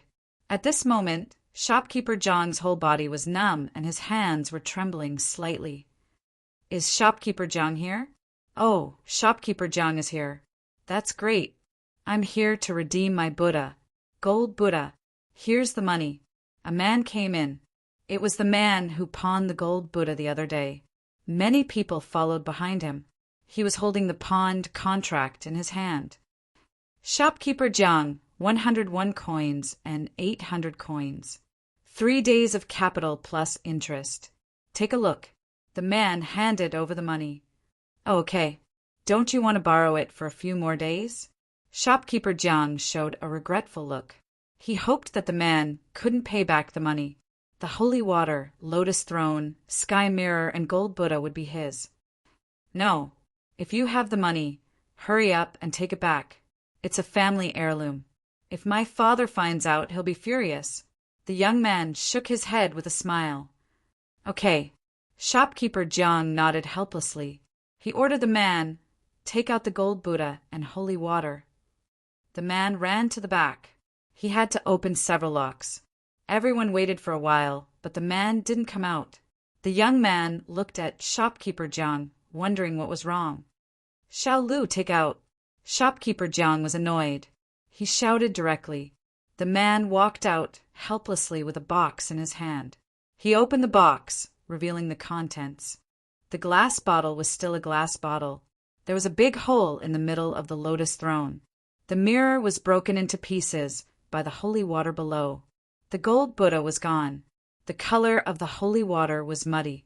It wasn't as clear as the day before. How did this happen? My gold Buddha, sky mirror, holy water, lotus throne, why? Shopkeeper Jiang. The young man opened his eyes wide and asked in disbelief, Xiao Lu. Shopkeeper Jiang also opened his eyes wide. I don't know. When I went to take a look, it was already like this. I didn't take it. I don't have anything on me. Xiao Lu was so anxious that he was about to cry. Shopkeeper Jiang, what did you do to my gold Buddha, sky mirror and lotus throne? It's written on the pawned contract. 3,000 coins. Take the items. Otherwise, take the money. The young man suddenly turned hostile. The people he brought started to draw their swords. Shopkeeper Jiang looked at the young man and then at the glass bottle. He pointed at the young man. You! Before he could finish his words, he fell backward. Boss, boss. Xiao Lu rushed forward and pinched his philtrum and chest. Later, he thought of something and pressed his hand on Shopkeeper Jiang's chest. Before he could blow, Shopkeeper Jiang woke up by himself. He lay on the ground and looked at the young man. Did my Jiang family offend your family? Shopkeeper Jiang, what are you talking about? There were scriptures on my gold Buddha. Now that it's gone, how do you want me to explain it to my father? The young man started to beat his chest and stomp his feet. Shopkeeper Jiang lay there and looked up at the shed. His face was pale. Xiao Lu's tears fell down. The other workers also came out and glared at the young man. Why are you blaming me? I was short of money and came to pawn it. You lost it. What does it have to do with me? The young man glared back. The people he brought had already drawn their swords. They were all standard Tang swords. Shopkeeper Jiang turned his head again and looked at the swords. He gasped for breath. Can you give me a few more days? 3,000 coins. Compensate. There's no need to go to the court. What are you saying? If I came a few days later to pay the money, my death would be over. Shopkeeper Jiang, can you give me a few more days?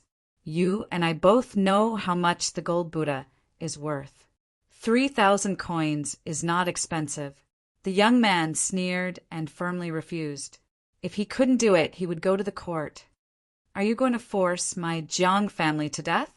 Do you know that there's someone behind my Jiang family? Shopkeeper Jiang sat up. When your Jiang family forced others, did you think that you would force them to death? Did you think about whether there's someone behind them? The young man continued to sneer. You are. Boss, wake up. The worker went to save Shopkeeper Jiang, who had fainted again. Brothers and sisters, subscriptions and tickets. Farmers have worked hard. Bow.